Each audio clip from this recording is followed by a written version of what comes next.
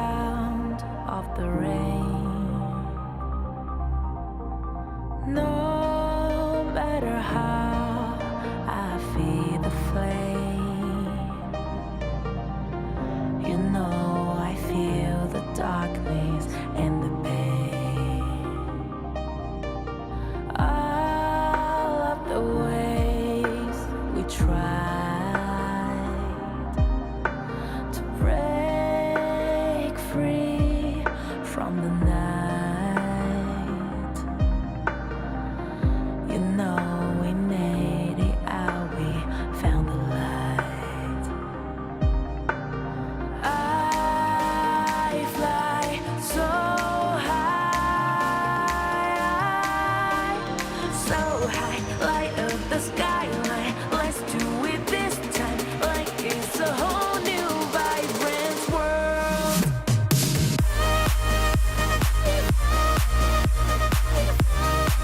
Like we're the only ones in this world. Like we're the only ones in this world. Now I see that I got everything I need. It's alright, I'm on fire, I'm alive, 'cause now I fly so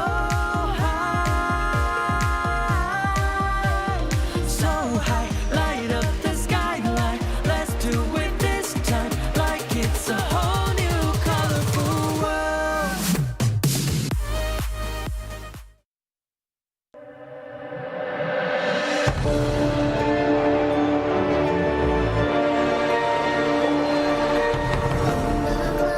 Than the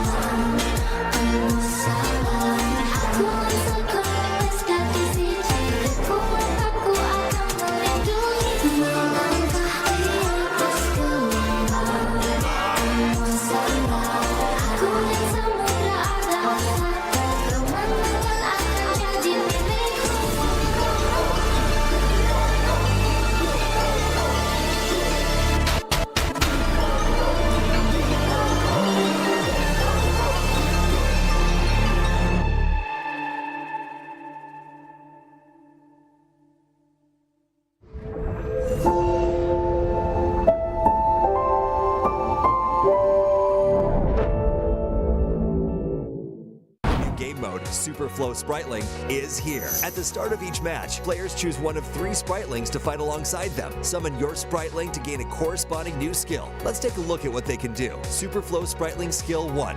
Bigly. The hero drinks a growth potion to increase their size and max health, but movement speed is slowed while enlarged. Super Flow Spriteling Skill 2. Runcy. The hero drinks a shrinking potion to instantly become smaller, knocking back nearby enemies and gaining movement speed, but damage becomes slightly reduced. Super Flow Spriteling Skill 3. Coolio. The hero drinks a cooldown potion to reduce cooldowns of all skills currently on cooldown 3 times, but at the cost of some health.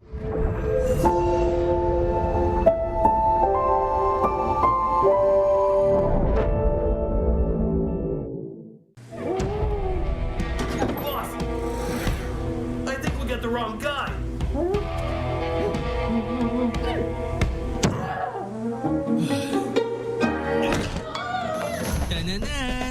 Honor of Kings, now with personalized in-match nameplates. Change your look whenever you want.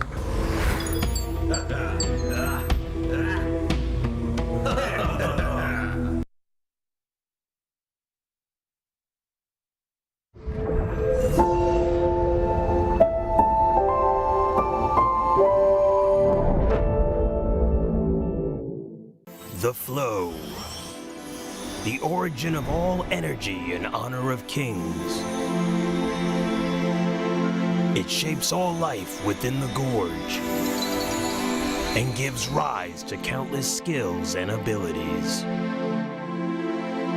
Some have learned how to harness the flow, transforming it into abilities uniquely their own.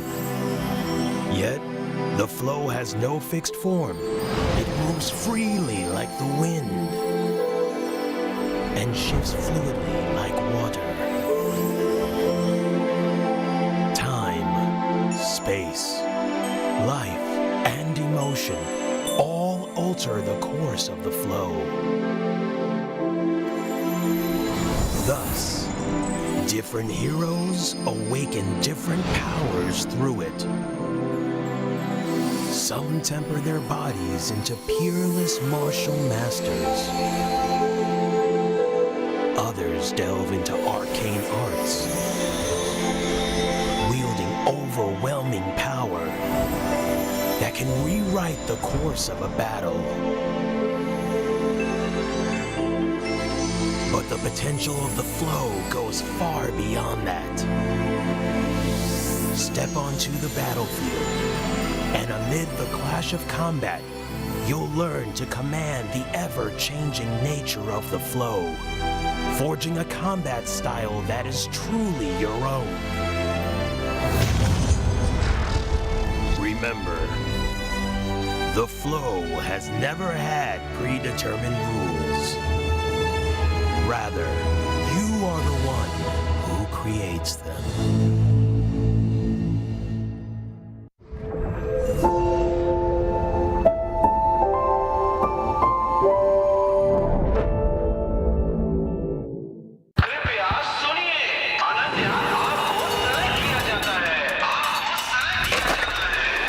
घर जल्दी आ जाना, okay?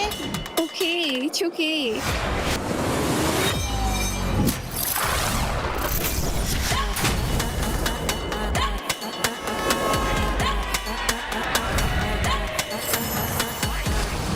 This is HOK.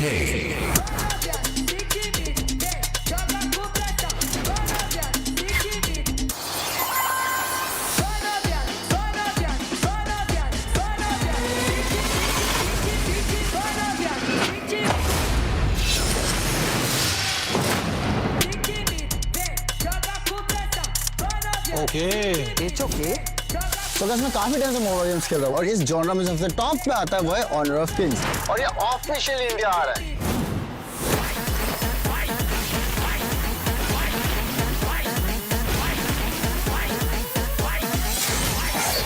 You okay? You okay? You okay?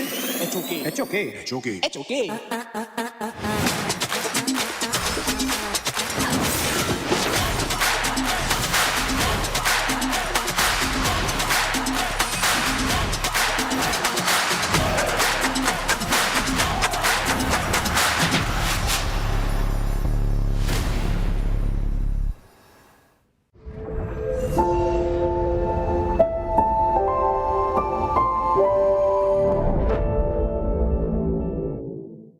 Honor of Kings version launches on March 11th. Multiple heroes have received upgrades and improvements, along with a new mode, Super Flow Spriteling, and battle improvements waiting for you to explore. Let's take a look together. In this update, Ninja receives a gameplay upgrade. His skill 3, Universe Ring Skyfall, is now upgraded to allow targeting enemies on screen to initiate a charge. During the charge, Ninja gains crowd control immunity, deals physical damage, and knocks the target back, while also gaining damage reduction and resistance. After using the skill, its cooldown is based on flight distance. Charge speed starts at maximum, then diminishes over time. A new skill 4, Universe Ring, has been added. Ninja hurls the Universe Ring to attack all enemies, enhancing his skill 3 to have global range. It also grants global vision of enemies and disables enemy recalls while it is in effect. Global control potential fully unleashed. This update also brings balance improvements to Luara and Fati. Now, Luara's mana costs are reduced. Her wall traversing has been improved, allowing her to cross walls she couldn't before, greatly improving her mobility. Her skill damage structure has also been improved to benefit more from extra attack. Her visual effects are also improved, making her blades clearer. Fati's ultimate has been improved in this update. After using it, his damage and recovery are increased, and he gains 1 extra enhanced basic attack. Each extra sword energy recovers full health, but no longer deals full damage. Fati's sound effects and animation flow have also been improved. The new game mode, Super Flow Spriteling, is here. At the start of each match, players choose one of 3 Spritelings to fight alongside them. Summon your Spriteling to gain a corresponding new skill. Let's take a look at what they can do. Super Flow Spriteling Skill 1, Bigly. The hero drinks a growth potion to increase their size and max health, but movement speed is slowed while enlarged. Super Flow Spriteling Skill 2, Runcy. The hero drinks a shrinking potion to instantly become smaller, knocking back nearby enemies and gaining movement speed, but damage becomes slightly reduced. Super Flow Spriteling Skill 3, Coolio. The hero drinks a cooldown potion to reduce cooldowns of all skills currently on cooldown 3 times, but at the cost of some health. This update also includes multiple battlefield improvements, which we hope delivers a better combat experience. Gold distribution has been improved for Overlord Dragon minion-led lane pushes. If no teammate is nearby to receive gold from a Dragon minion's kill, the gold will now be evenly shared among teammates. New visual icons have been added for defeating the Overlord, Shadow Overlord, Tyrant, and Shadow Tyrant, making jungle information clearer at a glance. Minion wave positioning has also been balanced to reduce inconsistencies in minion positioning that could occur in certain situations. Also, a new boss focus fire mechanic has been added to encourage team play and increase the rewards of teamwork. The 5 big bosses affected are Overlord, Tyrant, Shadow Overlord, Shadow Tyrant, and Tempest Dragon. The new boss monster focus fire mechanic was added to balance the efficiency of solo and team boss kills. When teammates focus fire on a boss together, focus fire stacks will build for them. More attackers grant more extra damage. Up to 4 stacks can be gained, granting up to 20% extra damage. During focus fire, wound effects will appear on the boss to indicate the current stat count. Boss monster base stats have also been adjusted. Overlord and Tyrant base health is increased by 5%. Shadow Overlord, Shadow Tyrant, and Tempest Dragon base health is increased by 10%. All the new content are waiting for you to experience. See you in the Gorge.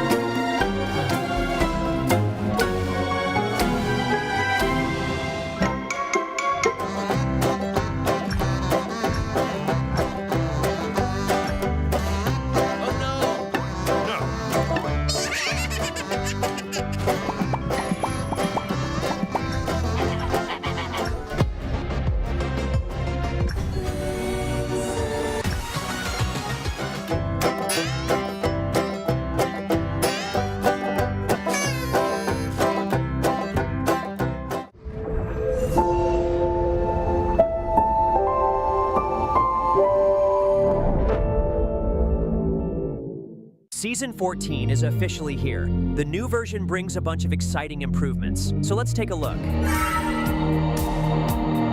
A new hero, Yango, is coming soon. Attack enemies and collect hero shards. Once you gather enough, you can summon an enemy hero puppet to fight alongside you. Control both Yango's main body and the puppet. Chain your skills together and outplay everyone in style. With puppets that are nearly indistinguishable from the real thing, can you spot who is real?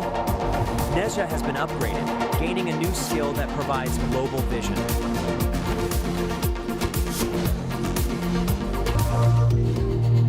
Fujiwara has received gameplay experience improvements with increased damage and kiting ability. Fadi has also been improved, making skill chaining into enhanced basic attacks much smoother. Spritlings arrive in style, bringing 3 special potions with them. A growth potion made for fighting and soaking damage. A shrinking potion, perfect for escaping and getting around quickly. And a cooldown potion, which speeds up skill cooldowns. Of course, each benefit comes at a cost. The shrinking potion reduces your damage, the growth potion slows your movement speed, and the cooldown potion consumes a portion of your health. Pay a small price, then pull off some spectacular plays.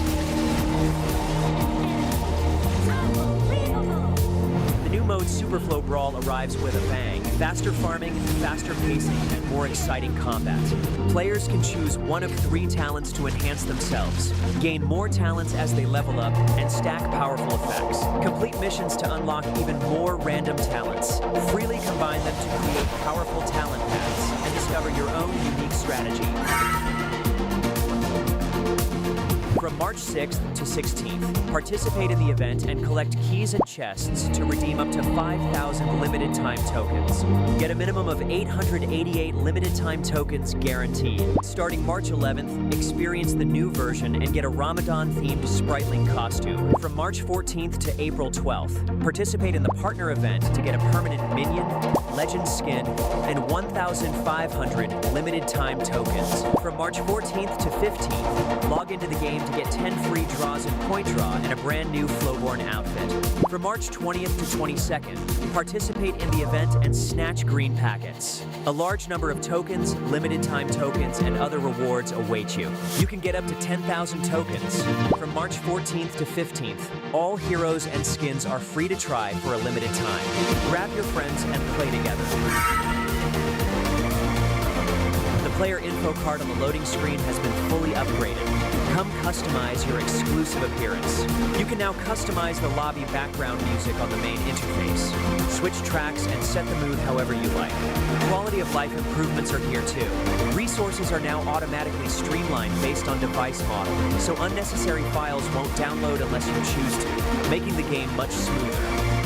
Finally, more perks and surprises await you in Season 14.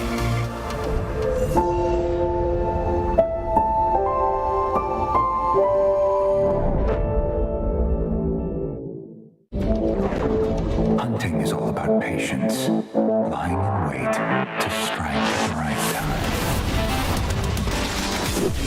Like lightning, this waterway leads to my hunting ground. On the hunt, the net's tightening. Ready to initiate operation. Hush now, this won't hurt for long.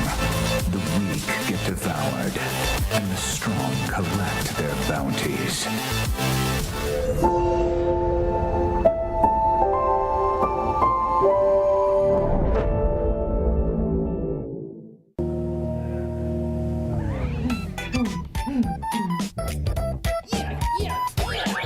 What's going on with this music? Honor of Kings. Now with lobby background music customization. Switch up the vibes anytime you want.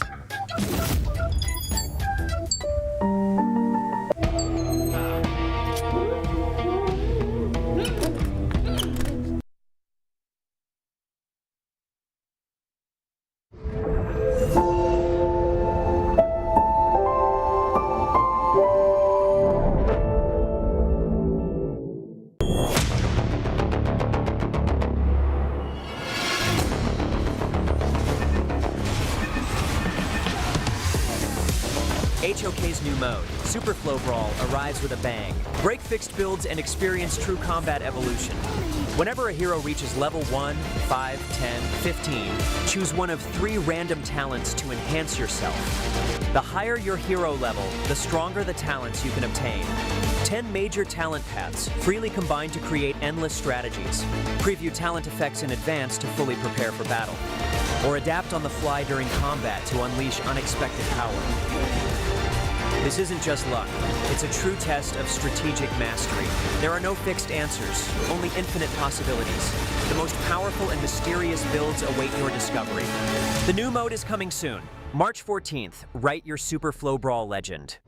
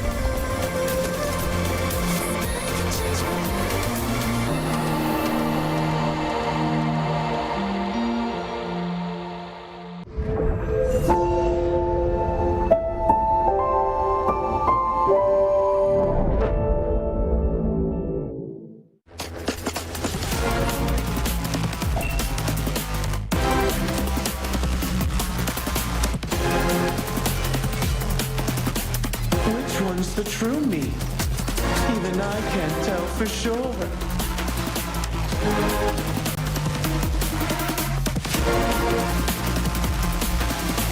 At least your death was quite the spectacle.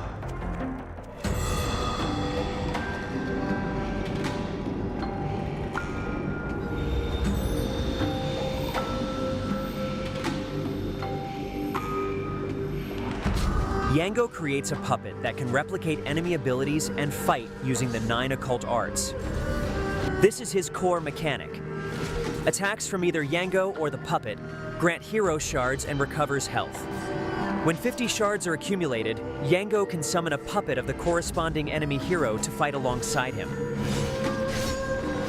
While controlling Yango's main body, he can use 4 occult arts: Umbra, Jichu Luan, Shadow Crucifixion, and Dispersal.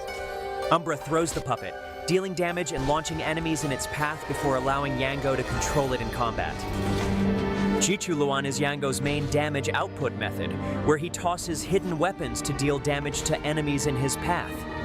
Shadow Crucifixion can be used flexibly to allow Yango to engage or disengage freely. Controlling the 2 strings to intersect deals damage to the target and slows them.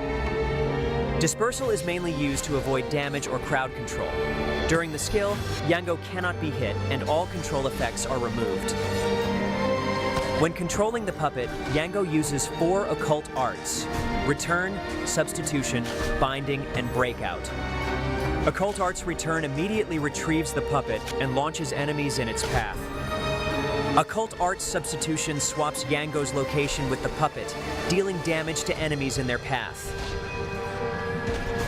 Occult Arts Binding is used to bind enemies. Using it the first time deals damage and slows nearby enemies. Using it the second time continuously stuns and damages enemies. Occult Arts Breakout causes the puppet to dash in the target direction and pull Yango to itself, dealing damage to enemies in its path.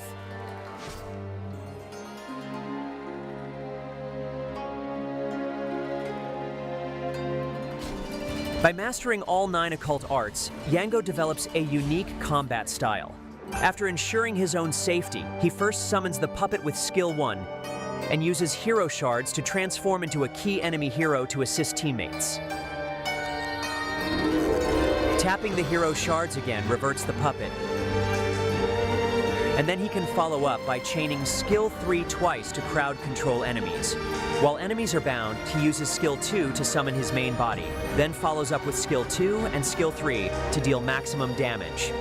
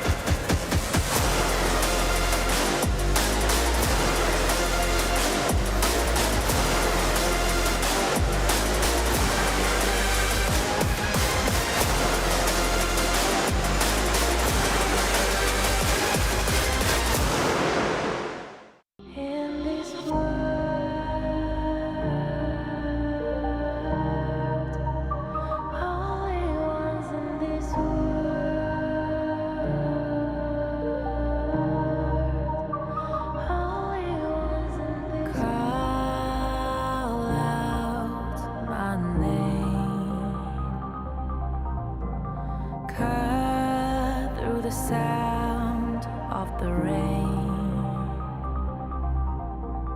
No matter how I feed the flame, you know I feel the darkness and the pain. All of the ways we try to break free from the night, you know we made it out, we found the light. I fly so high, light up the skyline. Let's do it this time, like it's a whole new vibrant world.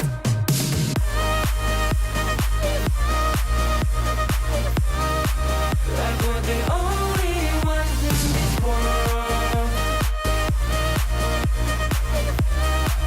Like we're the only ones in this world.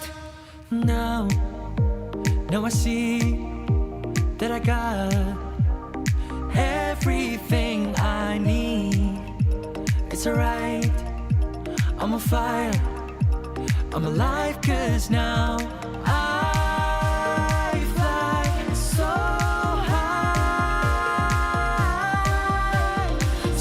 high, light up the skyline. Let's do it this time, like it's a whole new colorful world.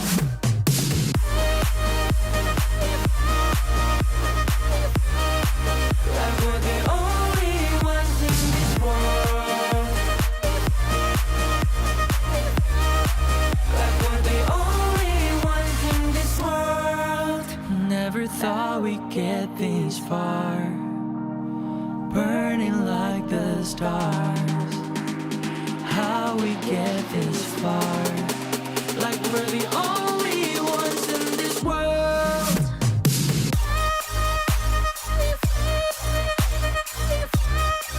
Like we're the only ones in this world.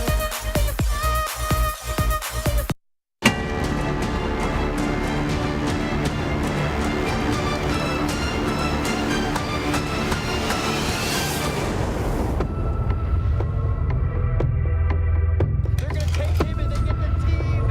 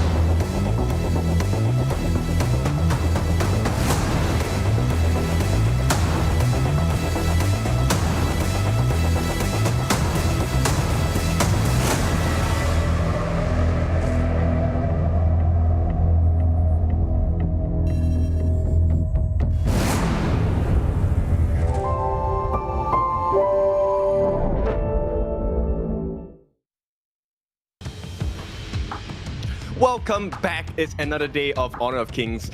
Major Kings League here is going to be a big moment for a lot of the teams here because we're going into the group stages. It is your favorite kind of tofu, Kindofu. And with me, it's Dash. How are we feeling about today? Yeah, man. Yesterday was great. I'm feeling good today. We're going to be seeing another game from Nongshim, Redforce, and Virtus Pro for today. So I'm pretty excited on what else they are going to be bringing here against the other teams. I think right now, Kin, it's Stamina Esports' turn now. Yesterday it was Vicious, who was not having the best day, but now it's Stamina Esports' time. But let's take a look at the prize pool.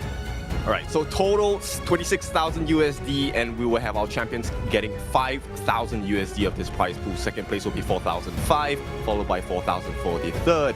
Fourth will get 3,005, and of course, fifth to seventh, they will all get 3,000 USD. Oh yeah, and now this is going to be what they're going to be fighting for, so everybody has a chance of getting something that they can take home just by participating here in this tournament. But everybody wants to get that championship spot. Also, that's the pride of being the first ever Kings Major League champion. Yes, it is, and these are our 6 teams that have made it to the group stages here with Virtus Pro, Nongshim, Vicious, Max, Stamina, as well as CMF. Now, we've already seen their games. I think we can be really excited about the strength that they're bringing into group stages. Now, new strats are going to be shown. And I think, for this particular season in spring, all the teams are a little bit closer to each other. Yeah, I think right now the teams are closer compared to the last times that we've seen from the Kings Major East, Major West, and even the WKS. So this is a very different league overall, and we're seeing the scores right here for round number 2 that we've seen from yesterday. Nongshim and VP are still at 6-0. They still haven't lost any games. And Stamina, CMF at the middle of the pack. Max and Vicious yet to win games because Max and Vicious actually yesterday they fought against Nongshim and VP. So definitely they're going to be there at the bottom spot. I believe we can argue that these are 2 of the strongest teams in the league thus far. We're going to start the day off with Virtus Pro against Stamina Esports. Following that, it's going to be Vicious going up against Team Max. And we'll end the day with Nongshim going up against Stamina Esports once again. So this is a long day for Stamina Esports. Yeah, it's going to be a long day. Stamina Esports, after fighting against VP, they're going to weather the storm for a bit, and then they're going to fight against Nongshim after. Oh man, this is going to be a tough day. But I have seen their games, right? They have fought against Nongshim, and they had a close game from round 1. Which is kind of scary, right? Because if you take a look at Stamina Esports, the history of the team, this is their first debut season in any professional league. And to be able to put up a strong fight against Nongshim in the early parts of this tournament shows that there is a kind of hope that maybe today they can beat out. Maybe just edge it out. I don't think they will be beating them flat, but Nongshim needs to watch their back for this one. Yeah, it's scary because Stamina Esports also has a player that is very experienced on their side. PHY from yesterday has shown us how they are going to do this. But again, everybody, let's take a look at the first team. Virtus Pro is going to come your way.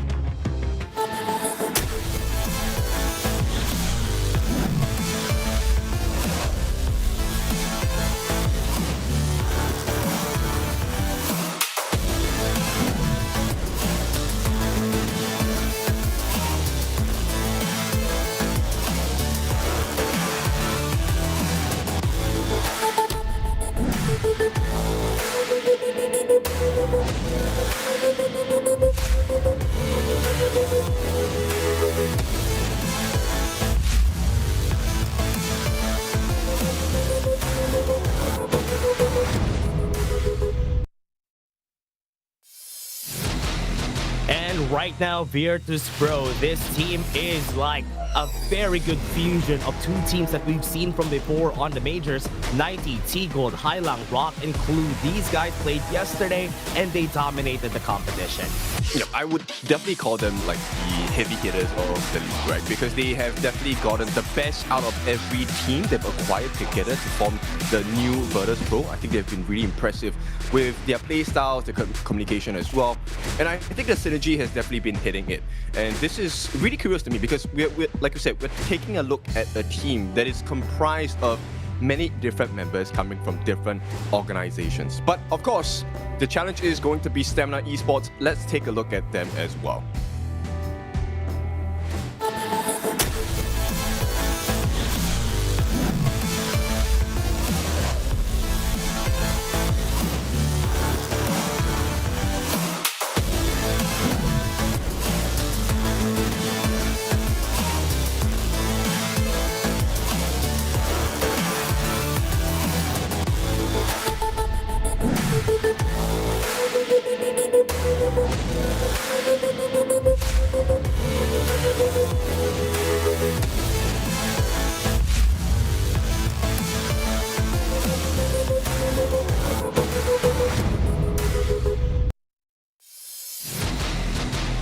welcome the newcomers here. Stamina Esports represented by With Death in the Clash, Fade in the farm, PHY in the mid, Zing in the roam, and of course Nervax in the jungle. So the debut performance so far for Stamina Esports in their first ever season in KML seems to be impressive. Can they do it against Virtus Pro?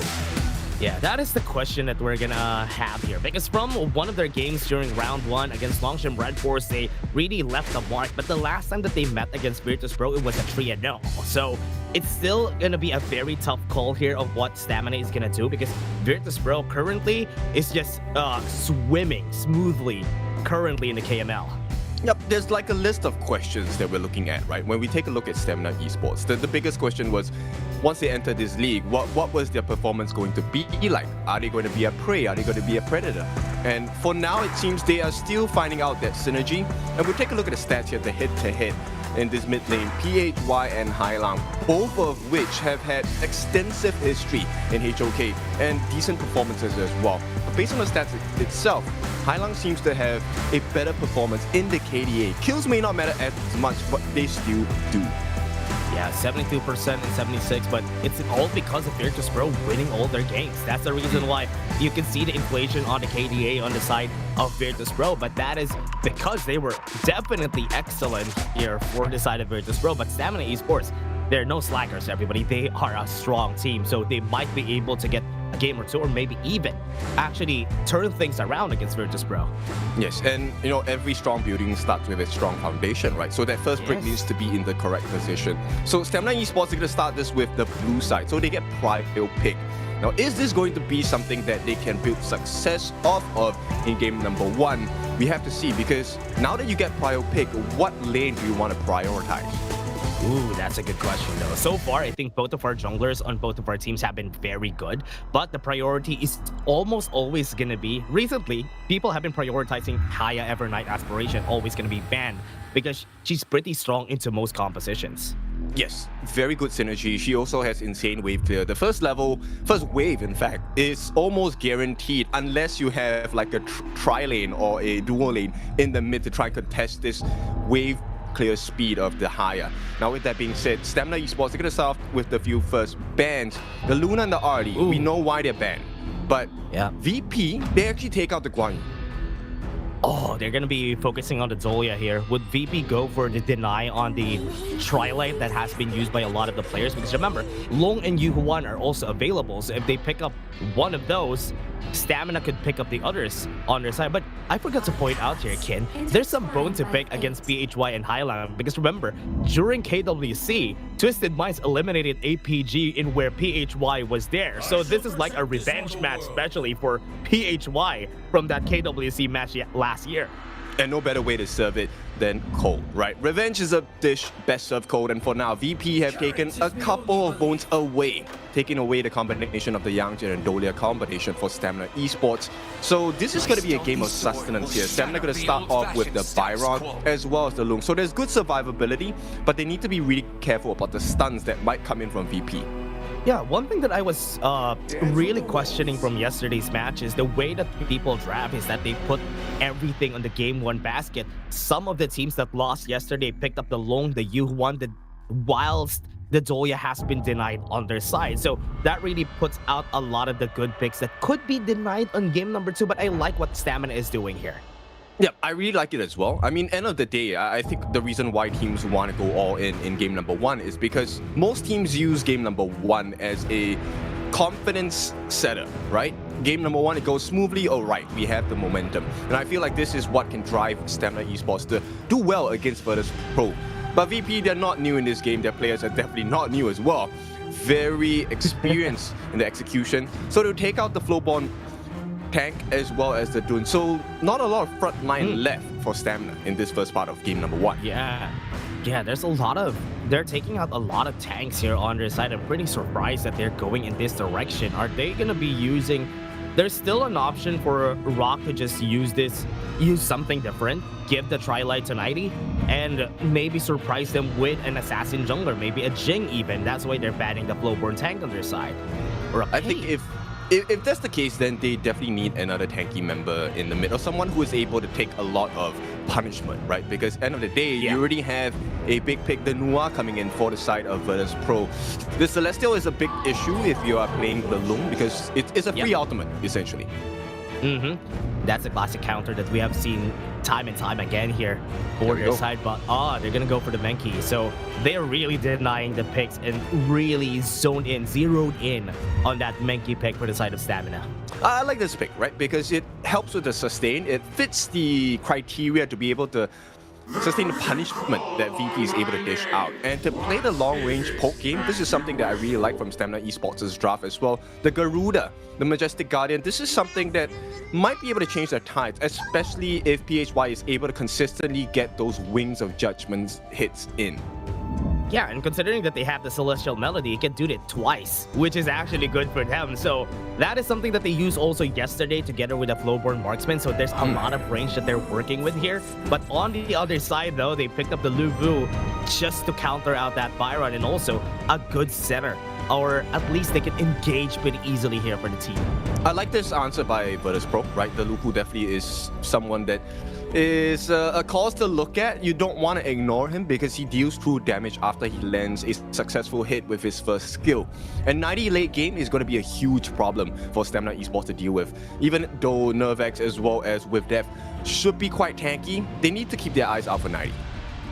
Yep, they should be pretty scared on what this team is gonna do, though. At least 90 from yesterday, their last game, he was going crazy because he was not allowed to play game number 1 and 2. But right now, he can go crazy again this game number 1 because of what he picked. Yes, a lot of different factors coming to game number 1. We all know what the win conditions are. You want to have more gold than your opponents. You want to have more EXP. You want to have more turrets taken against your opponents. So these will be the different markers that we're going to be exploring. And step by step, we'll see if Stamina is able to withstand the heavy punches from the side of Virtus Pro. Yeah, let's see if that's going to happen. We have game number 1 here, everybody. Virtus Pro versus Stamina. They're going to fight against each other. But something that you need to know is that EWC is where the world's best come together and rise above. This summer, Riyadh becomes the center of esports. Don't forget to scan the QR code and get your tickets now. Right there, everybody. You can see it right on your screen. Yes, we'll be really excited for everyone to meet us there as well and watch the game live in person. And straight off the bat, Stamina Esports already abusing the fact that Hailang does not have a great early wave clear at level 1. Oh yeah, also for everybody out there, it's also pretty hard for a Trilight for the Younggen to go for the wave clear pretty early. So that is what they're gonna use here. Look at what PHY is doing here. Yep, PHY has a very strong early game, right? The pokes, and with its first skill as well, it's something that almost guarantees a great start to the game. But in the farm lane, this one is looking a little bit more difficult because there's too many targets for Fate to be able to deal with. I'm pretty impressed by T-Gold so far, right? When it came down to it, the question mark on their team was T-Gold because we don't really have a lot of information on T-Gold, but he is fitting pretty well here in the team, even though that there is a lot of experience from the side of Virtus Pro here that they've played from the recent years. T-Gold actually fits pretty well like in a jigsaw puzzle. Which is crazy, right? Because technically, if we were to frame it in a slightly different way, this guy is completely new. We have never seen this guy appear on the doors before. And yet, he's able to pull out quite a few stops for the game of Virtus Pro. Now, right off the bat, he's going to try and start and mount up the damage here. I don't think they will be able to get Nervex in this one. Yeah, half HP on Nervex, but for Virtus Pro, they just want to clear out things here.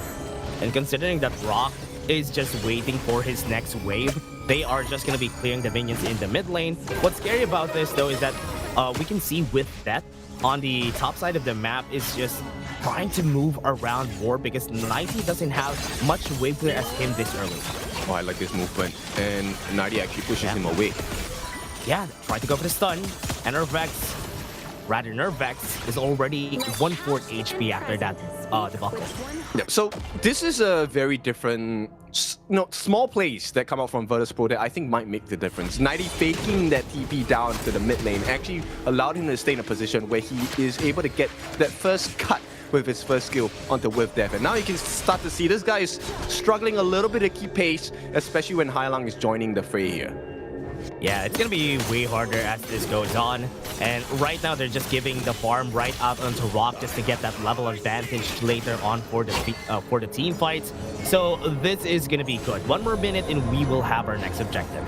Yeah, and we already talked about it, right? The first 4 minutes, it's really tough for you to get a full core item unless you have, massive kills and, have decent map advantage. So this 4-minute mark definitely is going to make a big difference if you not only take the objective but win the team fight after that.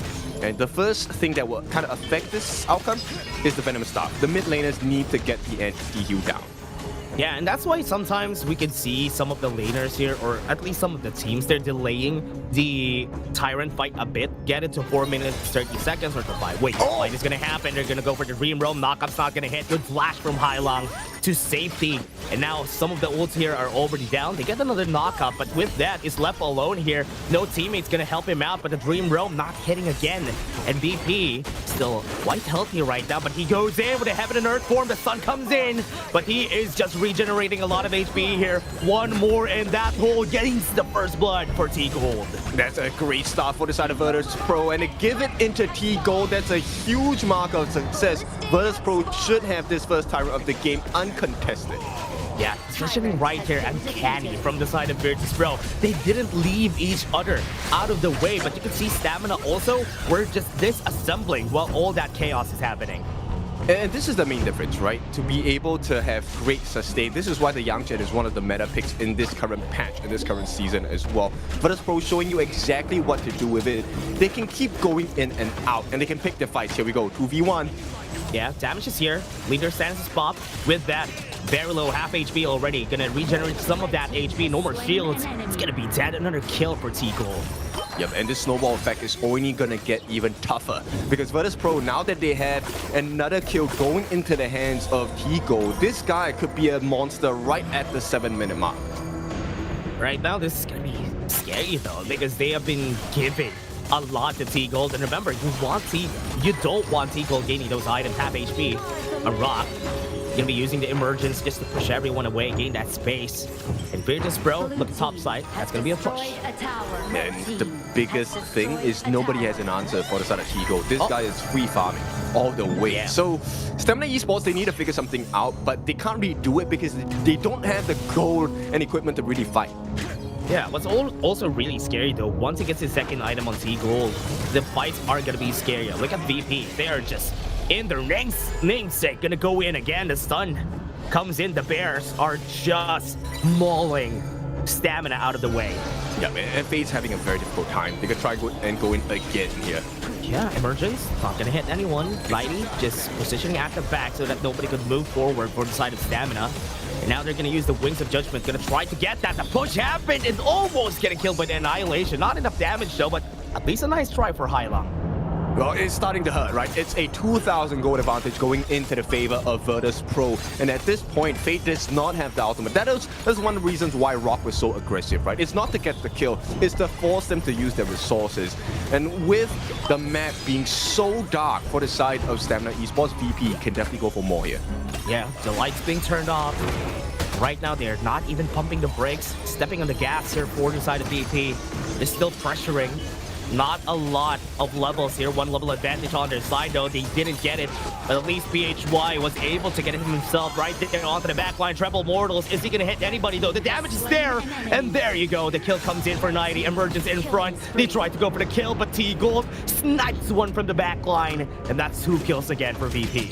There's a big moment for the side of Virtus Pro because Nervex is taken down. If Mankey can't tank, you don't have a front line. And when you have no defenses, Virtus Pro will tear you apart. Now, they did get a small trade in the form of a T1 at the bottom. But bear in mind, this is a 1-for-1 in terms of turrets. Yeah, still, they got the turrets, but until now, it's looking like the lead is just ballooning here for the side of Virtus Pro. This is the difference between them and Nongshim Redforce. They are a very aggressive team. They're gonna take the fights every time. And I think this is a behavior all teams must learn, right? It's not just about getting the lead, it's also about how do you maintain it. Now, quite a bit of damage onto T-Gold here. I don't think they want to over-aggress at this point. Just the sheer aura. They still got it in the end, though, Rock. They have been denying all the buffs out of Stamina. This is a painful one for Stamina fans here, as it looks like this is going to be a clean reset. And even better for the side of Virtus Pro is the fact that now they have doubled the goal lead. It's a 4,000 goal advantage going to the side of Virtus Pro. Yeah, the only good thing that's happening right here, Kin, is that at least on the side of Stamina, they still have this mid lane very strong, still no damage on this tower. So that's the only good thing here. At least VP will be afraid of just moving past them right here in the mid lane, but they're still taking the fight here. They're gonna try to go for it. Nah, man, it's still theirs. Even the Wings of Judgment, Rock is just tanking it. I mean, this is so oppressive, right? Coming in from the side of Virtus Pro once again. Rock will try and start the fight here. Yeah, still got the stun. In front is Enervex, trying to stand guard for his team, being the wall. But the wall is crumbling bit by bit.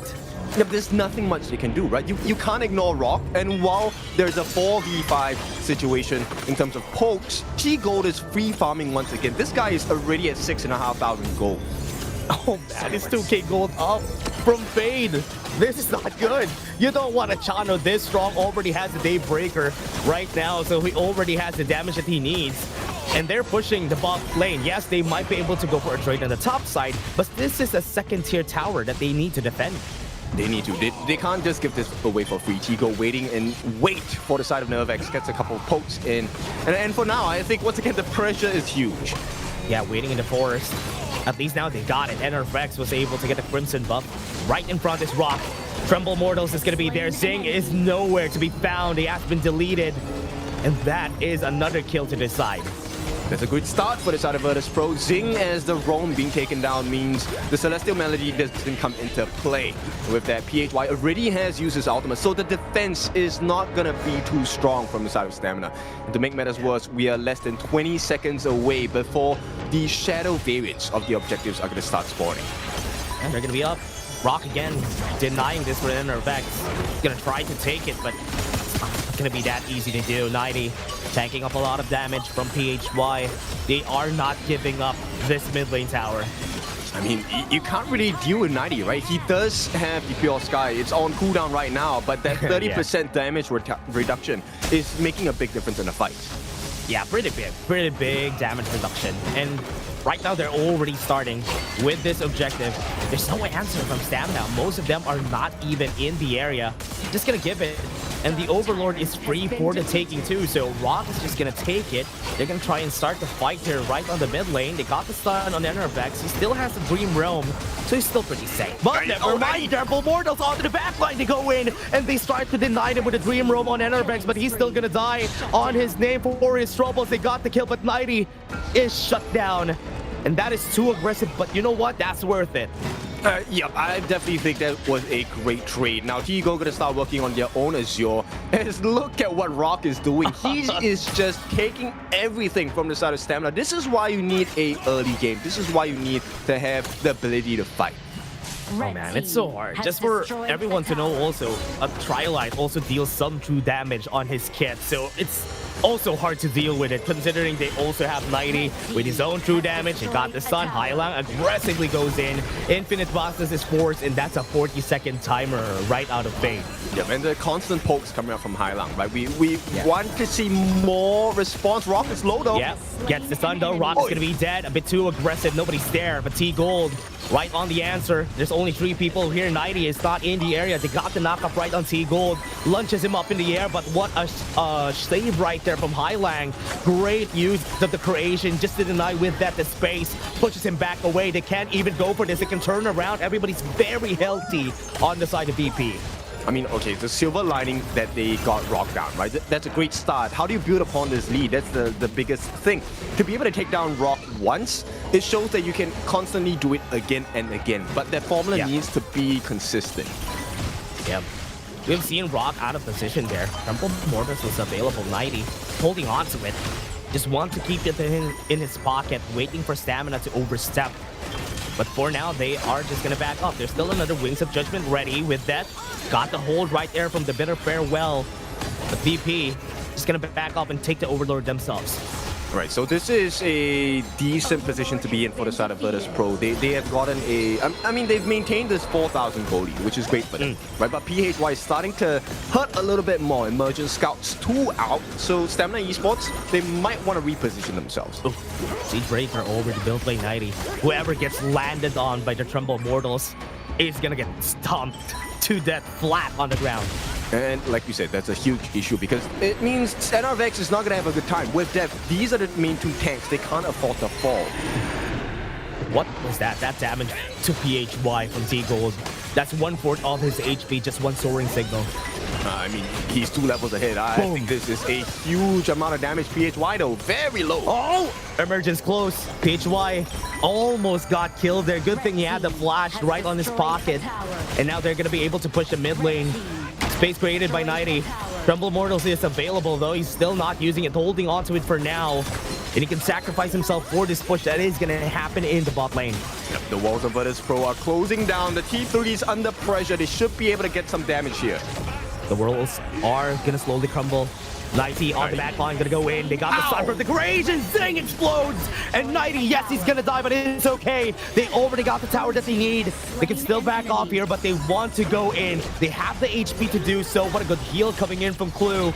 And now they are gonna be looking at another target here. Mid lane is gonna be the call for VP. No wave clear to finish it off, and even the top side could be in danger here with that, trying to defend it. But this tower is also gonna fall. They're gonna try to fight. No, they've been pushed back. No, it's a completely open base. The life of 90 for 3 T3s, we take that any day. He will come back. Your T3s won't PHY. Ah, he got exploded though. What a great placement again from Rock. He is just gonna block the exit here. For with that, he's also gonna be dead. Emergent's gonna come in. They want to go. Fade has been holding down to infinite bosses, has been for 30 seconds on that timer, and now they're gonna try to just go in and surprise them with the flash, but no, there's no surprise because Fade just faded out of the blue, and this time VP still will take this win. They're gonna try to take a kill, but that win is guaranteed. Dominant start, right? This is exactly why teams go all in game number 1. Now, if you're in the place of Stamina, the biggest question is, okay, I think we had a decent draft, but the execution wasn't up to par, and VP shows you why they have picked these 5 members as the core members on the side of Virtus Pro, because this game was pretty much dominant. They doubled their lead, more than that, 9,000 in advantage at the end of the game. Very big goal lead right here for the team. I think it also came down to how fast they played the map, right? Once they got Rock to like level 8, they were starting to go for that invade, and it was not easy for the draft that they did for Stamina to even fight back against that onslaught that they're doing in the jungle. Which is something that I really like, right? If we take a look at what Virtus Pro is doing, it's not just getting that early lead for themselves. Obviously, giving the first blood to T-Gold helped them out a lot. But the consistent, marker to keep staying in their faces, taking the Crimson, taking the Azure, there was nothing for NRVX to try and, salvage this game. Yeah, as the game went on, you can see that NRVX is not even able to tank most of the damage coming from their side. And also, it also stemmed from the fact that T-Gold got a 2-0 very early. So that really accelerated the power spike that you would be expecting from a channel. Yeah, so I like this a lot because we were talking about T-Gold this entire time. And for someone that has not appeared in the map, or at least in our radar in HOK for, since the start in 2024, this guy has showed up, shown his potential, and I think this is just the start, right? The potential is unlimited for this gold player. Maybe that's why he's called T-Gold. Yeah, he is T-Gold. He got a lot of gold this game, the highest of the game. So definitely great for his namesake. But for this overall for Stamina, they didn't do bad this game. I think PHY was doing really well and just fending off most of the pressure out of the Virtus Pro side. It took them so much time to get that mid lane tower. I think it's more of a team difference at this point, right? Because at the end of the day, Honor of Kings is a team game 5v5. And I think Virtus Pro were just better at delegating the different team members to achieve multiple things across the map. And once they have control of the Gorge, the Fog of War is in their favor. It's really hard because Stamina, you can't overstep your boundaries. You will be punished for it. Yeah, and that is what VP is very good at, right? Once they see one mistake from your side, they're gonna punish you.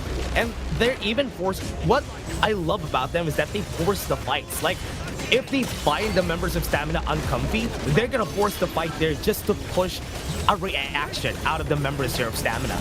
And the positioning coming in from the side of the Virtus Pro players are really what hurts the side of Stamina, right? Because they're just slightly out of range. You can't really go in, because if you're going in alone, it's a 1v5. Yeah, and they also, look at this, they are not even disassembled at this point. They always cut through the middle, disassemble the formation, so that they could actually make use of that opening that they used on that fight. And they were saving their flashes ideally for something even more painful, right? But that never came to show, because at the end of the day, it was kind of curious why they didn't flash out of 90's Ultima. The trample models is something that really hurts the team. Yeah, man, it's true damage. For everyone to know, it cuts through shield, right? Whenever Tremble Mortals hits you and the true damage comes in, it cuts through shield. So it's really good. That is the reason why they're really scared of trying to take the fight. But T-Gold, we were talking about singing the praises of this guy, the MVP of our game, 403. And the highest gold in the game, 29% damage still. Super insane, right? And as a introduction player, I would say, right? Because I've never seen this guy, you have never seen him. I mean, okay, maybe you have seen him in the past few days. But for him to perform at this level, it also comes from the fruition of the efforts for his teammates. I think everyone on the side of Virtus Pro has shown why they have been picked at this team. They're able to execute the 1v1s. They're able to distance themselves at the correct position so that life is so difficult. We are expecting with Def on his Byron to be able to handle a 2v1. But then, you know, bear in mind, T-Gold was a level lower. But it's a 2v1 situation. Byron could not use his ultimate to full effect. Yeah, he has a lot of gold at that point, and he will be able to really pierce through the defenses of Byron at that level. But what I love about T-Gold is that most likely for the side of Virtus Pro, they found this guy on peak or probably on the highest stars of the ranked games, and he is fitting so well for the team. And I love that for Virtus Pro. And with what they got here, I think T-Gold just fits the puzzle pretty well. But let's take a look at the global ban and take. Yeah, so that was game number 1. I think the thing here we have to consider is, with this matchup in the Clash lane, Byron is one of the meta picks we've seen across the professional leagues. Lupu, the unrivaled warrior, I wouldn't say has been the prio pick, right? But still, Virtus Pro picked it up, made it work, which means there's still big options for Virtus Pro to explore. And we are playing a best of 5 here, so there will be, I mean, the first one to reach 3 wins will take the series. So yeah, it's going to be hard work for the side of Stamina Esports. Yeah, the longer the series goes, the harder it's going to be for Stamina. Just as you always say, like, I think PHY probably a bit frustrated on that game because he did so well. But again, it's not going to be enough if the team won't be able to follow you up in that game. So that's why this time Stamina needs to get back to that drawing board. I mean, okay, let's try and solution find a little bit for Stamina Esports at this point, right? So now that they're back on the blue side, they're going to get Prio, Ban, and Pink. Still the same, they take out the Luna. Is there anything that you think they should start off with a change? Yeah, I think this time they could go for a more aggressive jungler. I think Pei was on the table during our last game when they had the Byron on their side. So yeah, they can make use of that. Never mind. Okay, Pei is out of the picture now. You're not our coach, Dash. We're gonna do the complete opposite. We hear you, Dash. We're gonna ban him. So you can't continue your point again. Okay, but they're going in a slightly different direction. Okay. Right? So they want to put the RD, the Parasolar, in priority at this point. First pick going in for the side of Stamina. So Virtus Pro, one of the answers would have been the channel, but that has been already been picked up in game number 1, so they can't use it again. Pretty smart that they pick up the early here. Are they gonna force? They're gonna go with the Chicha for VP. So this is gonna be good. I think Chicha has been prioritized on the other regions that we have. She's really strong and she's really flexible as well. At the same time, Virtus Pro can use this as a trump card, right? Who knows? Maybe it could be the Clash lane and we might get an assassin jungler coming in for the side of Virtus Pro. Because if you take a look at the lineup on the side of Stamina Esports, they don't exactly have the tankiest members. Yes, they have a Zhang Fei. That's going to help them at least when he hits level 4, that's the maximum effect. And hopefully Mai in the hands of PHY will be, something useful. Yeah, this is what I call the greatest red matchup, because we call Nongshim Redforce the ultimate red now. So this is the greatest red composition because they're all red. I like that. I'm gonna humor you. I like that, really. Trust me when I say I like that joke. It's just, it's an early day for me at this point. But Virtus Pro, we like to put people in boxes, but no one likes to put people in boxes more than Hailang on his Yixing. Now, this is going to be a huge difference maker, because when you lay up the ultimates of both Hailang and the Clue ultimate together, the Raging Sea, it essentially stops you from moving for a long time. Yeah, and it's pretty hard too, especially if you have like people with a lot of dashes here and you keep them in a box. They're not going to be able to use those dashes effectively in this game. I was expecting a bit of that awkward for the side of Virtus Pro, but they banned it themselves. I was expecting that Rock will pick that up. I think for Stamina Esports right now, the game plan is we need someone who's able to be a nuisance, right? As the jungler. So fast moving, either high damage or super tank. So I would very much prefer damage for the side of Stamina Esports. Give some room for Faye to play with. Same formula that they gave to T-Gold in game number 1, and see if that works out. Yeah, one thing that they have here is they already have I think a War Saint Guanyin would fit pretty well in this team comp for the side of Stamina, because they already have a lot of engages. A Guanyin would be able to flank pretty well because they have a Zhang Fei in front. So at least have that for their side, because they have a target already. That Yixing is a good target for that Guanyin. Oh, never mind. I agree with that, because yes, if you're able to stop them and put them away from the appropriate positions, that will help you a lot. And now Stamina Esports is going to wrap up their draft with the Dun in the jungle, Charlotte in the Clash. Good answers. My biggest question here is, do they have enough damage? Which seems like a weird question, right? We have a Mai on board, we have a Artie on board. But VP, they have a lot of sustenance. You have the passive of Hyla, he gets a free Destiny. You have the Umbrosa that has a second life. So Stamina can go in, but can they come out unscathed? Yeah, that's a good question though. I think what they are good at least for the 3 picks that they have here, they could sustain from the fight very long, the Charlotte, the Dun. But the problem, as you said, will they be able to stick to their targets? That is going to be the biggest question here, because BP can just run away if they want to. I mean, Yixing will be trapped because he doesn't really have a lot of movement. He won't be able to dash away. But the others, they can all dash out of the range of Stamina. That's true. And based on what's happening on the side of Stamina Esports here, there's a lot of big glass cannon picks here. So if PHY is unable to get a kill with the full kit burst, VP wins that fight every single time. Oh yeah, that is true. I think PHY, it's all in his hands for them to make this game work. Yes, he won't be able to get the kill on Hailang every time because of that passive, but the other targets, at least on the backline, will be good. It's also pretty hard, right, Ken? Whenever you're fighting against Umbrosa, you always kind of underestimate the Umbrosa, but remember, he has 2 lives. Final Frenzy makes her very annoying. It is. I think annoying is an understatement. I've met so many good Ambrosas in rank and peak. It's a nightmare to deal with. And bear in mind, VP have a trump card in the form of Rock on this Broken Mirage. The Jing is able to get those initial dashes down. Your backline, there's no safety guarantee. Yeah, and for most of the regions that we have here in HOK Global, I've been loving performances from a Lapu Lapu and also from a Zhang Fei. The Beast has been doing great for most teams. Usually a game winner whenever they have a Zhang Fei on their team.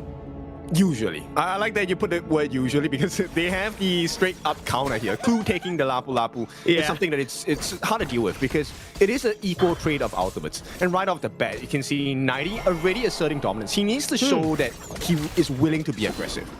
This is interesting though. They went with the swap that we usually see, but they focus on the top side first so that 90 wouldn't be able to get the levels that he needs and deny as much from him. But Hailang is getting the brunt of the rage from Stamina because he's getting damaged and knocked up a bit. I think it's okay at this point, right? End of the day, I think Stamina's game plan is, I think it's much easier to secure a 3 rounds of advantage in terms of camps on the top side in Clash lane, right? You're able to steal the camps away from 90, secure the space right at the top as well to unlock the teleportation portal, and hopefully that's going to be enough of a growth of EXP against T-Gold. Yeah, what I like about this swap though is the Charlotte versus the Chicha matchup, because at least in the swap, Stamina still has a bit of an advantage, because compared to the Arlie versus Umbrosa matchup, Umbrosa's not going to win that. But the other hand, the Chicha versus the Charlotte, with that could actually survive that matchup. Yep, and I like the fact that they kind of got boots first for with them, right? Not as greedy. It's a little bit more of making sure that you're safe, but it's a 4v1. He has the backup here. Good thing. They actually smelled that from miles away, because if not, he's going to be dead and dove on, because Rock is already level 5, has the ultimate already. And this is what it is really interesting, right? So Virtus.pro always seems to have a plan way before Stamina Esports is able to respond, right? A 4-man rotation, Stamina did not know that the players were there, but I think with Dev already had an inkling, hey, everyone is off of the map. I need to make sure that I'm safe. Yeah, right now, look at the 1v1 here on the top side though. He's already level 4, got a tower shot in. I think that's going to be a punishment here. Highline is in the area. I think Fade doesn't know that. Oh, wait. He has the one thing on his hands though, but Clue on the top side, Fade still gets the kill anyway and work things out. How? It's not supposed to be that way. Fade has done well. This is not just a solo queue. This was a 2v1. And 90 having to burst and use that initial ultimate so early. This is going to cost them. But Fade, this is dangerous. Yeah, top side, they already have it. Oh no, that is an easy kill for their side with that. And PHY Police, they got a trade out of that kill a while ago. Yeah, Virtus.pro showing exactly what they should have done in game number 1. We can give you the first blood, but we will take that kill straight away. Once you make yourself a little bit open. Yeah, right now, 90 trying to fight against Zing here, but Zing has the Unbridled Outburst. PHY is waiting on the wings, on the brushes. Very quiet, but I think they have been discovered. Rock. Okay, he's not gonna go. I think now is not the time. And speaking about quiet, I feel like PHY has been a little bit quiet this game. As a Mai, you're supposed to come out with your guns blazing, making sure you get the goalie, get the EXP, so they can deal that early game damage, right? We know PHY is a very aggressive player at times, and Mai needs the player to be aggressive. Yeah. Right now, they already have the space here for the side of VP on that Tyrant fight. Stamina still trying to clear out the mid lane. Highline can clear this pretty fast. But look at where Clue is. He is in the pixel brush waiting for any engages from Stamina. Nobody is in the area, actually. I think, are they going to start this? It's difficult because Stamina Esports actually doesn't have much information on the side of Virtus.pro, right? They only just saw Clue, and now they lose CT Gold, and this is a different direction, okay? Yeah, I think VP recognizes that they're not going to win this fight. Remember, they have a 90 Umbrosa on their side, so the early game is not really pretty good. So they are just trying to take resources somewhere else on the map. Okay, I don't know if this is going to be the correct decision coming in from Stamina. They might lose them. There's a main Raging Z. The knockup is there, and that is a deletion. But PHY tried to go. Is he going to get a kill? No. T-Gold defeats him in the end. Yep, so they take the Tyrant for the side of Stamina. But look at what Virtus.pro has gotten in response. They get 2 kills, they get the buff, they get a T1 at the top. It's 4 big wins versus the 1 win that Stamina have gotten. Big loss out of there from Stamina. What a great use of that advantage though. Didn't prioritize the Tyrant, but we got something better. Towers, they are not gonna respawn back. And now they have the knockup. Zing still has the Unbridled Outburst, so he's pretty safe. But now on the bot side of Fade, already half HP, had to go away. Oh, this is insane. Oh, okay, they're gonna try PHY. Oh, yeah, PHY tried to go for the knockup, but didn't hit the target that he wants to go for. It's gonna be a lot more difficult, and with that probable kill, with that, we'll be able to walk out of this one. PHY, maybe they can mount a response here. Oh, a bit too aggressive though, but he still was able to get away. PHY, oh no, that is a 4-level advantage, man. You shouldn't fight that. Yeah, and with the juke as well, right? That's the biggest thing. PHY, that win condition we are expecting of a Mai Shiranui pick is not happening. Boost of Fortitude for the physical defense, as well as the Insatiable Tomb for the lifesteal. But where is the damage? Mai needs damage. Yeah, I think they went for the insatiable zone just so they could go in and not die just like that once they go for the knockup. And our Vex is not gonna get hit by that board. And top side, you can see that 90 is trying to bait out a lot of the members. Here they come. The members of VP are gonna cover the fight. Unbridled Outburst only hits one clue.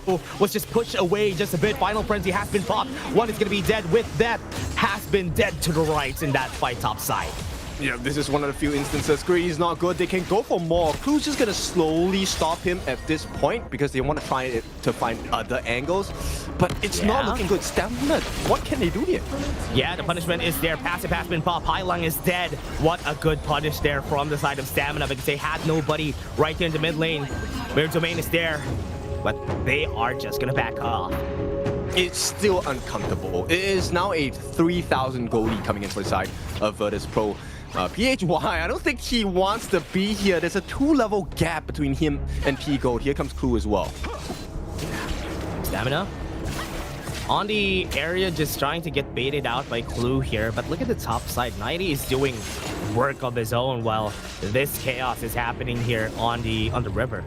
It's just a better macro game coming in from Virtus Pro, right? And Clue is doing such a good job, not only just getting the pokes in, he's giving information to the team and using his passive to maximum effect. He gets extra shields, both physical and magical defense. So he's able to tank quite a bit of punishment from the side of Stamina, and that allows VP to be a little bit more greedy in this game. Yeah, that's what I love about the Lafu, right? Because he can just tank up even with not a lot of items on his belt as long as it gets the levels. So VP is just moving around the map. Now, they're gonna punish Vex again.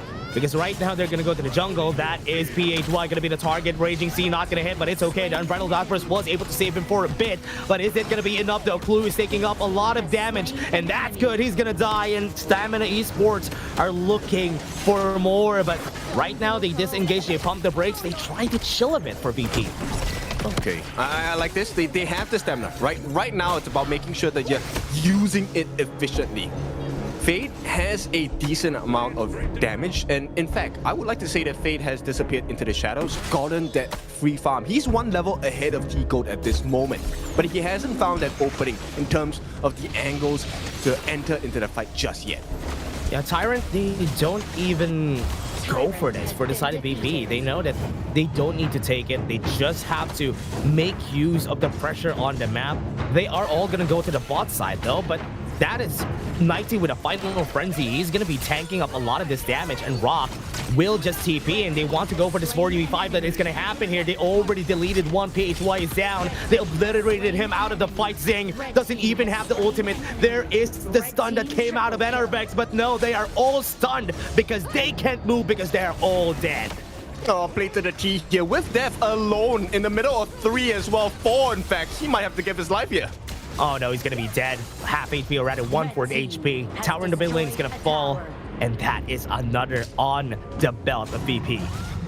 Super insane. I'll explain to you why this is such a great play. The moment that they saw with Death was not around, they went in. This was not a 4v5. Bear in mind, because PHY is so under level, he is free food for Virtus Pro. So with that situation, Virtus Pro understood not only do they have the numbers advantage, they have the map advantage as well. Yeah, it's pretty hard for PHY to even do things in this game. I'm surprised that he is really that gap on the levels here against most of the members of VP. 7k gold lead at this point. Tyrant is available.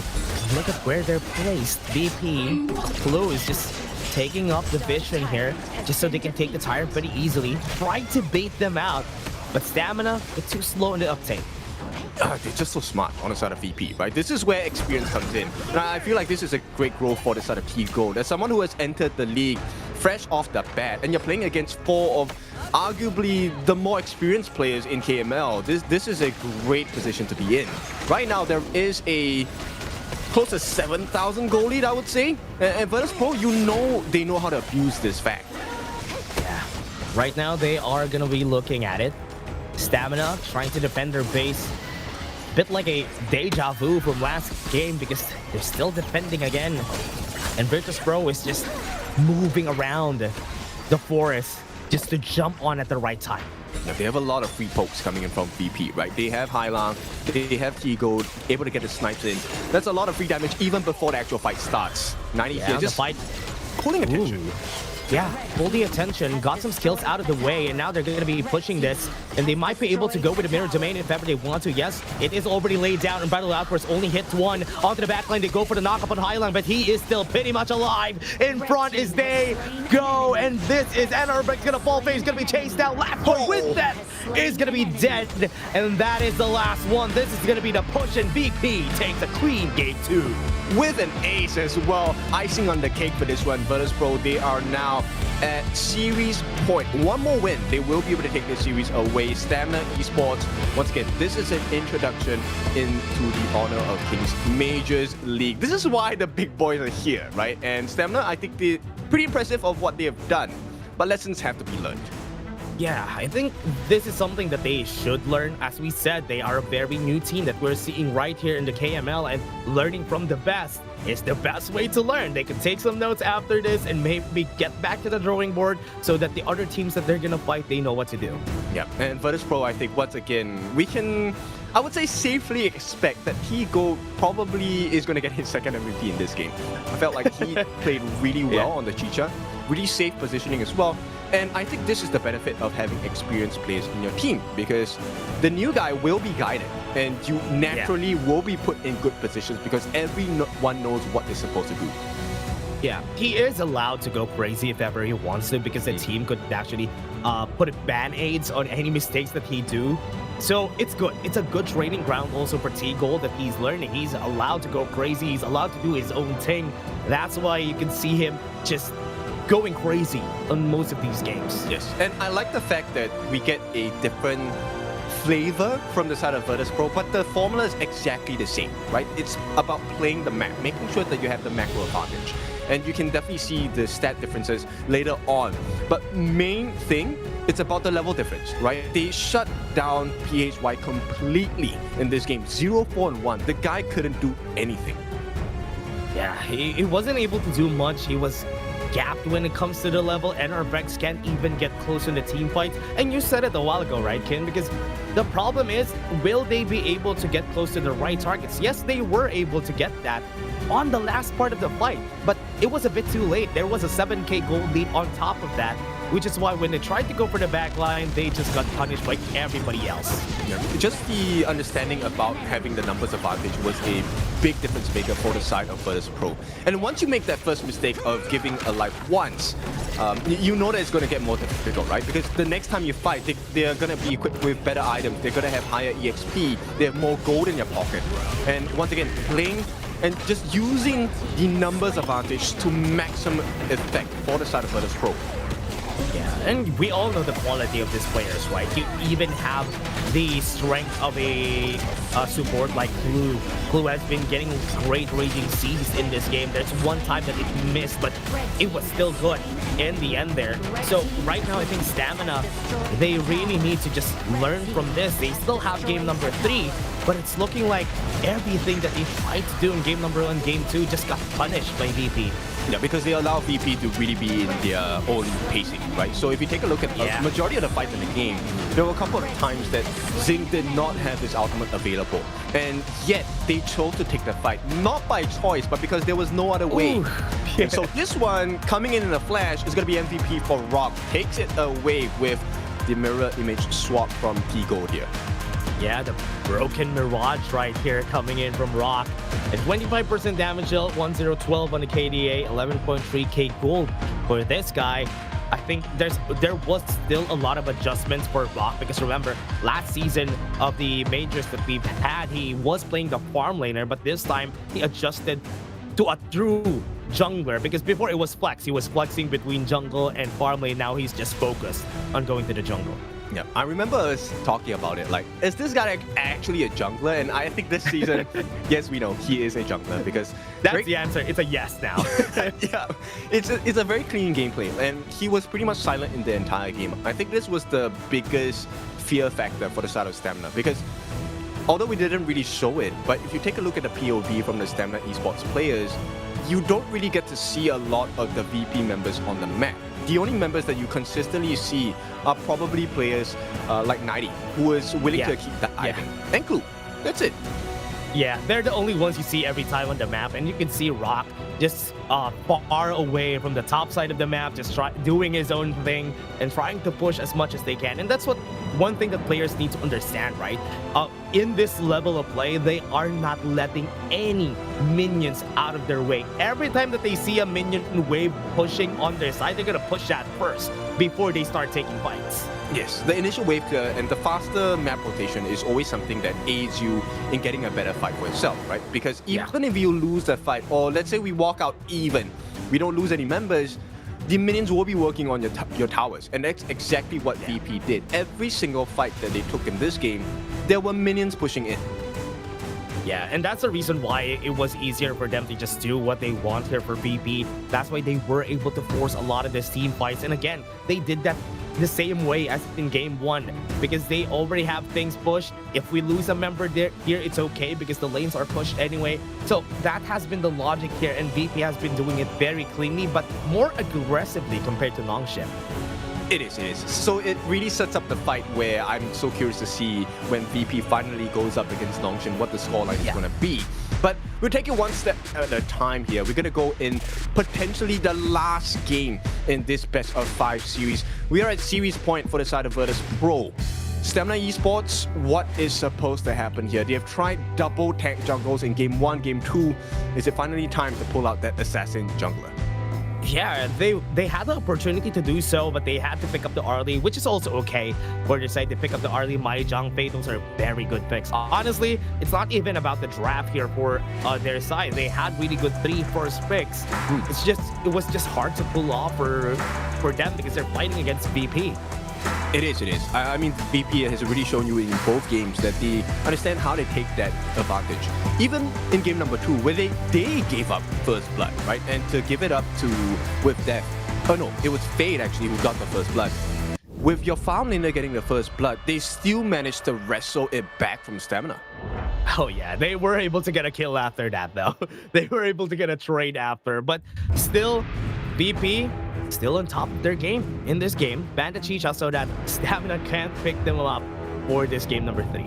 Yeah, I feel like that would have been a great answer, right? And VP now, it feels like they are offended by the side of Stamina Esports, right? You do the crime, you do the time.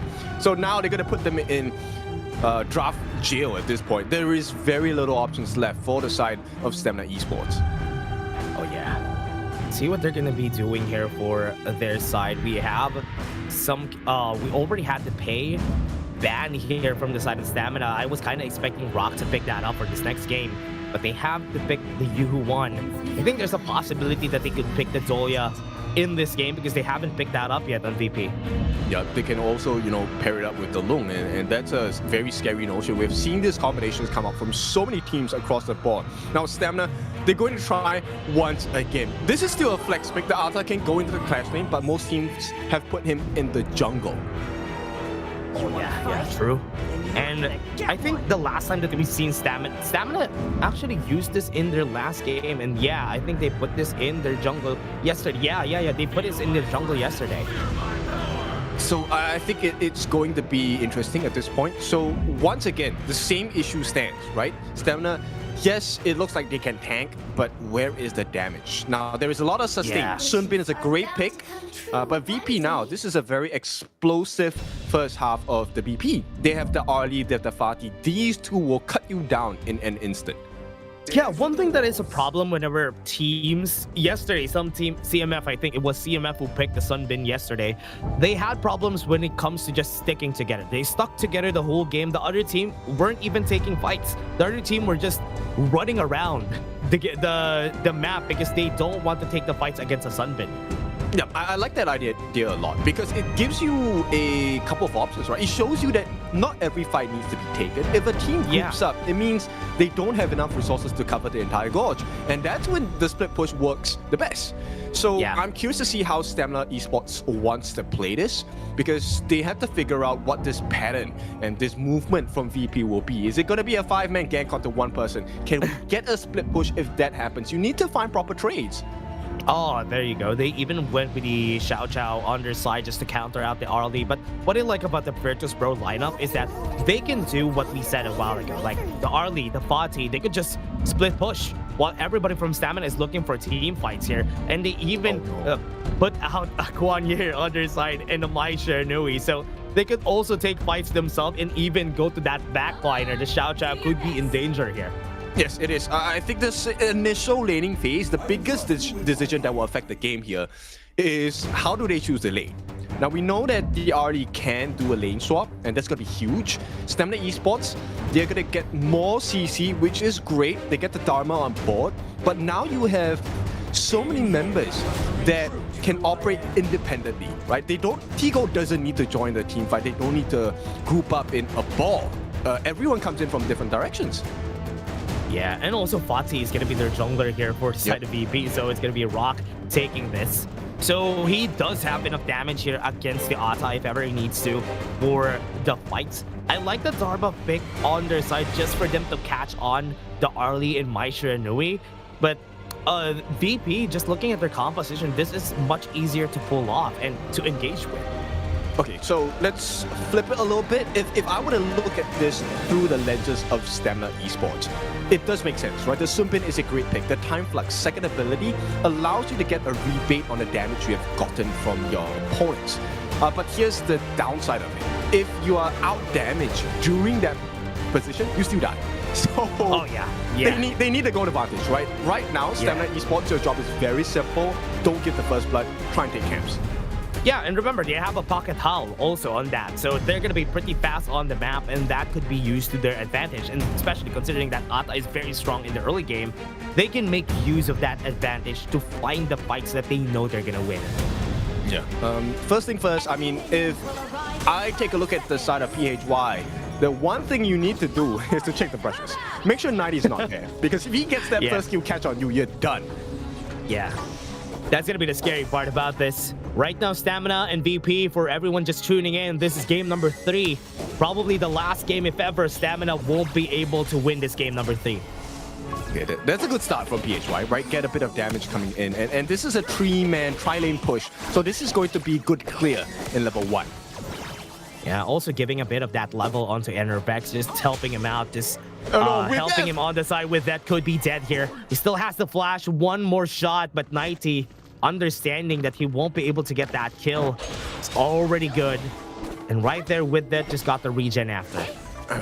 This one puts my heart in my mouth, because with that was playing with fire for sure. But this is exactly what they need to do, right? You need to take the risk, because if you take the correct risk, you get the correct rewards, and that would be the level and gold advantage they're looking for. I love that they assisted Enervex all the way on all his jungle camps. They assisted him all the way so that he does get level 4 pretty fast and have that level advantage against Rock as the game progresses. And that's good, honestly. That's something that you need for that guy who's going to carry you to the early game. I like it a lot, right? Because at the same time, yes, you're babysitting him, you're protecting him, but you're sharing gold as well. So everyone gets an increment of gold, and you're able to balance out that potential deficit. Now, rotations into the mid, they're going to force them away from the lane. So Stamina here, both PHY and Zing will be stuck here for a little bit. Yeah, they've been moving around the map pretty well. And right now, they are just trying to stabilize this game for the side of Stamina. Still can't find the fights that they want, but I think they're looking for it right now with that. On the brushes here on the mid lane, could be a good catch if Hailang doesn't know that this could happen anytime soon. They go in, they got the knock-up a while ago, and the knock-up one more time, and Hailang gets killed. Great start for Stamina Esports, exactly what they need. Shut down Hailang as the Mai.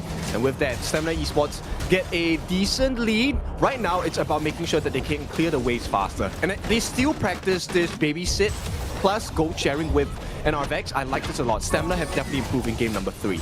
Yeah, I think this is some good adaptation from Stamina. They know what they needed to do. They also help out the jungler. They got their first kill, and that came as a surprise for Virtus Pro.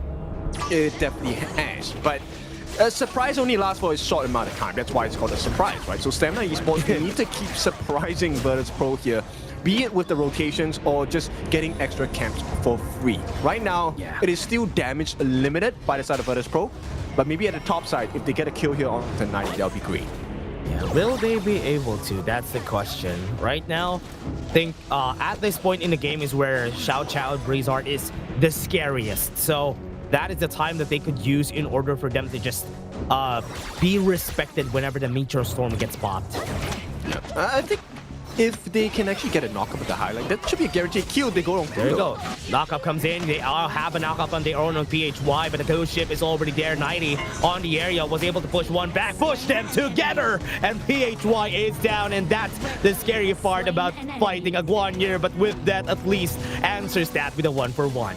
Yep, it's a mid for mid as well, a decent trade for both sides. But this one benefits a little bit more for the side of Stamina. Now with 15 seconds to go before the first neutral objective comes, it's all about the wave clear here. Yeah, 90 on the top side, also half HP. Will they be able to contest this take on the Tyrant? Because with that is already running towards that Tyrant. But it's looking like VP doesn't even mind not taking this Tyrant on the bot lane. Yeah, I don't think they're too concerned. Fade is a little low in health.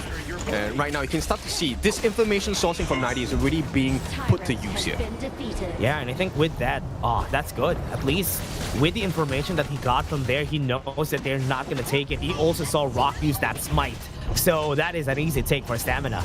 Yeah. Right now, the only thing for you is, okay, what do you do with this information, right? That so far has been the difference maker between Virtus.pro as well as Stamina. They see the reset, they see Zing alone as well. Oh, they see the problem. Meteor Storm pretty early on that pop on that ultimate, but the punishment is here. Because they saw that information, they make use of it. They push the tower to bot lane, they shoved everybody away.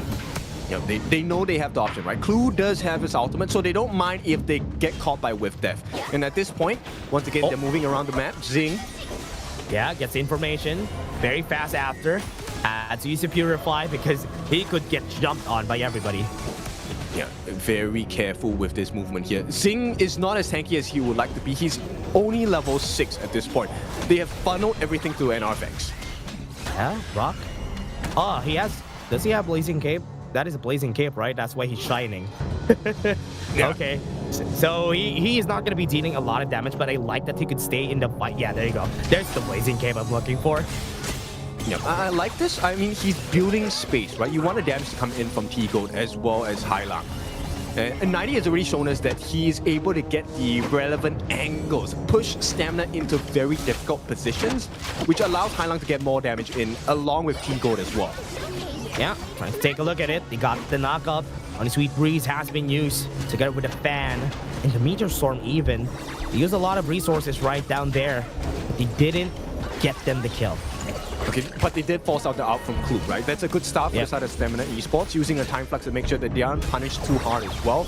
But the trade comes in. They lose a T1 at the bottom. Once again, it's a macro gameplay from Virtus.pro. Yeah, just like that. Even if they have the kill advantage, it's still VP playing the macro game here, playing the map to the T. And right now, Stamina isn't even aware that some of their jungle camps are being eaten, stolen by the side of VP. Yep, it's just making sure that they get the maximum efficiency from the difference in numbers, right? Right now, they're putting 4 members down in the mid, trying to clear this wave. And you can see 90 waiting. Yeah, on the back though, Razor Cavalry just got used, just got the pull in one, and they got the perfect target. Zing used the Purify a while ago, they knew, and they actually took it into their hearts. And they get the kill, they get out. Once again, Stamina Esports unable to find a response. And that begs the question, where is the CC gonna come in? This was the point we were talking about, right? They can enter from so many different angles. How does Whiff Death get a perfect truth mantra here? Yeah, honestly, they really need to get that map advantage here, because most of the time they need to be on the brushes so that Whiff Death could find those good holes in the defense and make use of that. But so far, 90 has just been walking compared to him. Yeah, the strongest power is not control, it's actually influence. And Stamina needs to influence Virtus.pro to rotate in the way that they want. But Virtus.pro knows exactly what Stamina Esports is trying to do. So they're not going to allow that. The angles that Virtus.pro are coming in from essentially come from almost every single position. So with that, it's a hard game. They always aren't expecting the direction that they're going to come from, right? And that's the reason why, especially if you have a Guanyu on the team, it makes it easier because he can move from one place to another pretty fast. And his engage point is also very far. So he can engage from nowhere land and you're gonna get surprised. Exactly. And you're caught in no man's land. 90 gets the frigid charge. Yeah, Rock is now left alone. Sacred G Blessing has been popped. Everybody has to flash away. But right now, Hailang also gets punished at the back. They tried to go, but 90 onto the back line gets the damage in, gets the killer too. And this guy was able to turn things around, made it beautiful for VP on a 3-for-2 actually. A kill also on the top side. That was not supposed to happen. Virtus Pro, that is not how 90 is supposed to survive. T-Go gets a T1 at the top as well, and Stamina, yes, they have the tank, but they don't have the damage here. Okay, no-go ship, right on Enervax. Oh no! Tries to go to the back line, fights again, and he actually wins another day. This guy has been impressing me since the start of this broadcast. Yeah, they can't do it. There is no damage. And Arvexi doesn't even have the level advantage against T-Gold, and that's a huge concern. 90 already shows us that potent combination with the Razor Cavalry, with the Frigid Charge. Here we go. This is just VP playing the map to the T. Yeah, Fade should be scared. He should back away because 90 is in the area. Shadow Parents are going to be coming in 45 seconds. But at least one thing that's good, again, for me, it's so good that Stamina is keeping this mid lane tower up top. Yeah, but that's the only thing they're keeping because I mean the key ones at the top and the bottom have been taken away. And the biggest difference here is, once again, Whipdev hasn't found the biggest marker. Okay. Hailang went in for the knockup. Splendor has been popped by PHY, already down. And they're even using the time flux just to gain space on this brush. It's their brush, and nobody's gonna get close to it. Yeah, but where's the value? You get the kills, there is no split push. Yeah, that's gonna be hard. Right now on the bot lane, the waves is also pushing, so VP still has advantage in that part of the map. One more hit in that T2, and that is gonna be down. Oh, and look, immediate trade. VP knows exactly what to do. They're gonna waste time here. Stamina, you don't get that Overlord. Yeah. The Shadow Time goes that's fast. free. Yeah, that's gonna be fast. It's T-Gold and Rock that is in this area. No, they already took it. They're trying to take the Overlord a bit too late. Half HP already. They tried to force it out. They have the ultimate. Yes, Rock is gonna die here in this fight though, but never mind. He actually survives onto the back though. We can see 90 actually fighting on his own. With that goes in with a Truth Mantra, but to what team is he gonna push them to? There's nobody there, and there's no damage follow-up from the team. And Rex, oh no, he went back. T-Gold is gonna be dead. So 3-for-2 in favor still of BP. Okay, so that was a slight mistake, right? T-Go should have gone in because there was still Fade as well. The damage is apparent and available for the side of Stamina Esports. A slight mistake, a slight delay, but this one is still a big win for the side of Virtus Pro. Still a big win, still a big advantage. Stamina, oh no, this is not looking good for them. They're gonna try to take this, but there's information. Clue knows that he's taking it. Rock is also topped up, ready to go against Enervax. He's already half HP. They're just cutting him down. I mean, they're shaving him off. The life bars are getting melted, and the biggest thing, 90, look at his positioning, right? Once again, he's giving information to the team. Why is VP playing so aggressively? Because they know that no one's there to punish them. Yeah, and even this, on the top side, you can see 90. That's the reason why he has so much damage. Dragon's Rage to the Axe of Torment. That's why he's not afraid of just going onto Fade or even PHY and killing them by himself. Yep, high defense and good lifesteal as well, right? And here we go, Hailang. Yeah, gonna fight. Zing had to force Time Flux. Enervex is running away, but I think VP is not gonna force this. They know that PHY is coming. He has the ultimate ready, and they are just gonna be zoning them out of this Overlord. Right. It's not a risk worth taking, right? Zing does still have has his redemption. At the same time, with that does have his ultimate with Flash. So that could have been a big mistake for the side of Virtus Pro. Oh no, they didn't see 90, right? So could actually go to the back line. They get the information on him. Great pixel brush that he's hiding on. If they try to pull them on this Overlord fight, they might be able to find it. PHY is going to be his target. They got the kill and clue. No ult on this guy. Nope. Got the pull on him. All the attention on it is on 90. They go to the back line. They got the knock up, and he's going to go too. 90's going to be dead here. That's good. At least now they're winning the fight. T-Gold wants to go for a fight of his own. He has been trapped by the members here. And that damage is going to hurt. At least Stamina wins this battle. Okay, they lock in for this one. Stamina, that was a good fight. They will reap the rewards of this. That's going to be the Shadow Overlord going into the hands of Stamina Esports as they work on it. Unless Rock has something to say about it. But with the numbers advantage, this should be a clean one for the side of Stamina. But there's a lot to be done here. They need to protect their camps. Yeah, they were not in sync on the side of VP. That's why they lost that fight. Stamina, great job on just staying together and just focusing on whoever goes in.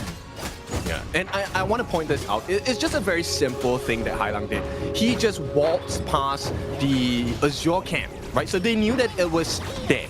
But with that information, VP knows that Stamina now is at the bottom side of the map. So look at the way they're rotating. They're going to the opposite ends to try and figure something else out. Yeah, they're looking for it, 15 seconds. They're going to the bottom side of the map, maybe even pushes themselves. Where did they drop that off? They dropped it on the top side. So Shadow Vanguard is on the top side of the map. They could split push on the bot lane. Yeah, but the trade is not going to be worth it at all. Stamina, this is just a T1, right? I think VP can give this up for free. End of the day, it's about can they get the win in a team fight? Take that T1 in the mid away. Yeah. Right now, every one of them is in the bottom side of the map, even in this jungle. That's why VP had to really go the long way just to try and defend this T2, but that's a loss that they're willing to take. Now Stamina has that lead, not really that big, but at least they have this lead in this game. They should go in now, right? This is a numbers advantage, but Rock is hiding behind enemy lines. This is going to be a big concern. And, you know, Lupine Traps, this is perfect for the side of Stamina Esports. They now know where 90 is. They just need to make sure that they stay clean of it. Yeah, taking the Tyrant. They still have the Primal Bond, though. They're not giving it a lot of damage here. Onto the back 90. Gets a pretty great position. Had to force to use the Meteor Storm on their side. And VP, wow, for the first time in the series, looks like they're at a loss. Yeah, I mean, we definitely can feel it, right? The viewers can feel it as well. There is a shift. There is a shift of energy. Stamina does have a very slight lead at this point. They're playing the map a little bit better and kind of even out the turrets. They have taken 4 turrets in comparison to the 3 that Virtus Pro have taken. Yeah, Virtus Pro is just looking for the right timing here on this team fight. BHY again up on that Meteor Storm. It's making it pretty hard, and even at this level, time flux is a lot scarier because the fights are going to be longer and that heal is going to be big. Yes, they have a lot more life. I mean, the previous fight, everyone survived on the side of Stamina Esports. Right now, they're doing exactly what VP was doing to them in game number 1, taking full control of the camps for the buffs. And now they can finally make the split push happen. Oh, they see with that on the bot lane, though. They could actually go for the fight. 90 going to the back line. They're trying to go for the push on him. That was a thwarted attempt, but it was a nice try for VP. Okay, I like this idea. T-Gold, what he's looking to do here is to be able to just slightly shave off the health bars on the side of NRFX. And hopefully the team comes up with a great play from 90 as well as Rock. Yeah, what they're doing also is that they're trying to get the attention of with that in this fight, and that is what I'm saying. They find the attention. They can go for the 4v5. Look at the top side, 90. Could go for a massive flank here. NRFX is positioning himself just in front of 90, so he won't be able to get that great flank. But Rock actually have a great flank of his own. Clue and Rock have been really shaving out this jungle so that most of the members of Stamina will be uncomfy. This is such a masterclass from the side of Virtus Pro, right? They're showing you that certain risks are worth taking. You just need to know when the timing is. Because, you know, Rock is alone. He might get bursted down. But at the same time, Stamina can't overcommit. They don't know where the members of VP are at. Yeah, already in place. Clue, right now they're going to be slowing him down. He's not going to die there for sure. Knockup's not going to hit, but on the backline, 90, again, a massive flank from this guy. He finds it again and throws Zing back to the waters. And Fade is going to try to run away, but he is going to survive, yes. But this tower is not going to survive that long. They're going to try to go in, but VP, job's done. Quest is done. They might be able to go for the finish. Remember, with that still has the flash. Could go for a great push, but he gets first. That was a great engage from Hai Lang. Surprises them himself. And what a turn from VP to win the series. great performance. VP just showing you what are the different movesets you can abuse, especially going up against a Dharma, right? Everyone is expecting, hey, we get the flash, we get the truth mantra, slam against the wall, we win the fight. But no, the multiple members on the side of VP made sure that there was always an answer. The fact that 90 is able to counter this truth mantra strategy and angle is so impressive. Yeah, it was great that from what we're seeing that game, right?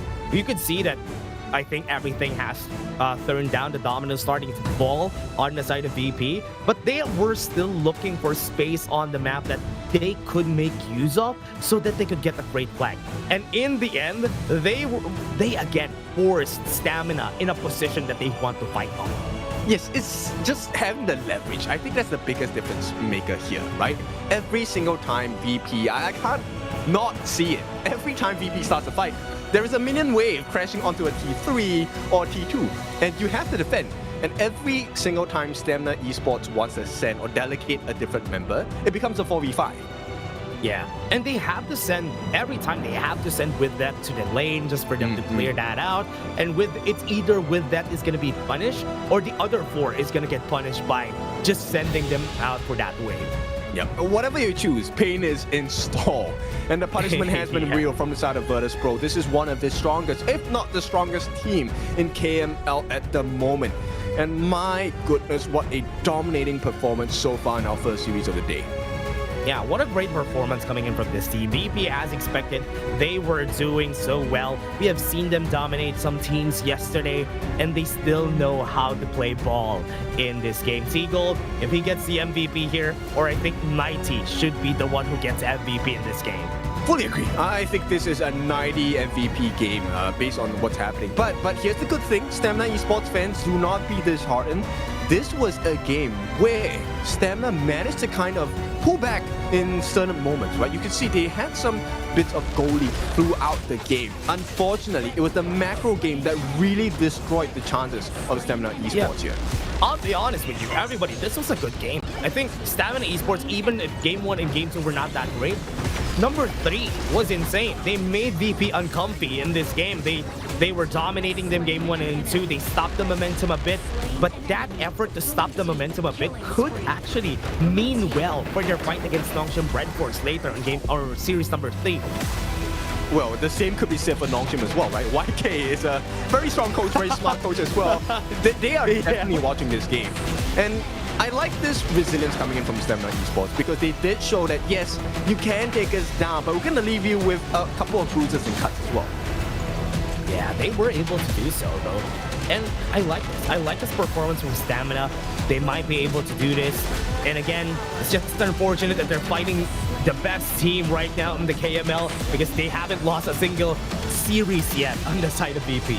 Yep, it's just a big bait and switch multiple times throughout the side of Virtus Pro, right? Because Chigo shows his face and you're so focused on making sure that you get the kill. And here we go, 90. Of course, come on. 5-1-5. 12k gold in the bank, and that's the reason why he's called the wall safe. The Guan Yu is such a huge pick, and 90, I mean, he was kind of bullied for a little bit in portions of the game, but yeah, he came back swinging for sure. Yeah, he always finds those right moments every time. Even back then when he was still with Twisted Minds, he always finds those moments when he is playing the war safe. He always surprises us, and again, surprised us again with a great flank to end the game. This guy is just so good. And I think we have spoken with Virtus Pro very recently. We talked about it, right? Yeah. 90, he doesn't care. It's a 1v1. And once he gets the advantage, you know, he's going to win you the game.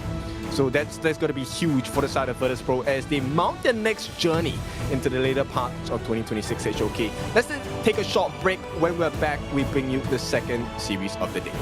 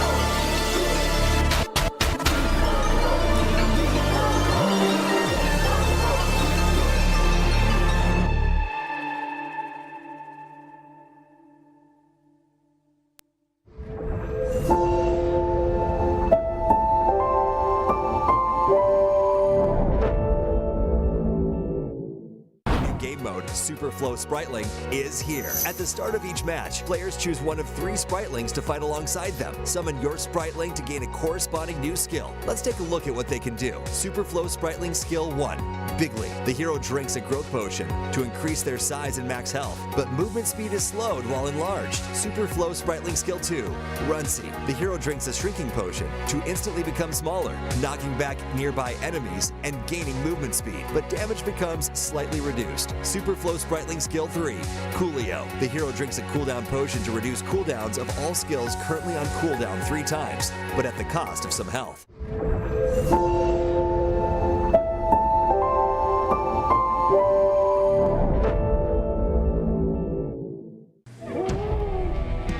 Boss, I think we got the wrong guy.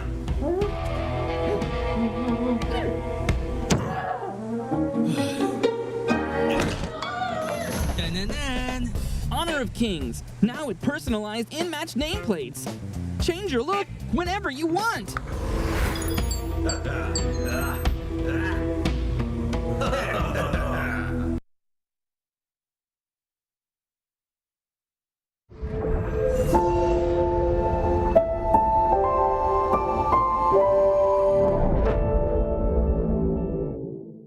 The flow. The origin of all energy in honor of kings. It shapes all life within the gorge and gives rise to countless skills and abilities. Some have learned how to harness the flow, transforming it into abilities uniquely their own. Yet, the flow has no fixed form. It moves freely like the wind and shifts fluidly like water. Time, space, life, and emotion all alter the course of the flow. Thus, different heroes awaken different powers through it. Some temper their bodies into peerless martial masters. Others delve into arcane arts, wielding overwhelming power that can rewrite the course of a battle. But the potential of the flow goes far beyond that. Step onto the battlefield, and amid the clash of combat, you'll learn to command the ever-changing nature of the flow, forging a combat style that is truly your own. Remember, the flow has never had predetermined rules. Rather, you are the one who creates them.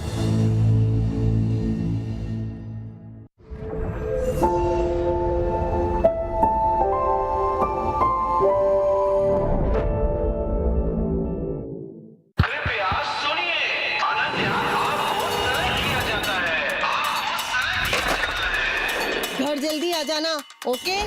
Okay, it's okay.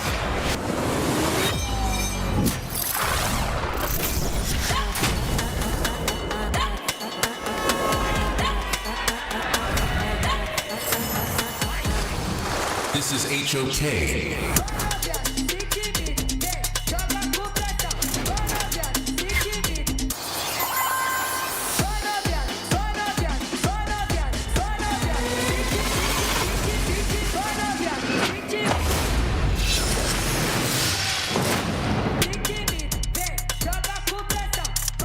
Okay. It's okay.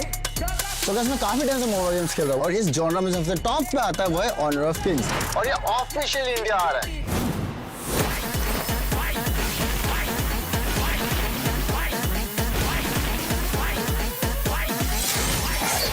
You okay? You okay? You okay?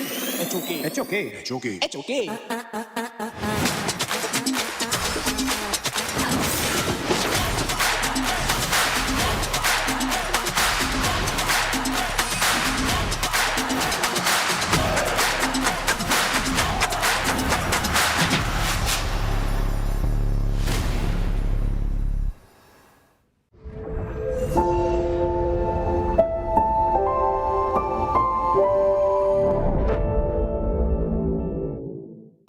Honor of Kings version launches on March 11th. Multiple heroes have received upgrades and improvements, along with a new mode, Super Flow Spriteling, and battle improvements waiting for you to explore. Let's take a look together. In this update, Ninja receives a gameplay upgrade. His skill 3, Universe Ring Skyfall, is now upgraded to allow targeting enemies on screen to initiate a charge. During the charge, Ninja gains crowd control immunity, deals physical damage, and knocks the target back, while also gaining damage reduction and resistance. After using the skill, its cooldown is based on flight distance. Charge speed starts at maximum, then diminishes over time. A new skill 4, Universe Ring, has been added. Ninja hurls the Universe Ring to attack all enemies, enhancing his skill 3 to have global range. It also grants global vision of enemies and disables enemy recalls while it is in effect. Global control potential fully unleashed. This update also brings balance improvements to Luara and Fatih. Now, Luara's mana costs are reduced. Her wall traversing has been improved, allowing her to cross walls she couldn't before, greatly improving her mobility. Her skill damage structure has also been improved to benefit more from extra attack. Her visual effects are also improved, making her blades clearer.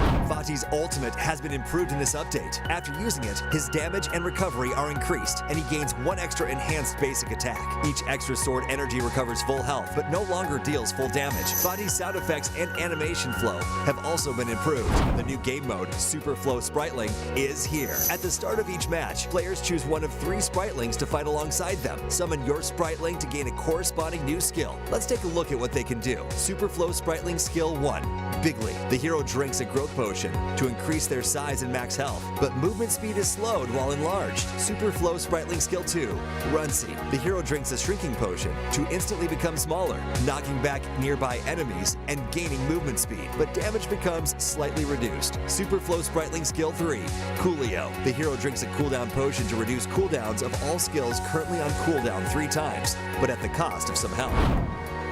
This update also includes multiple battlefield improvements, which we hope delivers a better combat experience. Gold distribution has been improved for Overlord Dragon minion-led lane pushes. If no teammate is nearby to receive gold from a dragon minion's kill, the gold will now be evenly shared among teammates. New visual icons have been added for defeating the Overlord, Shadow Overlord, Tyrant, and Shadow Tyrant, making jungle information clearer at a glance. Minion wave positioning has also been balanced to reduce inconsistencies in minion positioning that could occur in certain situations. Also, a new boss focus fire mechanic has been added to encourage team play and increase the rewards of teamwork. The 5 big bosses affected are Overlord, Tyrant, Shadow Overlord, Shadow Tyrant, and Tempest Dragon. The new boss monster focus fire mechanic was added to balance the efficiency of solo and team boss kills. When teammates focus fire on a boss together, focus fire stacks will build for them. More attackers grant more extra damage. Up to 4 stacks can be gained, granting up to 20%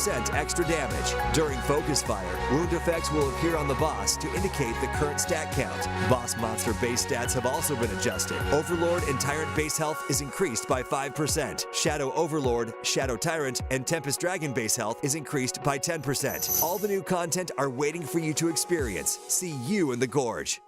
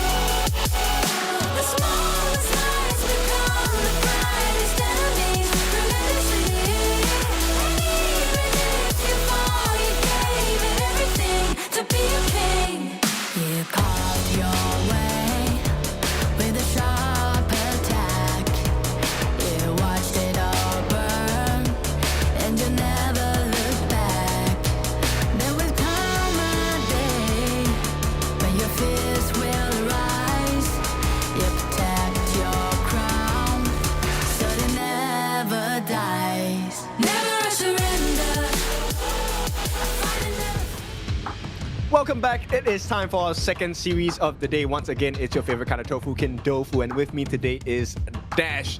Honor of Kings, Major Leagues. We have our second series, Vicious going up against T-Max. Bring us in for this one.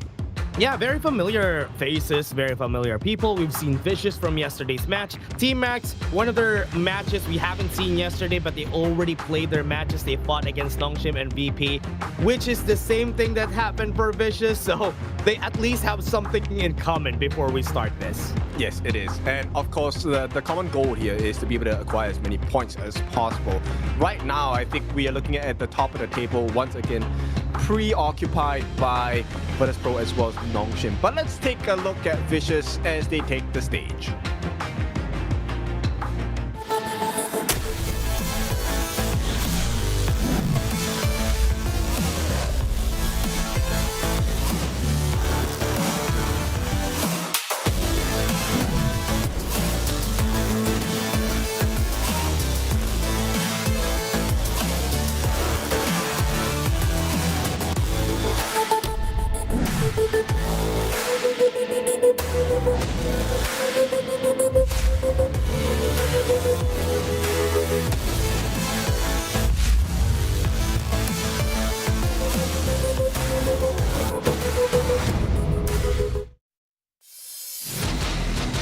Vicious Esports, this is the team you have to watch out for. Represented by Sui in the jungle, Kyongnai in the clash, Faye in the roam, Joe in the farm lane, and Cliche in the mid. These 5 members have been trying to mount their comeback into the KML. And so far, it hasn't really worked out in the way that they wanted. But we'll see how today goes. Yeah, and one thing that's pretty hard about this, though, for the side of Vicious Esports, yesterday's match wasn't even bad.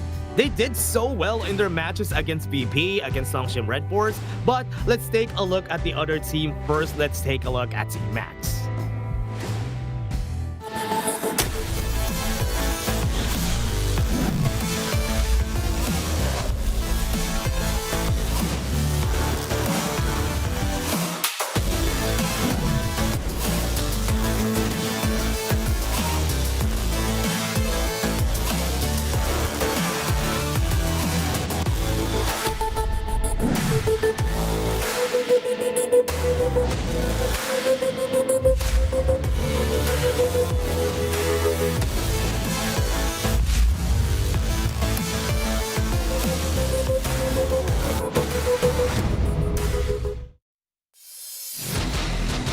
Team Max, a definite contender in this tournament. They have Shimo, Jeff, Chigiri, Starking, and Kitty on their side. This team, they have a team before. They were from the Wildcard King series, and they still have those strong players that they have from the last time Kashimo before, which is Shimo and Chigiri, that is now in the mid lane.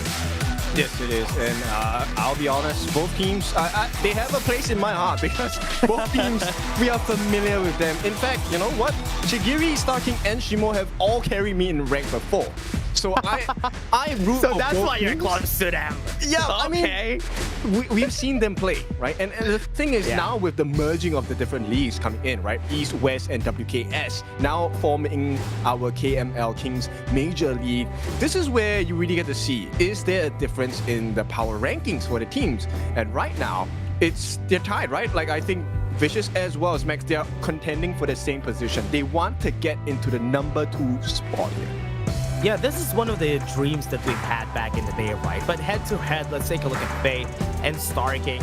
Right on the roamers right here from both of our teams, you can see that there is a bit more advantage on leaning on the Faye's side. Because as I said before, as I said a while ago, I think Vicious has been playing pretty well against their enemies, even if they are the strongest teams.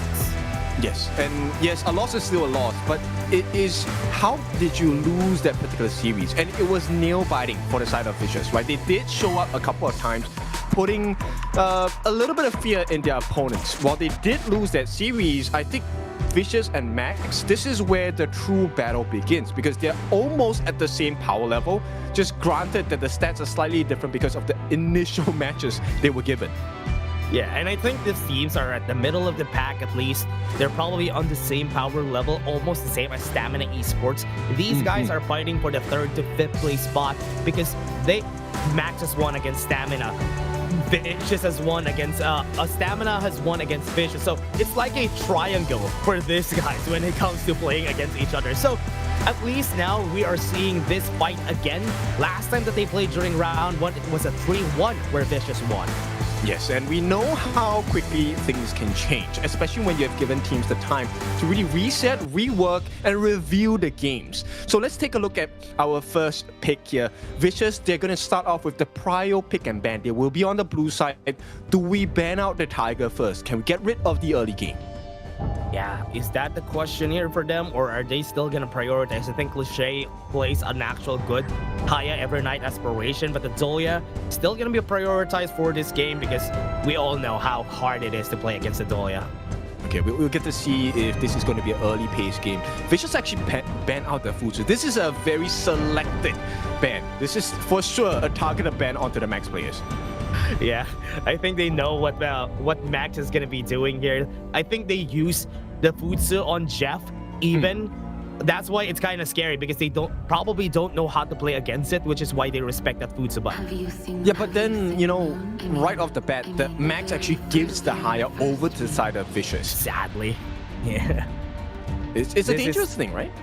Yeah, this is very dangerous. Last series, we haven't even seen the Haya because they don't like making the Haya free because she really takes down some of the composition that you want to do just by taking out one piece of the puzzle on your composition. Yes, it all starts from the very beginning, right? That initial level 1 wave clear, it influences your rotation speed, influences the type of difficulty you'll be giving over to the opponent. So Team Max, they definitely have a plan, right? You don't just give up the Haya for free.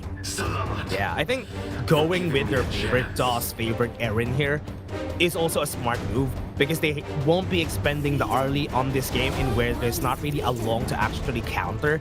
So it's still pretty safe for the side of Vicious when it comes to the pickings, and they just really got lucky that they have some good counters on their side on the Haya and even the Lapu Lapu against the Zhangfei. Yeah, I like it a lot. Now, Team Max, they're gonna go for something interesting here. They're gonna go for the Musashi pick in their jungle. I like this. It's a good answer, right? End of the day, you kind of slow down the potential of Cliché of the Haya. You can also put focus on the Do on that Eren and just completely ignore everyone once you use your duel to the death. So let's see if that's going to be the game. And I think that's one of the biggest targets here that they can go for. I think Eren is a very vulnerable marksman compared to something like a D1J or the other options that we have.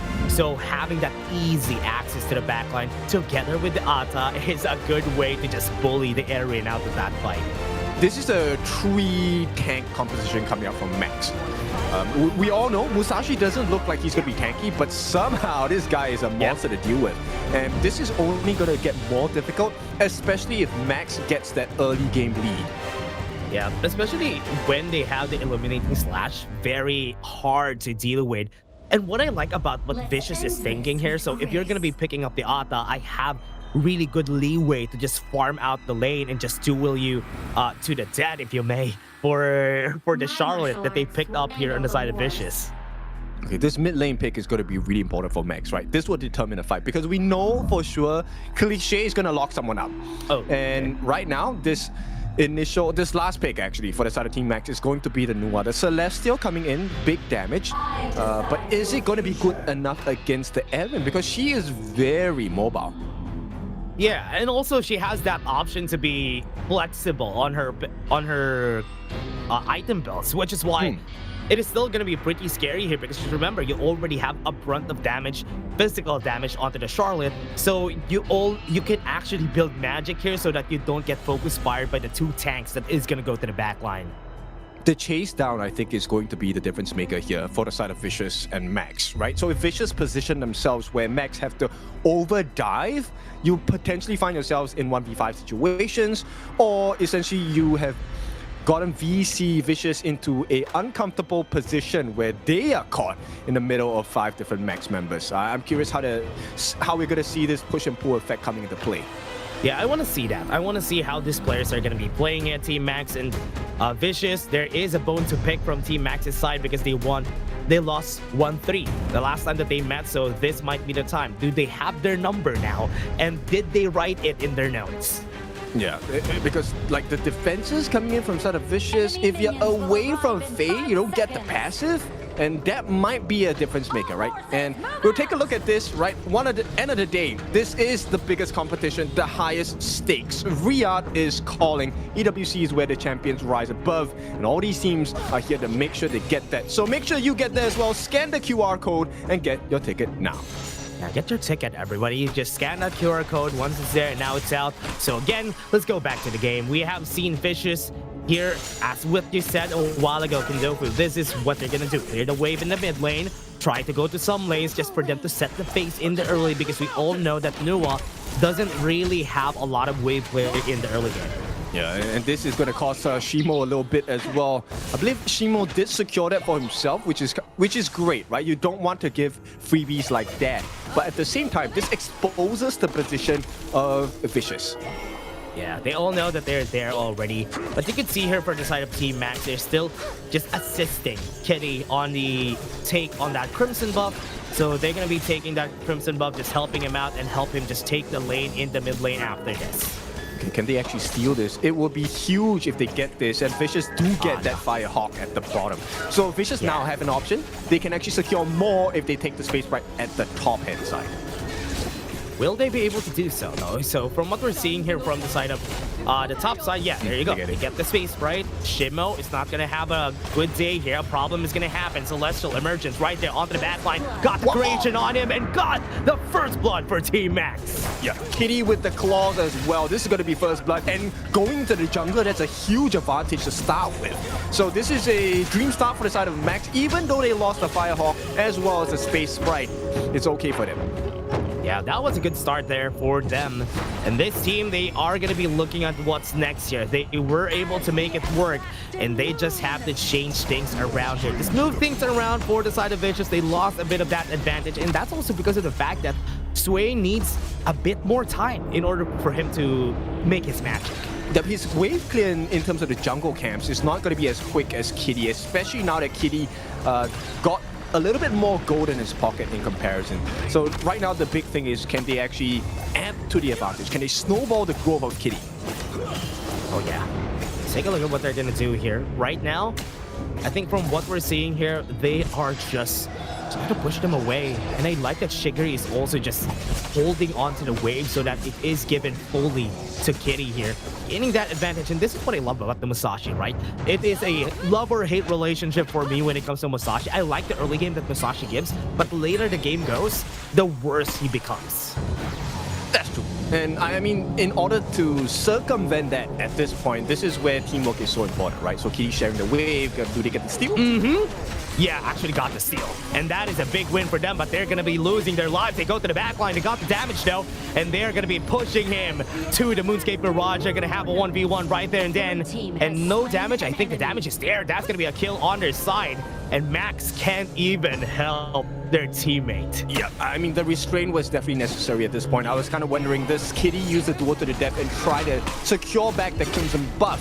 Unfortunately, that will not be the choice here, and Vicious wrestle back control. It is now a 1,000 goalie going in their favor. That's why he's holding his shield, waiting for somebody to try to get close to Cliché, and he's like, wait, are you gonna go in? Are you gonna try to go in? That's why Kitty just got pushed away just by his sheer aura. No, it's a singular play, but look at the damage he has done over to the side of Max, right? Now they also know about the Azure buff, so Vicious definitely can make a play to make life difficult for Kitty. Yeah, that's what they're doing. Right now, they're already starting with that level 8 onto Kitty, but they're not even going to contest this. They know that one of their members, also Jeff, is not here. He's on the top side. Okay, but they made a very quick decision to go for the Overlord at this point. So they want to match the timings on the side of Vicious Esports. Right now, Kyung9 is able to hold his own, going to be supported by Cliché in the top side as well. Yeah, the player's going to be fast here for Cliché. I think he could clear this up. And remember, Faye is also in the area. They have to respect this. They can go for a fight anytime they want, but they were not able to actually take down that tower. I like this aggression from Max, right? It puts a little bit more pressure onto the side of Vicious, and they have actually gotten quite a bit of decent damage. Jeff here gonna just stand at range and use his passive to be able to hit free hits. Yeah, Kyung9 should get this up if he needs to. We still have both of our junglers in the mid lane. Dragon's Rage already built right there on Shimo. And will they be able to actually fight this? Kill 9 has to go ship. But no, it's not going to happen just yet. I think they were kind of hoping that Shimo's Ghost Ship, his ultimate, was able to catch a singular member off on the side of Vicious. Unfortunately, not going to be the case. So they will reset, but Jeff, once again, he gets free damage. Star King as well, Shimo, his shield at this point. Yeah, they are really wanting to get the tower in the top side, but Vicious, are they just going to let this happen? TPs are going to come in, and they're just standing on that TP, want to go to the bot lane, and they might be cancelled. But what was that push? Faye even used the Raging Sea, but he got pushed out of the way. Yeah, unfortunate for him. And with that, this is going to be initial... Yeah, it was an initial knockoff from them, and we can see here the Team Max. Okay, with what we've seen there, they tried to go for the steal, but it did not work out as they expected. And this means, Max has recovered. Pretty close in goal, just, half a thousand away at this point. Love it, love it. Love it for them. That Team Max, Vicious, very close. As we said a while ago, these teams are fighting toe-to-toe. They're very close on the rankings. Their power levels are almost the same. It all comes down to what they're playing on, what compositions they're working with, and right now they're at a standstill. They are, but it's going to change in a bit, because if Jeff gets this T1, then it's going to cause some future rotations to not be as strong for the side of Vicious. Yeah. You can see that Faye is trying to put some pressure here. Force the flash away out of him, missed it. And now they're going to go in. I think Kitty is going to go for the punish. That's a kill for the side of Vicious. We've seen this exchange time and time again, right? The Zhang Fei uses the Unbridled Outburst to match the Raging Sea, but this time, Star King is showing us something so different. Like, he's just going to use his Forbidden Domain and push you away. Yeah, he's not even... Honestly, he's just pushing people away and not even trying to use his ultimate at this point. Right there, they have the Ghost Ship. Damage on Sway is not enough. And we can see that Sway is slowly getting scarier because he's getting more and more tanky. Yes, he is. And the TP does come down. Moonscape Mirage is going to get used. They have the TP onto the bot lane. You have a lot of people there. 1v1 again. Kashimo not going to have the best day here in this fight. Super low in HP, but he has to flash away in that fight, though. Have to respect it. Great use of that flash, or rather, Unbridled Outburst. And Star King, the knock up onto the back line, will be able to put everybody in orbit. And that's 2 kills on the board for Vicious. That's huge for the side of Vicious. They definitely needed that, right? Because they were actually committing quite a lot. There was a minion wave at the top pushing in as well. Now, Max, they have to limit the damage being done. But for now, it's going to be one free camp. The Boros camp being taken away. And Vicious maybe even getting the Crimson buff here. Yeah, they have to stop the bleeding here, but right now, Vicious is just pushing onto that wound a lot. They got a tower in the bot lane, and they're looking to also push the top side. Look at the response, though. Not only do they clear the top side of the jungle from the side of Max's camps, they also take the T1 at the bottom. So maximum value achieved. Now, this next Tyrant, is there going to be a contest, or do they give this away for free? Yeah, let's see. Looking at it. Tyrant is going to be for free, as he said. Had to force the flash out of Doe. And right now, there's not even an answer coming in from the side of Vicious. He's backing off. And it's not looking good for them. At least the tower is going to fall. Emergence is available, I think, for Chiggery. Well, I think it's still okay, because Sui does have a level advantage. She's trying to look for Jeff here. Yeah? Not going to be able to find him. Okay. At least now, from what we've seen, we have worked things out here for the team. And right now, from the side of Team Max, they're just going to back off. I think some damage is going to be happening here. Sway is going to get pushed, but he still has a way of getting out of here. It's okay. He's very tanky. Yep, he is, right? And this is a start of a problem here. Jeff is unable to really melt down the defenses of Sui, and that's a huge issue. Oh, yeah. Now let's see what they're going to do. Young Knight going to be pushing here onto the mid lane. Yeah, we'll take a look at what's happening at this point, because they're able to really just make sure that they get a lot of value across the map. Vicious have taken another T1 at the top. Take note, T2 at the bottom under pressure from the side of Vicious as well. Oh yeah, and from what we're seeing right now, Team Max will be able to find something here. 13 seconds in the clock. Shadow Variants are going to come in. Will they be able to do so? Right now, Team Max is just trying to take over the space here on mid so that they would be able to clear it out. But remember, bot side and top side are pushing on the side of Vicious. Yeah, I like this play from Vicious, right? They're not really committing, kind of playing subtly. They're making small moves, but very painful pincer moves at the same time. Now, Max is just going to abandon this contest and go straight for the Shadow Overlord. Yeah, gonna go to the top side. I think they're way faster because Wei and even Do are dealing a minuscule amount of damage here. We're seeing Kyung9 just trying to stop the bleeding here on the top side of the map because they are trying to take their jungle, even the Azure buff on the top side. Yeah, and Jeff did get his hands on it. So Vicious, okay, they get the stun. I think this is just a small wave clear at this point, right? Both sides have minion waves crashing in, but here comes the summon from the side of Team Max. They have put the Shadow Overlord at the bottom side of the map, which means they want to all in on this top side. Yeah, they want to go for the split push to get away their Shadow Vanguard on the bot side. They're waiting for it. At least now, they still have the first tier tower on the side of Vicious, so they can still go for it aggressively because Faye is in position to know if there are some players that are going to go here. I think this next fight is all on Sui. If Sui is able to get the attention of the Max members, everyone gets free damage. Though Cliché, Kyung9, they will be able to turn the tides of the fight here. But Team Max is so clear they understand what's going on. They're making sure they don't get caught unawares. Yeah, at least they got the T2. That's the most important thing here for the team. They have the Tyrant here for the side of Sway. Will they be having enough damage here? They're trying to push a mid lane tower. I think Cliché is not going to clear this in time. That's going to be a free tower for them. Yep, T1 in the mid, but split push coming up from Kyung9 at the top. Right now, they can actually kind of wrap around the entirety of Team Max and see if there's any difference they can make. Yeah, a bit of chip damage on that tower top side, but they can maybe find a way to get this bottom lane tower, but no, there's no minions here. They're just trying to put pressure on this side of the jungle. Yeah. Okay. Take a look at what Do and Cliché have both equipped, right? They have bought the Splendor.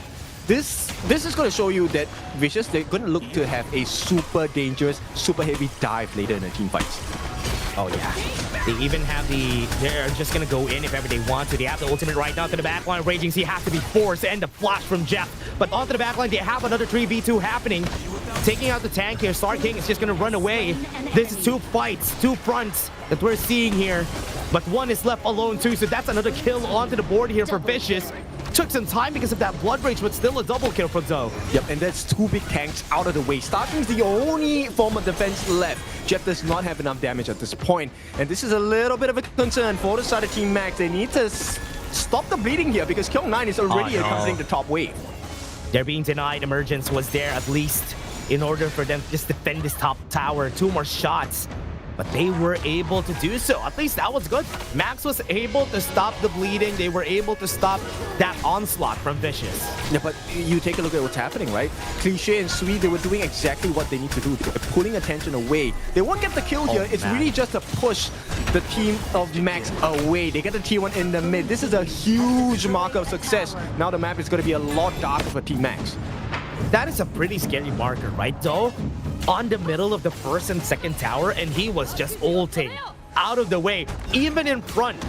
Even if you have Starking and Jeb there, he was confident that he's not gonna die there. Yes, he's double the net worth of Starking on this Zhang Fei, so he doesn't care. And Fei as well offers a lot of magical and physical defense with his passive to any teammates that are nearby. Just one, but it's more than enough. Yeah, and makes him tanky too. So right now, I'm gonna go to the top side, just pushing them, standing guard on the area so that Shigiri won't be in the right place at the right time. They're trying to put more pressure here in the mid lane, but right now they want to take down the top lane tower. Are they gonna catch Kyung9 lacking here? But no, he's just gonna get away. They need to go for someone else. Sui is just a problem here. Sui needs to be ignored. If Max focus too much resources on the side of Sui, they lose the team fight every single time. Yeah, look at the pushes they're doing in the mid lane. They're just shoving the wave here, try to catch their attention while Do is trying to get this Tyrant by himself. And now, trying to start the fight, a 4v4. They got the stun in on Sway. He's very tanky. He's not going to be dealing a lot of damage here. Look at the back line. The Raging Sea hits 3 people in the back line, and another knockup comes in. Do dies onto the back. He was a bit too aggressive, fighting 2 people by himself. It's a 1-for-1 for now. Yeah, but the damage dealer is down. Do is out of the fight for the time being. Max, they can do a lot of more damage. The Overlord is doing hit knockup of his own. He's doing some work, but Sway's just gonna go in, deal damage onto Kitty, onto the back. They still got it in the end. Chicory was able to get the Overlord, and Sway is gonna get punished. Team Max is winning this fight. They got one Kitty on the 1v1 right here in the Moonscape Mirage. He's not gonna survive. Cliché is also down, and remember, they have the Overlord on their hands, so this is a win for Team Max. Yep, it is. What a comeback. Now it's even on goal, but the map is going to look a lot more different now. Team Max, if they get access into a T3, it's going to be disaster for the side of Vicious. Gonna be tough. Right now, it's a big win. Yep, Doe. What a big punish here coming in from the side of Doe. Just got the hold onto Shiguri, so that would stop the push from happening here in the bot lane. Okay, for the time being, Kyung-Nai manages to save the day for now, clearing off that Vanguard. But this then opens up the map for Max. They can take a look at trying for the Shadow Tyrant at this point. Yeah, they still have the Primal Bond though, but are they gonna actually go for this? Because remember, it's a 4v4 if they try to fight this, because they're not gonna be seeing Doe in this fight. They have no information on where the members of Team Max are. So yeah, they're just gonna be respecting it. Vicious is just gonna back off, stand close to their towers. Yeah, because they know that they have a distraction going on, right? The top side is going to be handled by Doe, but this then opens up the map. Right now, anyone that enters unawares into the waiting arms of Team Max should get blown up. Jeff has hit level 15. He should be able to melt the members on the side of Vicious down. Emergence already used. The question is, do they still have the Primal Bond though? Not in a position to go for this, because remember, he needs to clear the wave on the mid lane. Sway in front. They have two people in front. Faye already 1/4 on the damage here. Onto the back line, we have Cliché wrapping around the members right here, but I think this is good for the side of Team Max. They're winning the fight. Everybody's in front. They even used the ultimate right on Doe. Doe is going to be dying. He got pulled back. They got no kills in front. Vicious is going to die, and Cliché is the only member standing here. Team Max, what a great front to back on that team fight. The complete domination, and this is death's door for Cliché. No way he makes it out, right? This is a 4v1. Yeah, and that's going to be it. That's going to be the kill here for the side of Team Max. What a great performance. Yes, this is game. 15 seconds on Sway. He is not going to revive at the right time, and Team Max slowly but surely, they were able to press on that wound against Vicious, and they are going to be taking game 1. This is revenge in its best form. They lost against Vicious 3-1. Now they lead the next series 1-0 in this best of 5. This is a huge boost of confidence for our team here. Great lead here for Team Max. That team fight, it was very smart of them, because they know that they could win. They know that they can take the fights like that, and that's why they were able to do it. What a very smart way to start it off for Team Max. They just went front to back, stuck together, and they won from that. And yeah, and from what we're seeing right now here, they are just really looking to maybe gain more advantage here in this game. It was a great working theory that we've seen there from Team Max. Yep, definitely see the changes at this point, right? You can't see us on screen. We have kind of changed our positions at this point. But yeah, what a comeback from the side of Team Max, right? It was looking a little bit dicey because there were a couple of moments where Vicious actually was doing pretty well in controlling the gorge. They got a couple of camps as well. And for a moment, it looked very dicey because they couldn't take down Sui. But there came this big difference where Kitty was consistently able to find Doe in the team fights. And that really turned the tides. Yeah, it was pretty hard though. It was pretty tough for Team Vicious to do anything in that game. Because from what we've seen there, from their team composition, yes, the Haya Evernight Aspiration was a good thing. But because they have two fronts, even if you take one out of the picture, there's still the Musashi being the front line and even the Zhangfei for the team. So it doesn't really do much against Team Max. I mean, we talked about it at the start of this game, right? If you allow the Haya, you know they have a formula to defeat it. And this was, it's not just 2, it's 3. I mean, we wouldn't call Kitty a tank, but yeah, he was tanking it up. Yeah, he was at least the Blood Rage. He stayed too long. He has the Ominous Premonition, so he's tanking up a bit. But from what we've seen that game, there was it was really hard. There was no clear picture on what Vicious wants to do in this fight. Just looking at the composition alone, you know that they want to go for pickoffs, but they weren't able to do that in this game because there are 3 tanks. And it's so hard to get to the back line. Yeah, and this is just true proof that you don't need to be winning the whole way, right? Just take your chances at this point. Because the entire game was looking pretty good for the side of Vicious at multiple points in this game. First Blood obviously went into the side of Team Max, but the comeback for the side of Vicious was pretty strong as well. I like how strong Team Max held on the whole game. They know that they are going to be winning team fights like this. Look at how they use the team fights, right? The way they use the ghost ship just for them to go to one direction. They use the ghost ship, stops the other members from the side of Vicious to go in, and just go for that 4v1, 4v2 once the ghost ship is there. Yeah, and the biggest difference is the fact that Jeff and Chigiri, the main damage dealers across the side of Team Max, were always making sure they were staying in a safe position. Though he doesn't have that same kind of comfort because there is chase down from Chigiri, there is chase down from Shimo. Yeah, and we've said that a while ago, right? Once they get they set their eyes, look at this. Doe was the pure target. He even got pulled back once he flashed away. And that was just unfortunate that he got pulled back. And that is why Team Max was just able to win it. And good timing on that take also. MVP of that game is going to be Jeff. He didn't die a single time this game. Yep, dealing 34% of the team's total hero damage over to the side of Vicious. And this is a big moment for the side of Team Max because this actually shows that they've improved from the previous exchange with Vicious. Oh yeah, it was good. It was great. I would love to see more coming in from the side of Team Max here, that they are gonna do things like this as we move on to the series. Right now, as we said a while ago, they are looking for revenge against the members of Vicious because they lost the last time that they met, but this time they met and they actually are doing well. Right, and of course we then take a look at the global ban pick later on. So if you're new to HOK, global ban pick means if you pick this hero once, you won't be able to use this hero again in the later parts of the series unless it's a best of 7. But at this point we're at best of 5. So going in, what is this new strat you think Team Max should go for? Do we continue with the pseudo tank? Honestly, the front to back that they did there was excellent. I think they should just keep that. I think for the side of Vicious, they need to do something else here. At least be a bit more... The composition should have a clear goal because with the pickup composition that they did, they weren't able to do what they want with that comp. I think just keep your win conditions clear, right? Because Doe definitely was a win condition. As long as Doe survived, I think they would have been able to take the fight. That's why they were putting Sui in front. Sui is meant to be a shield, soak up the damage so that nobody else can take the life of Doe. But unfortunately, that's exactly what Team Max was looking for.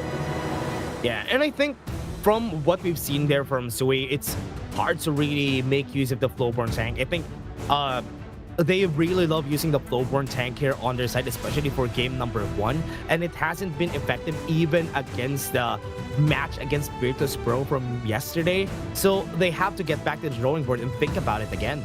Okay, we haven't seen the pay today at all. Every single team has banned it out. So do we think we should get a switch up? Should the pay come out? Yeah, I think the Pay Byron for this team specifically for Vicious, they're very good at using the Pay Byron. So I believe they should use it.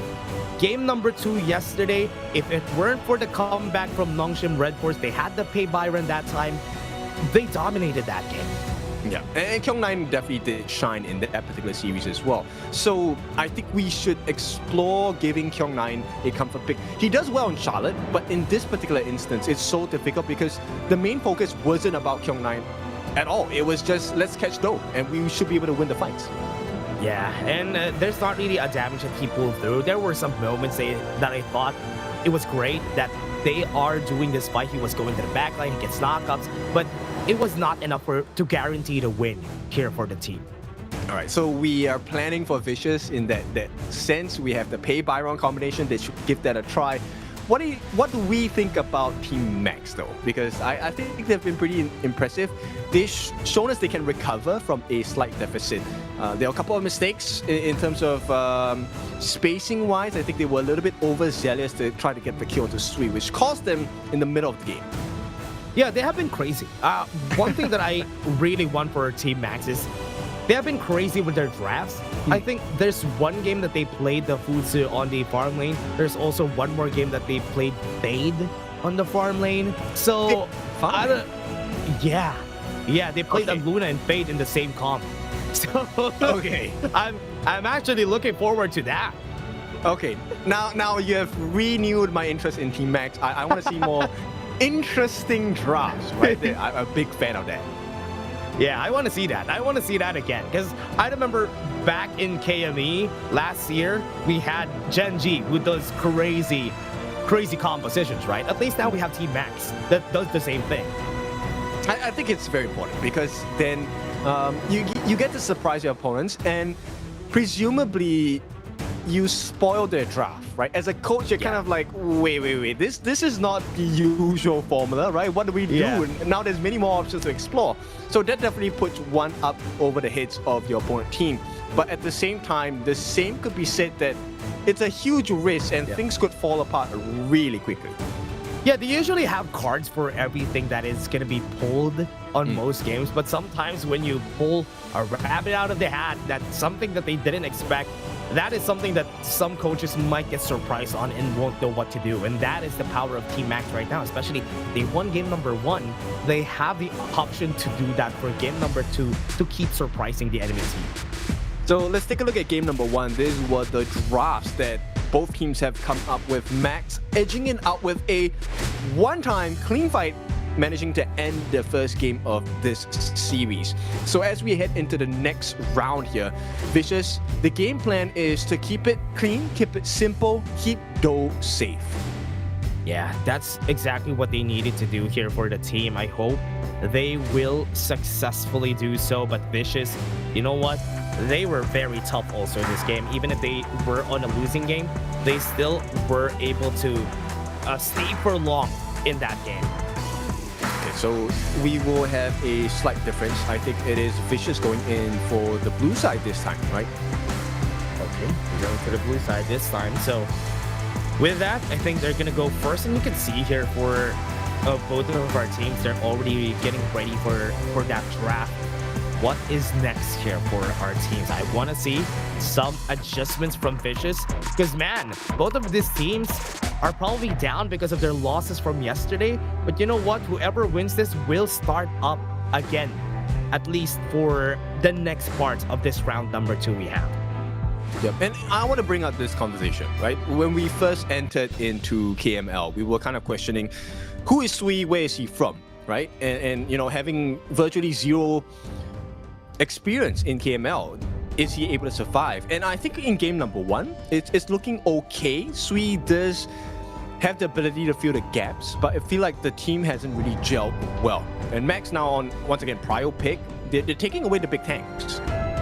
Yeah, and we know how these players are, right? For Vicious, we all know how KL9 plays, how Faye plays. They're pretty aggressive players themselves on their former team. But this time, I still haven't seen them bring the magic all together here. And they're the most talked about players for Nongshim Redforce, and they should be the ones bringing the spark for this team. Yeah, I mean, they definitely need a tank now for the side of Vicious.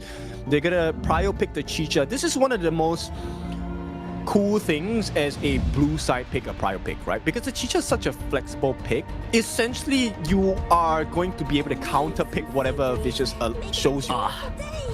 Tough. Dolya Youngjun, and as you said, if they needed a tank, yes, they were.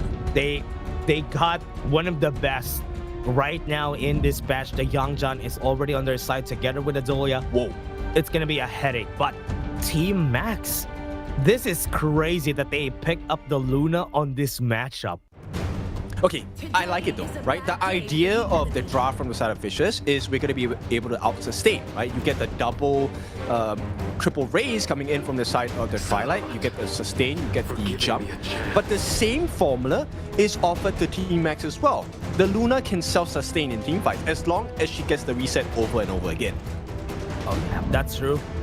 As long as she gets the reset, as long as she doesn't get stunned, but Vicious are finding answers. A Xiao Xiao Razard is a good answer against somebody who jumps in and out. The Meteor Storm is going to chase you anyway. So in terms of like stun, obviously the Lapu Lapu offers some sort of stuns as well, similar to what the Xiao Xiao offers. Is it going to be the same? Do you think this favors any single team at this part of the draft so far? Honestly, I don't know what they're going to be doing here for the team. They have been surprising us with a lot of things, but I like the side of Vicious. I like this a lot more. They still have a lot of options for the there you go, the farm laners, I was saying, but they already took down the options. Are they gonna force the Chano in this game? I like that idea of a channel, but Team Max, they've given themselves a little bit of breathing space, right? Because the Chicha can be flexed into the farm or the Clash at this point. So right now, knowing that the Byron is in the hands of Vicious, they're going to put this Chicha in the farm lane. And Team Max, they look like they want to secure a little bit more control. I like this a lot. Charlotte and Lady Chen both have CC, which can spot a game for VC.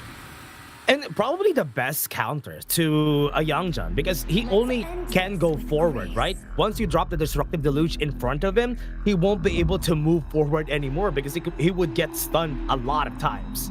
Yeah, plus Ocean of Tears, right? The passive of the first skill for Lady Chen could potentially spoil a lot of things for the side of Vicious. But Vicious, they also have the option to play from range, right? With the final pick being the Channel, there is the Soul of the Wolves from the Lupine Traps, the Soaring Shot, able to just get a couple of pokes in for the side of Team Max. And you also have Cliche on this Xiao Xiao that's able to get a couple of flicks in.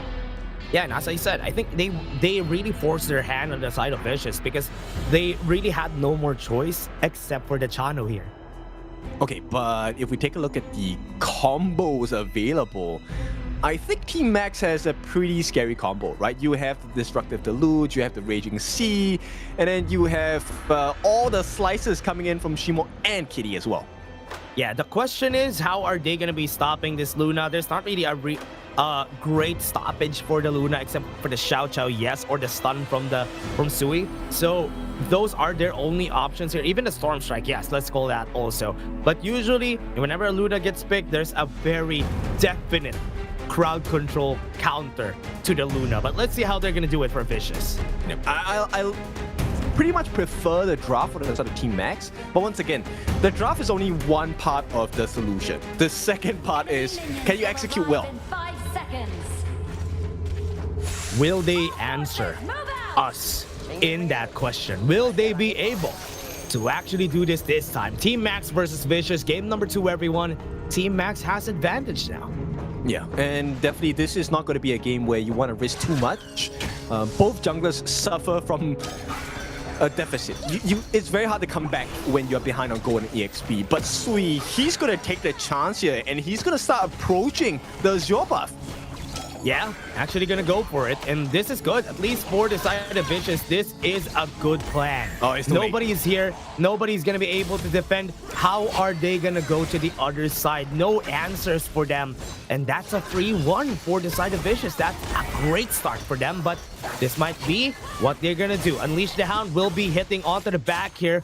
Was able to use him as an escalator to get out. Oh, Vicious. They are well rewarded for this risk that they took, right? No punishment.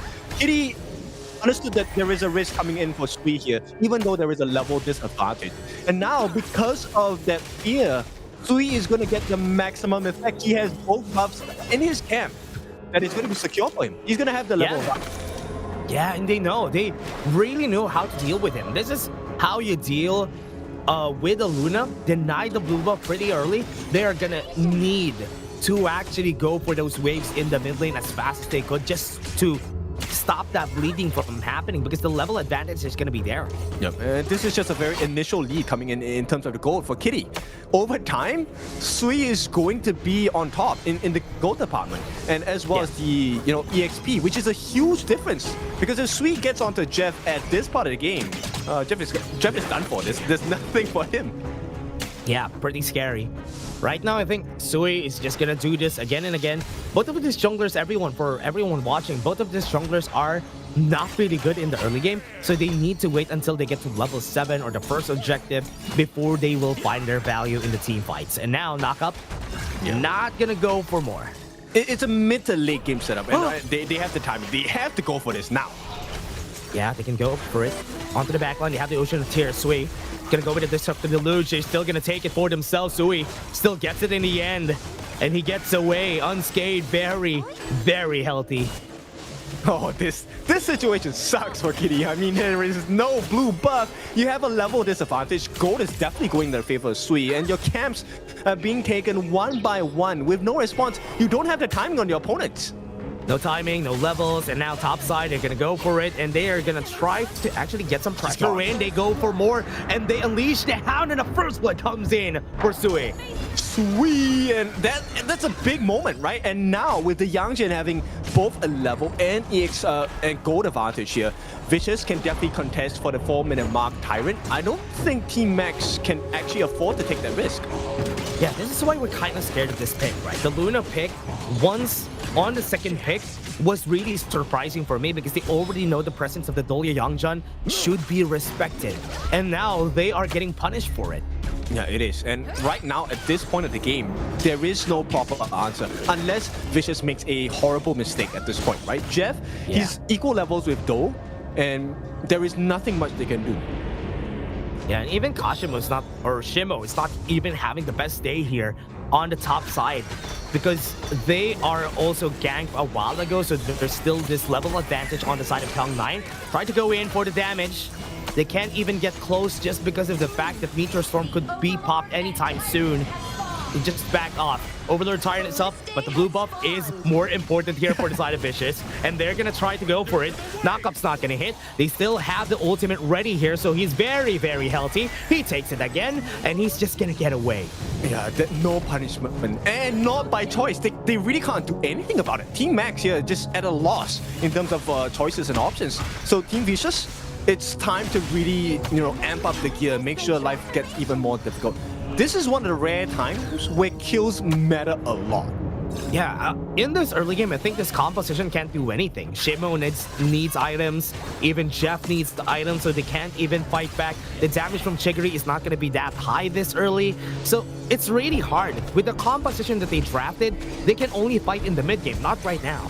Yeah, and Kyung9 already has the Pure Sky, so he's gonna have a 30% damage reduction here. There is no fight to be had. Max just needs to farm. But Vicious, they're not looking to just farm. They want to get the kills. They're gonna farm your heroes.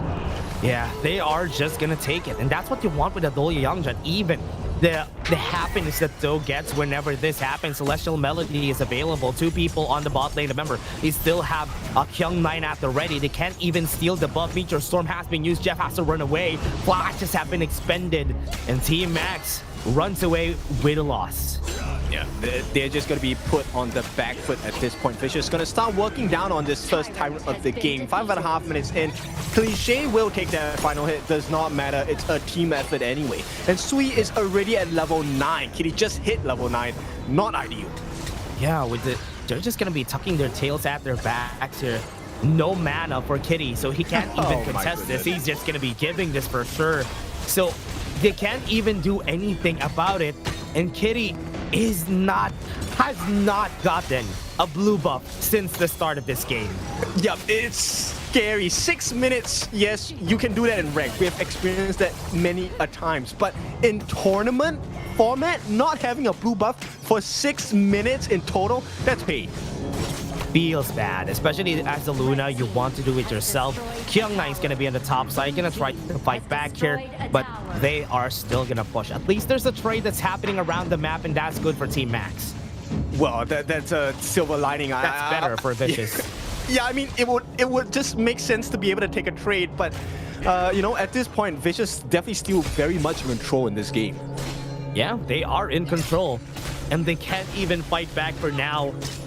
I think they need to find a way to just stop this. I think Jeff needs to run away. He even uses ultimate just to get that extra speed boost to just get away from this fight, though. I think this is a bit too aggressive. Kyung9 still had the force field suppression there. Yep, and look, there's no option. The timing is so tight from the side of Vicious. There is no window of opportunity for Team Max to even try and steal it away from Sui here. Yeah, Sui. One thing that's good about this, one silver lining that I'm also seeing is that Kitty, even though he's not getting any blue buffs, it's just a 600 gold lead on the hands of Sui. Yeah, but that is going to change really quickly. When Vicious actually go for the overdive, I think this changes. This again, we're gonna see it again. They're gonna try for it. They already had the space here. Might be able to go for it, and he got his blue buff for the first time. Jeff on the backline gets the cliche, gets the kill on them, and now onto the backline. Though a bit too aggressive. We're seeing Jeff getting some damage onto their side though, but there it is. Jeff is gonna die on the hands of Sweet. Unleashing Hound was able to chase him down. In the end, it's still a win for Vicious. Yeah, we talked about it right off the bat, right? If they overdive on the side of Vicious, it's not a punishment from the side of Max, it's a punishment to Max. And now Kitty did get that Azure Golem first time in the game, but the cost is 3 different members. Yeah, and now he got his red buff. Oh, okay. That is very good. I think Kitty still has the confidence to go for these fights like this. And think that is a good thing. Having this mental stability, mental state that even though if it was me, I'm gonna go crazy if I don't get any blue buff, but he's still maintaining composure here for Team Max. Yeah, and that's a mark of a champion, right? We have to be able to adapt to certain situations. You can't expect that games are gonna be easy. Now Kitty's gonna try and push it a little bit harder here. Yeah, and Kitty is actually pushing the buttons here of Vicious. Surprisingly, they're the ones pushing their buttons on the backline. Wow. He's gonna be killed. Kitty is mad and is enraged because he can't get anything, but he gets a kill anyway. And now they are just gonna get pushed back. The Destructive Deluge and even Star King in front stopped them from taking that Overlord. How are they doing this? That is the biggest turnaround that we've seen. What? Team Max 6 minutes without the Azure Golem, but now Kitty is fully recovered. He does have the Crimson buff on hand. Gets the solo kill on the Doe. You start to question yourself, actually, is Doe really safe in this game? Yeah, I think Doe is not safe. He's not safe. Even if he gets 2 leader stances, he's not going to stay alive for that long on most of the fights, if ever. Nobody stops Kitty from just going away onto the backline if he needs to. Stun comes in. Kitty still has the new moon, so he can still go in if he wants to. Now, Shadow Barrion's 30 seconds. It took them 3 minutes to recover. Kitty's now same level as Sui, but here we go. They're gonna try and take a fight here. Yeah, a bit of a dive. Heaven and Earth form is not available anymore. Look at where Jeff is.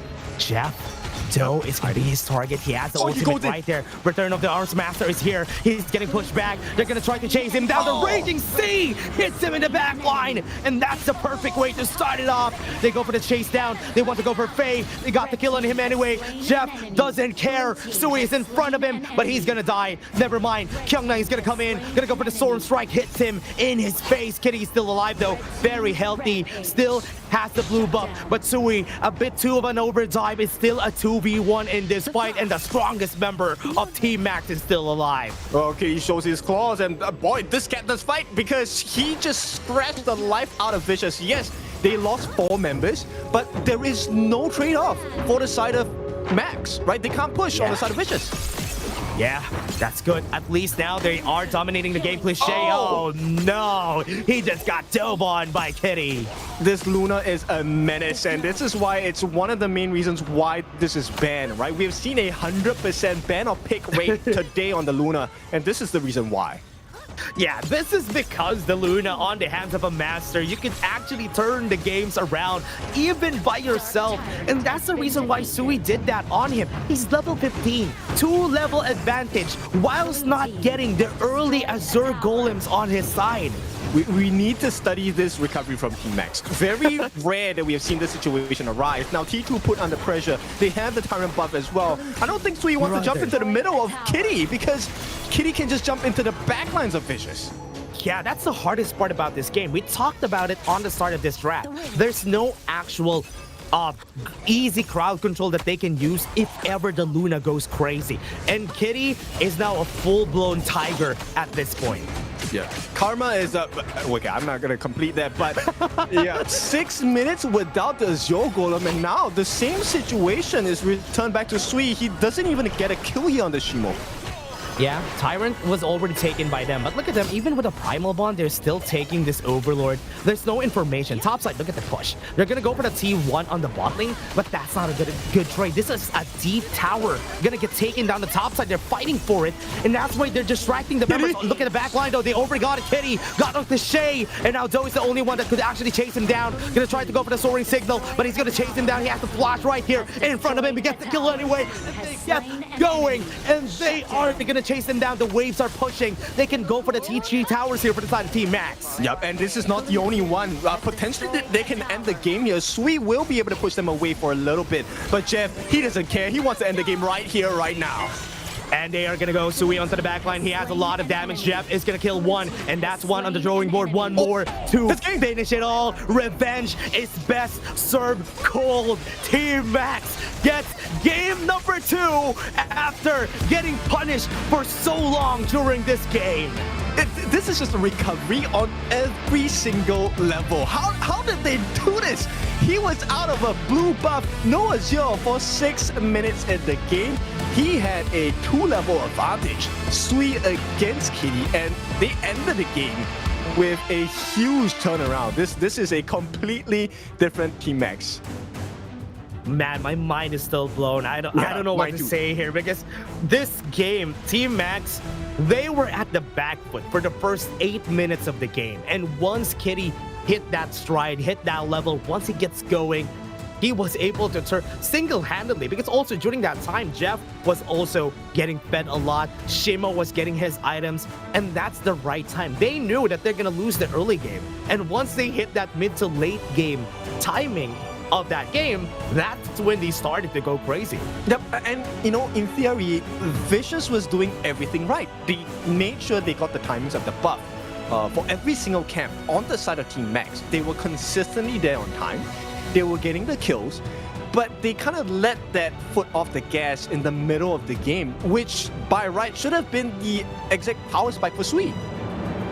Yeah, I was expecting that though, because the only problem that I've seen there when that was happening, we should study this on a different time, but this game was crazy good. But from what I've seen there, even though they're getting the blue buff for the side of Vicious all the time, there was no translation after. That was my problem there. Yes, we're getting the blue buff, but we're not getting towers after that. Because Kitty is gonna be out of the picture for the next 2 minutes. We should get something, but they didn't get anything.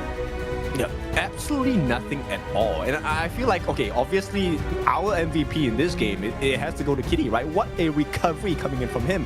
But another player I want to focus on is Jeff.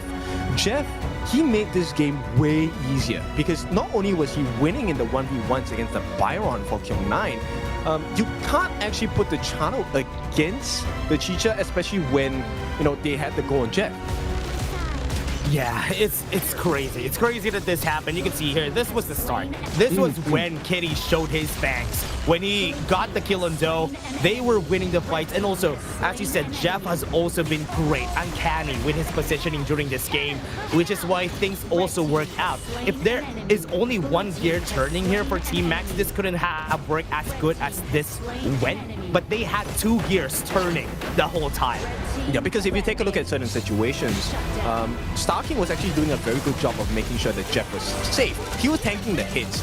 And throughout majority of this fight, you'll notice that actually Doe is not here. He's not doing damage onto the corresponding people. Yeah, and look at what happened here, right? Doe was trying to fight this in a range in where Kitty could actually jump on him. Which is why he knew, okay, you're in my range, I'm gonna dash to you and kill you, even if it kills me in the end. Yeah, and Jeff just making sure to maximize the different states available on this Chicha pick, and it was huge, right? I love this recovery. This is exactly what we need to come out of when you're in the depths, and Max Kitty was the one responsible for this whole turnaround. MVP 4-1 and 2. Impressive, really. Yeah, what a great play coming in from the Moonblade here in this game. It was it's crazy that they were able to work things out. They were able to win this. I was not expecting that to happen at all. Usually when you see this on other games, the team where the Luna is, they're gonna lose. But it's a good thing that they kept their composure. Yeah, and it blows my mind because, you know, for us, we've seen so many pro games and the formula is always the same, right? As a Luna, let's just stop her from getting the Ozio Golem. We should be able to win the team fights. We should be able to stop the growth. But Kitty refused to be put in that situation, and reality definitely changed. Max, it never felt like they truly felt they were behind all the time. Jeff was still farming as per normal. He was winning his lane against the Byron, and to do it against Kyong9, who was one of the superstars coming in from his previous team, Nongshim. Yeah, unbelievable. Honestly, the games that we've had has been unbelievable because they were able to work things out. They were able to win the games that we were not expecting. And I like that. I like to see more of this from Team Max. Great improvement. Last time they met, it was Vicious who won, but I believe this time around they could change the script in this round number 2. Okay, I'm going to claim all the credit here. It's because they had to carry me in the ranked game, so they knew how to come from behind. So man, they got some great gains from carrying you in their games. But we'll see. So these are the bantam picks, or rather the picks for game number 1, game number 2. And to be honest, there's still some big options available for both teams, right? The Chicha now is still available for the side of Vicious, but I feel like that's going to be banned out instantly from Team Max. Yeah, I think so too. I think this is what they're going to be doing here. They need to ban it out. Respect it for now. And I'm really thinking on what they're going to do next year for the team though, because Vicious, they're having such a hard time, and I think they need to make use of this timing to just cool it off. Because I felt like after they lost a while ago, their shoulders are down, and that's not a good sign once they go to the next game. I mean, this is where, champions are made. You have to be able to deal with a loss. And now, once again, I hate to bring it up, but Sui comes in again. This is his first debut into KML. And this is where we get to see, right? When you're dealt a difficult hand, a difficult card, you're 2-0 down. The next loss means you lose the series. What does Vicious do? Specifically Sui, because she had a great start to game number 2. Oh yeah, and they are going to be looking to do this for this next game. I think Team Max is... What are they going to do next? They have been doing so well on that game. I think they need to change the script here for the side of Vicious. They need to get the items, the heroes that they want to work with this time. I'm curious because I haven't seen Sui play an exceptional assassin jungle yet. I feel like that could be the composition that Vicious can take advantage of. But right off the bat, you know what? I see it. The pay. They have to ban the pay here, or Max will take it. Yeah. Oh yeah, I think they need to. Oh, they banned the Ukyo. Yeah. Yeah, actually, you're right. They're gonna take the pay in this game for sure. Oh, never mind. They're gonna take the Lung. That's surprising. Okay, so that's why they're winning, because we can't understand them at all. Oh man, what was that? My ankle has been broken. Crazy ankle breaker from Team Max. Okay, but they still go for the same playstyle. It's going to be the Arta here, the tank coming in for the side of Vicious. We are seeing the Arta. Has it found success? Yes, for the side of Team Max, but that's because they had a lot of damage dealers now. So control seems to be the name of the game for Vicious here. They want to pick up the mortar as well. So stuns are the stuns, sustain, and be the sponge, soaking the damage. Who's going to deal the damage though? Yeah, that is the question. And right now, they still got it anyway. They still have the Byron, right? They haven't played it yet. So Team Max could go for the pay Byron for their side. Or they could use something else against that Ata. Maybe Bot T is still available. So never mind. They're going to go with the pay Byron, the classic. Okay, I like this a lot. Max, when you least expect it, they play the usual card, right? And when you're expecting the normal games, they come up with the crazy strats with the Luna without a buff for 7 minutes and, turn the whole game around. Yeah. Right now, the Byron is there. Who are they going to go for next? No more Ukyota Chibana to go for that combo. But they're going to go with the classic also. Tried and tested Garenmo and Motsu for Vicious. So they're going to play around their range this time. I believe we saw this in the games yesterday. I believe one of the teams was playing the Motsu Garenmo combination. Found pretty good success with it, right? Stuns, guaranteed couple blades. Now the question is, what does Max want to do? Yeah, that was stamina from yesterday. The one who did the Garenmo Motsu, they were successful. pretty well. But Lilian Po is going to be banned here for the side of Vicious. They're taking out a lot of the tanks. I think that's the only tank option left on the side of Team Max because they used the Dongfei and the Lapu Lapu already. I mean, one of the great answers that Vicious could have had was the Aaron, but now that they have picked it, I believe it was Do that picked it in the previous game. That would have been a great answer against the Pei because you can actually attack him while running from him. Oh yeah, that's true. Guanyu War Saint is also out. The Futsu respect for Team Max since a while ago, right? They have been doing this since a while ago, and they have been respecting the side of Vicious from that. So now we take a look at the roams, right? You have control in the form of Morse for the side of Vicious. What does Max have in mind? Should they go for a tank here? Yeah, actually, I think from what they had, they're gonna go with Lady Sun for their side. I think a good damage dealer and also quite a big range for the side of Vicious. Okay, they're just gonna be going with the idea for Team Max, and they're just using the Garuda just so they can fend off the frontliners here from the side of Vicious. Okay, this is a really cool combination coming in from both sides because this is a huge burst competition, right? There's a lot of burst potential. One from Kitty on this Pei, second from Jeff on this Low. But at the same time, on the side of Vicious, you have Cliché on the gun and Mo, you have Do on the Lady Sun. Both sides offer such a dangerous combination of one hits. Yeah, pretty scary though, pretty scary. But they actually went with the Xiao Xiao, the Breeze Heart on their side though. So they are just gonna be waiting for, or probably expecting something. Okay, there you go. They were probably expecting the Ying from the side of Vicious. That's why they just went in with the Xiao Xiao. I like it. So team fights, they can actually drag it. This is going to be very dependent on how Sui plays the game already, right? The junglers will dictate the pace. Whatever the team does, as long as Kitty or Sui has a great start to the game, they can actually force their will. Oh yeah, that's true. Gonna wait for it. There you go. The Ying is gonna get picked. We don't see this a lot, but we've seen some of the players from the global stage pick this on certain moments. And Game 3 is one of those moments, especially if they're fighting against a Pei. Okay, now, based on the draft itself, I want to just pinpoint the laning phase. I think the laning phase actually goes in favor of Vicious here, right? Very fast wave clear from Cliché, a lot of damage. And with Pei and Do, this combination of the Cannon Blast with the Frag Grenades, extra damage, guaranteed damage against Team Max. Oh yeah, that's true. I'm kind of looking at what they want to do here. I think I like how straight to the point what they want to do in Vicious is they want to do damage. They can go for the long range. The Lady Sun could actually also hit from very far away, and they have some form of crowd control to help them out. I mean, the ultimate shell is definitely going to be a game changer if they're able to kind of get the members low on the side of Team Max, right? Kitty, Chigiri, Jeff, Starking, they're not the tankiest members. And if you could get the continuous stuns, which they do, you have Kyungnan, you have Sui, you have Thay, they all have ability to stop them in their tracks for a temporary moment, which means free burst damage from Do and Cliché. Oh yeah, that's what they're gonna do for sure.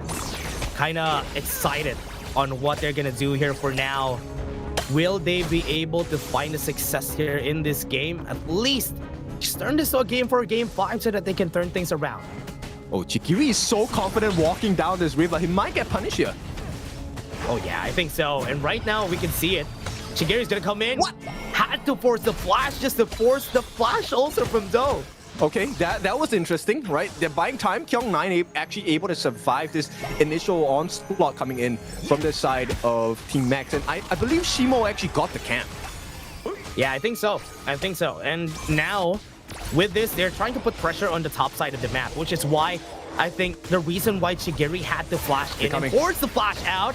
Oh, great ultimate coming in from their side from the long range, was able to hit one more slice on the head, but still not successful. Yep, they missed actually. Sui missed his ultimate, and that could have turned completely different. Vicious could have had first blood. Unfortunately, this is not going to be the case here, as reality once again takes a turn. Shimo baiting.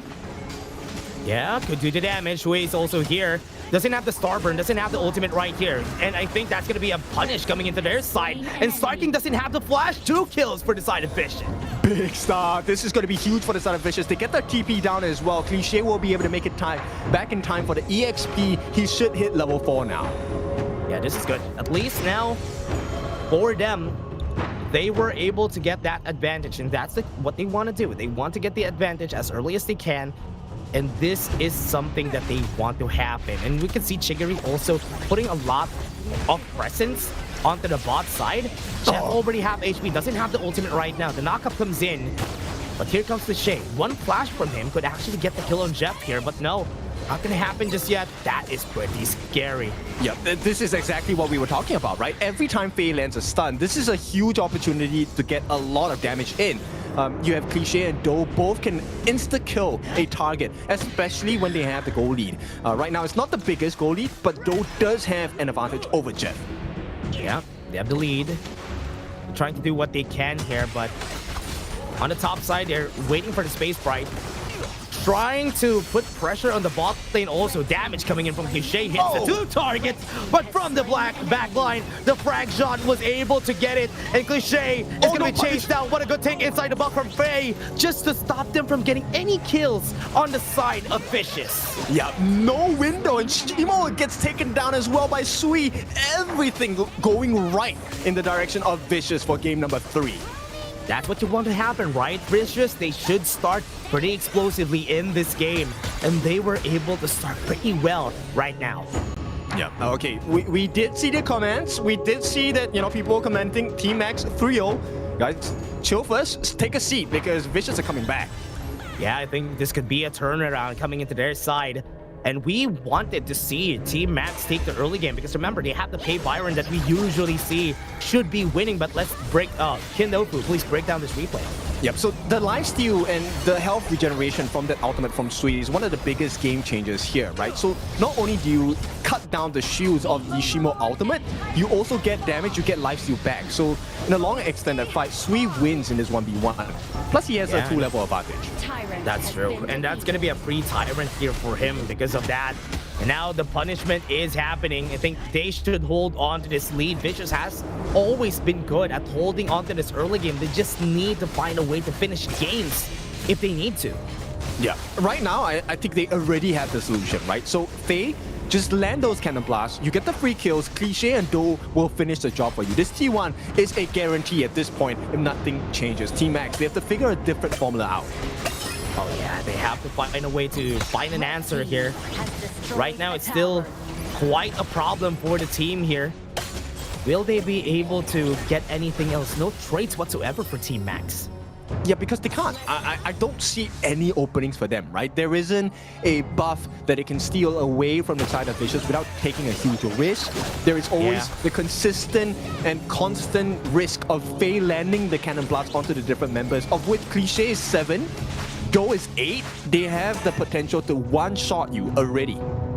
Yeah, it's pretty hard, right? It's pretty hard for them to do anything at this point in the game. And I honestly want to see how Vicious will be able to just hammer down on what they got here. Yeah, I like this decision by Do as well. Oh, he's Starking. Yeah, Starking. Oh, what a great timing again for Faye with a tank inside the box there. Yeah, look, I love the greed. This is one of the rare times I love greed coming in from the side of Vicious, right? So already has the Eternity Blade for the side of Do. He wants to go straight for the Daybreaker Virtue. Yeah, gets the knock up again. Right now, Jeff still doesn't have any damage at this point in the game. Trying to hit on Kitty here. They have the information. So that's an easy blue buff take again. It's like a deja vu of last game. Yep. Okay, so maybe the deja vu that Team Max wants, right? Because if it goes to script, Vicious will lose in the later part of this game, but for now it's looking okay. It's looking a lot more dominating compared to that. I think Shimo's dead here. He can't do anything here. That's just going to be a free kill coming into the side of Do. Yep, keep doing that, right? That's the win condition. Vicious, keep the same formula going. But Kitty looking for the punish. Trying to go for the punish. Gonna go for the stun. Just gotta wait for a bit. And Kitty can't even do any damage. He got the steal though, but at what cost? He might fall down here. That is a good stomp coming in from Kyung9 just to punish Kitty. And even Star King is gonna be dead to the right here. Yep, exactly. I love this. The control coming in. Faye is such a monumental pick in this game with the mortar as well. Cannon blast after cannon blast, making sure that everyone stays in position so that Cliché gets the easiest snipe of his life, and Do just needs to keep rolling in. Yeah, against the sun again, with the meteor storm is going to be there. They have the shot from the passive, and Rampage comes in for Sui. Yep, easy one. And this is the exact game plan we wanted Vicious to execute in game number 2. They have found their footing. It's a 10-0 KDA in terms of both teams' scores. Nothing looks possible for Team Max at this point. Oh yeah, it's looking pretty bad. It's looking pretty bleak for the team.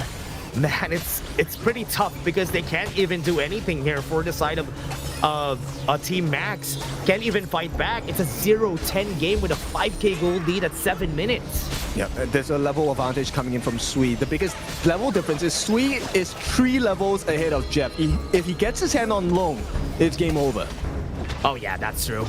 Once they can go in, the range that they are fighting on is just so good. They know how to play around that, which is why it's so hard to get even close to Starburn. That has such a long range. Yep, and here's the dangerous part, right? If we take a look at, hey, positioning-wise, Kitty now being super aggressive, he has to give his life for this one. I don't think he makes it out. Yeah, he is going to be giving his life for sure. One hit of the couple of blades, he's kind of tanky because he has the Blazing Cape. Oh. He's not going to survive for so long. Wait. Dodges it. Not going to hit anything, though. Hard to force the flash, but still he's going to be dying. Okay, that was scary. Yeah, I mean, at that point, the theme song was coming out, right? The Eye of the Tiger, and he's running. But yeah, it didn't really work out the way he wanted it. Oh, yeah. It's working out for Vicious, though. At least this is going good for them, and Team Max, at a loss, still hasn't found their footing. And it's a very different game they're playing here because they're just losing most parts of the map. Yep, and bear in mind, this is like pre-9 minutes, right? The timers for Team Max are not going to come anytime soon. It's probably a 12-minute mark, a 13-minute mark before they can actually fight against Vicious. So Vicious, they need to end the game soon. Yeah, they need to find it. Right now, the tower is down. And they can't even get close here.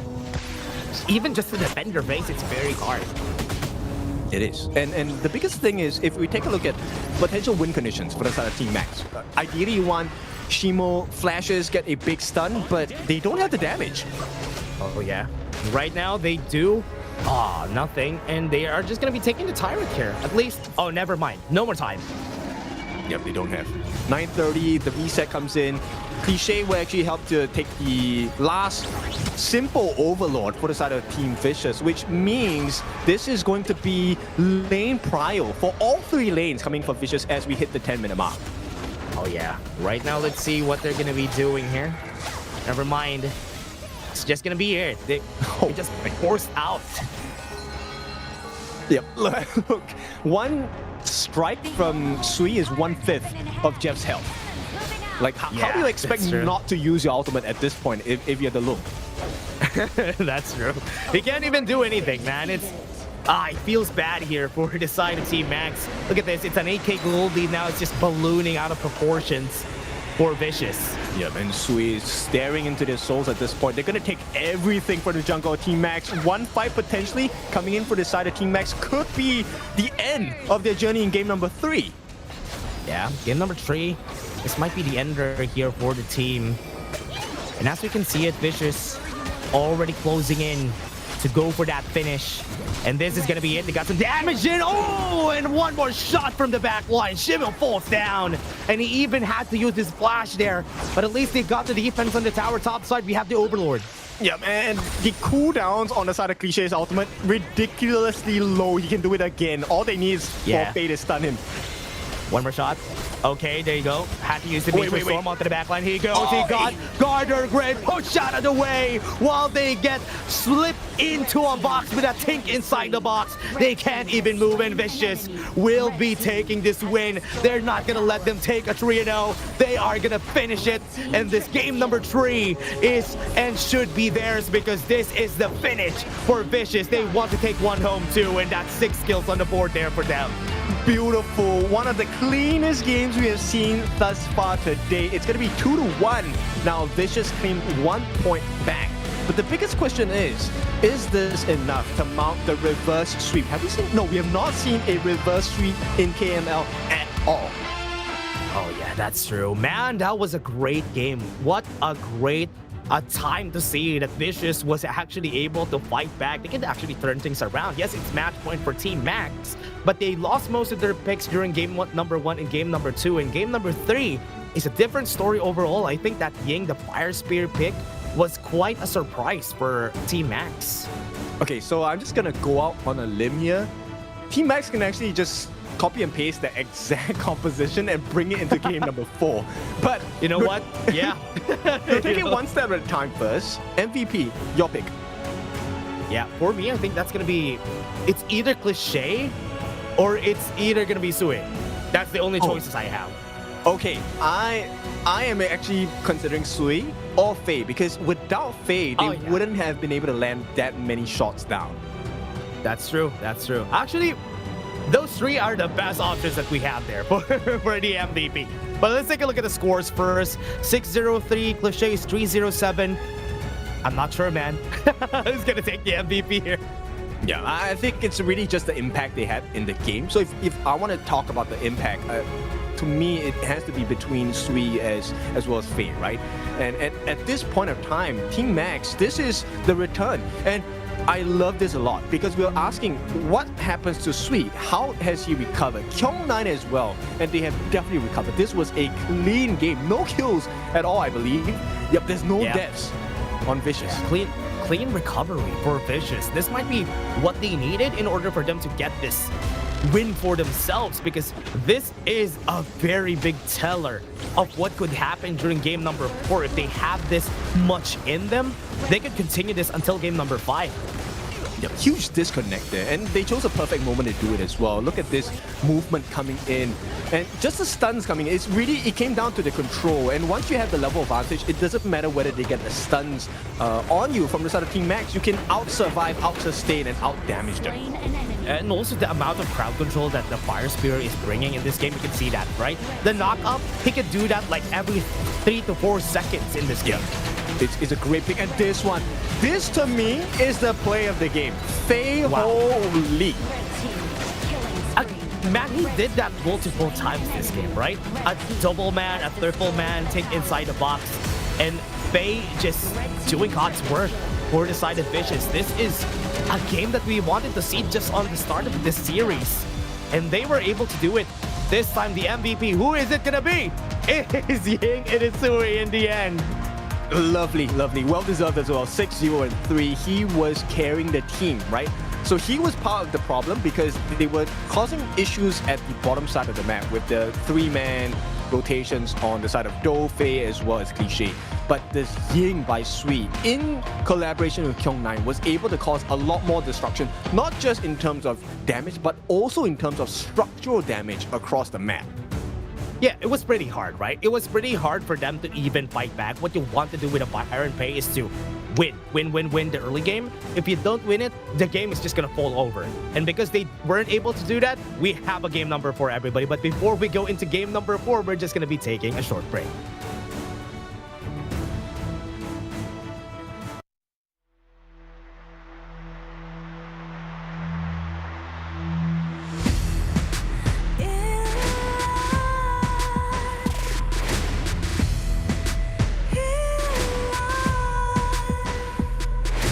What's a life without its worth? Compromising with what hurts inside. When you let fear decide your fate, you don't choose which path to take in life. I'm finally letting go of everything that still holds me. I'm against all odds, but I won't give up, 'cause it's my time to shine. Standing in the starlight, can no one back me down. Destiny is calling high.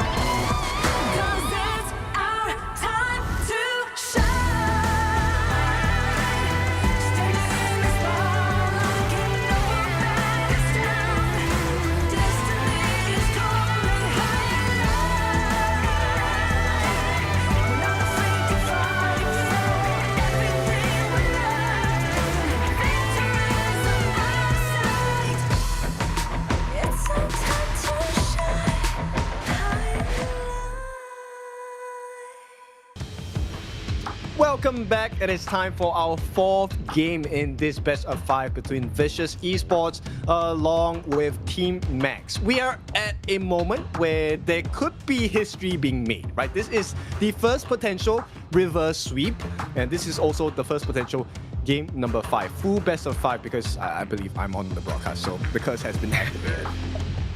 Oh man, unfortunately I'm here with Ken, so I'm gonna also be here. If ever this goes to game number 5, it's his fault, okay? So with what we've seen for this game, I think this is gonna be the turning point for the side of Vicious. Great performance here in game number 3. This is what they needed all along. They should just find a way to just get that early game going and use that to win the whole game. Yep, I believe that is really the case, right? For Team Max, if you cannot end the series here, I think it is up for Vicious to take already because momentum will definitely go into the sides. The hero pool is going to get a lot smaller. So there's a couple of things they need to really run through. What went wrong in game number 3? Because they just completely lost their plot. They gave first blood, they gave everything, no kills coming in from Team Max. Yeah, it was pretty hard though. They didn't know what to do at that point in the game. I was really expecting a lot more for how the composition is going to work, but Ying is a very good answer, right? Against the Pei, against the Okyo, just because of how much crowd control the Ying has. If you're gonna compare to the crowd control that the Okyo Tachibana has, Ying has a lot more.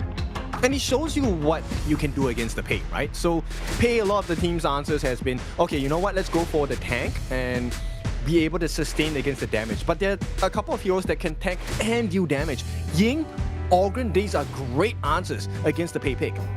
Yeah, and they were able to answer it effectively, right? They were able to work things out effectively, and that's what you want to see for a team like this. This is something that they expected, this is something that they wanted to do, and right now, Vicious, they just have to keep at it if they want to go to game 5.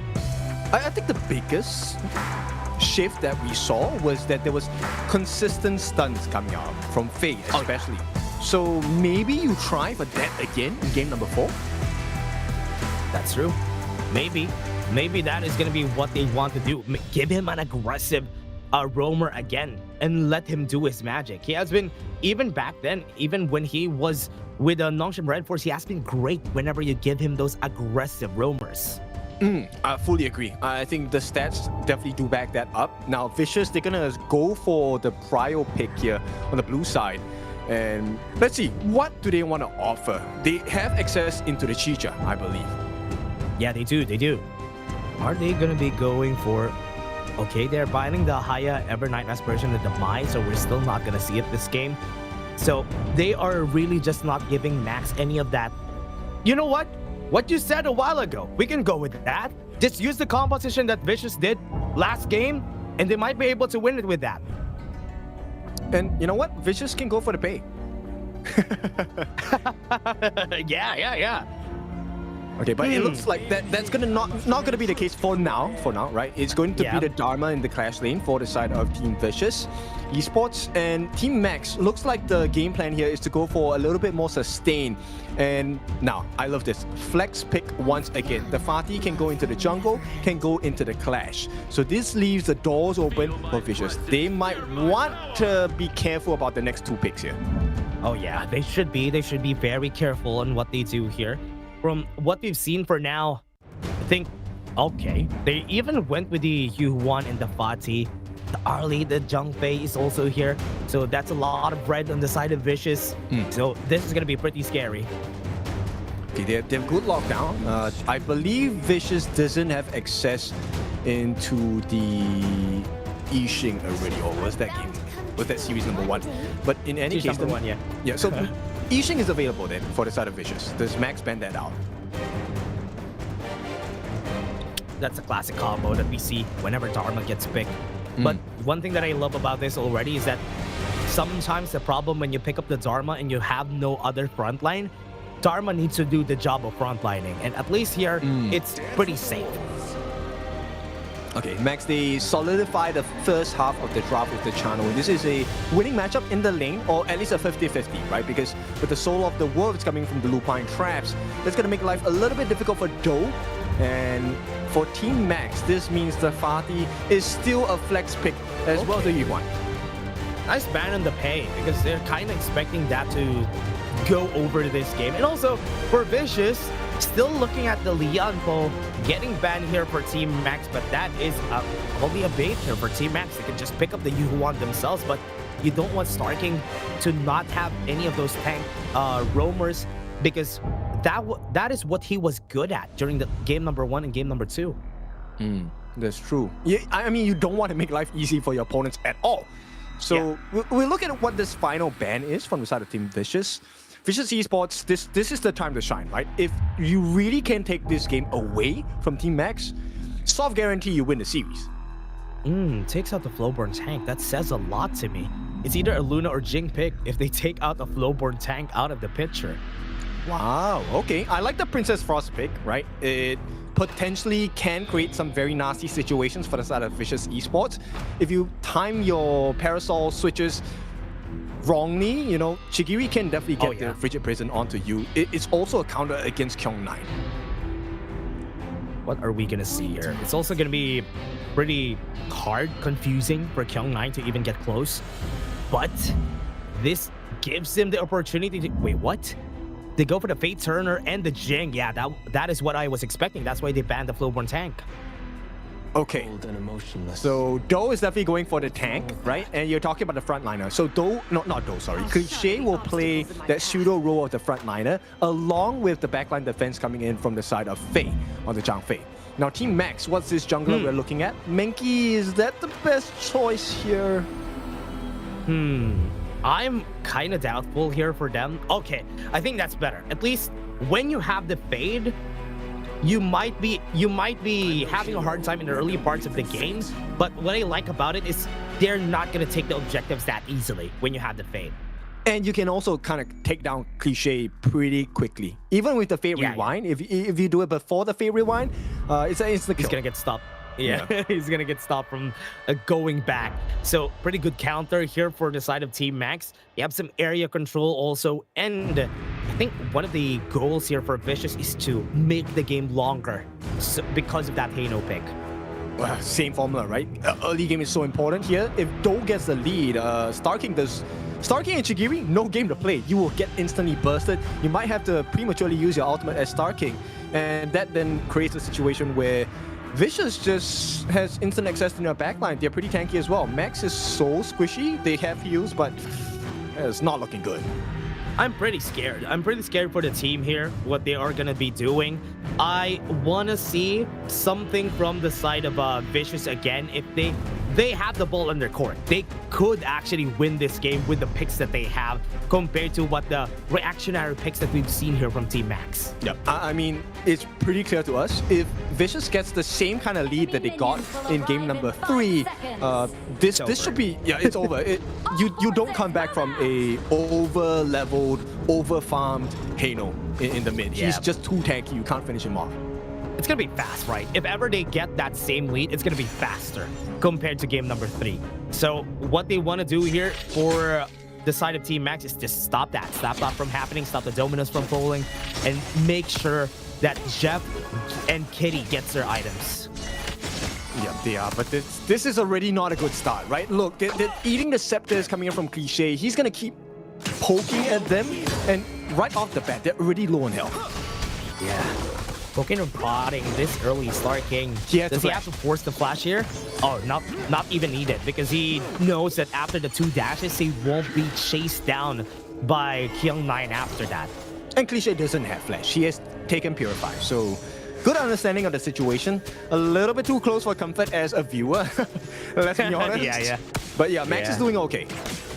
Yeah. One thing that's hard also by what they did here is that Shimo is not going to be able to win the 1v1. The reason why Fati is good against the Dharma is because he can actually deal constant damage, but because he can't even get close against Do, it's a hard lane for him. It is. And this means they have a soft guarantee on the top side on the class lane for the space sprite, which has been acquired. So now there is going to be a very slight lead going in for the side of Team Vicious Esports. Team Max, they have to play really carefully. They cannot give first blood. Same could be said for Vicious Esports. Oh yeah, Teleportation Sprite is just so good at helping out the rotation here. Now it goes back to mid. He eats this XP. And that's what you want, right? Whenever you're playing Jing, you need to be accelerated as fast as they can. And they try to go for the kill here on the bot lane, but Kyung9 is a touch too tanky.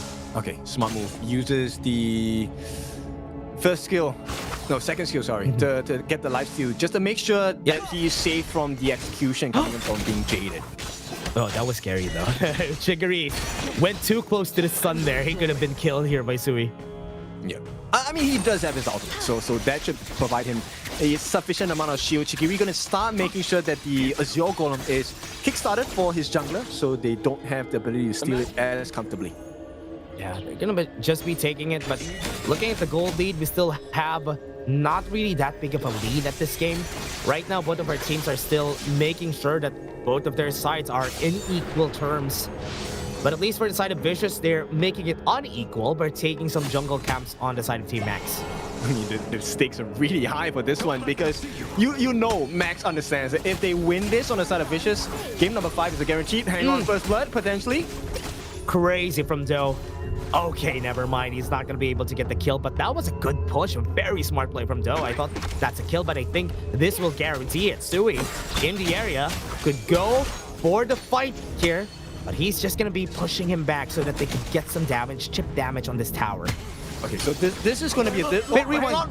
Oh, that's good. First blood comes in for the side of Team Max. Good pincer from the side of Team Max. Yeah, would have been better if it went onto the hands of Kitty, but you know, for Vicious Esports, I think they count their lucky stars. Yes, they did give away the first blood, and of all people, it's actually cliche, not ideal.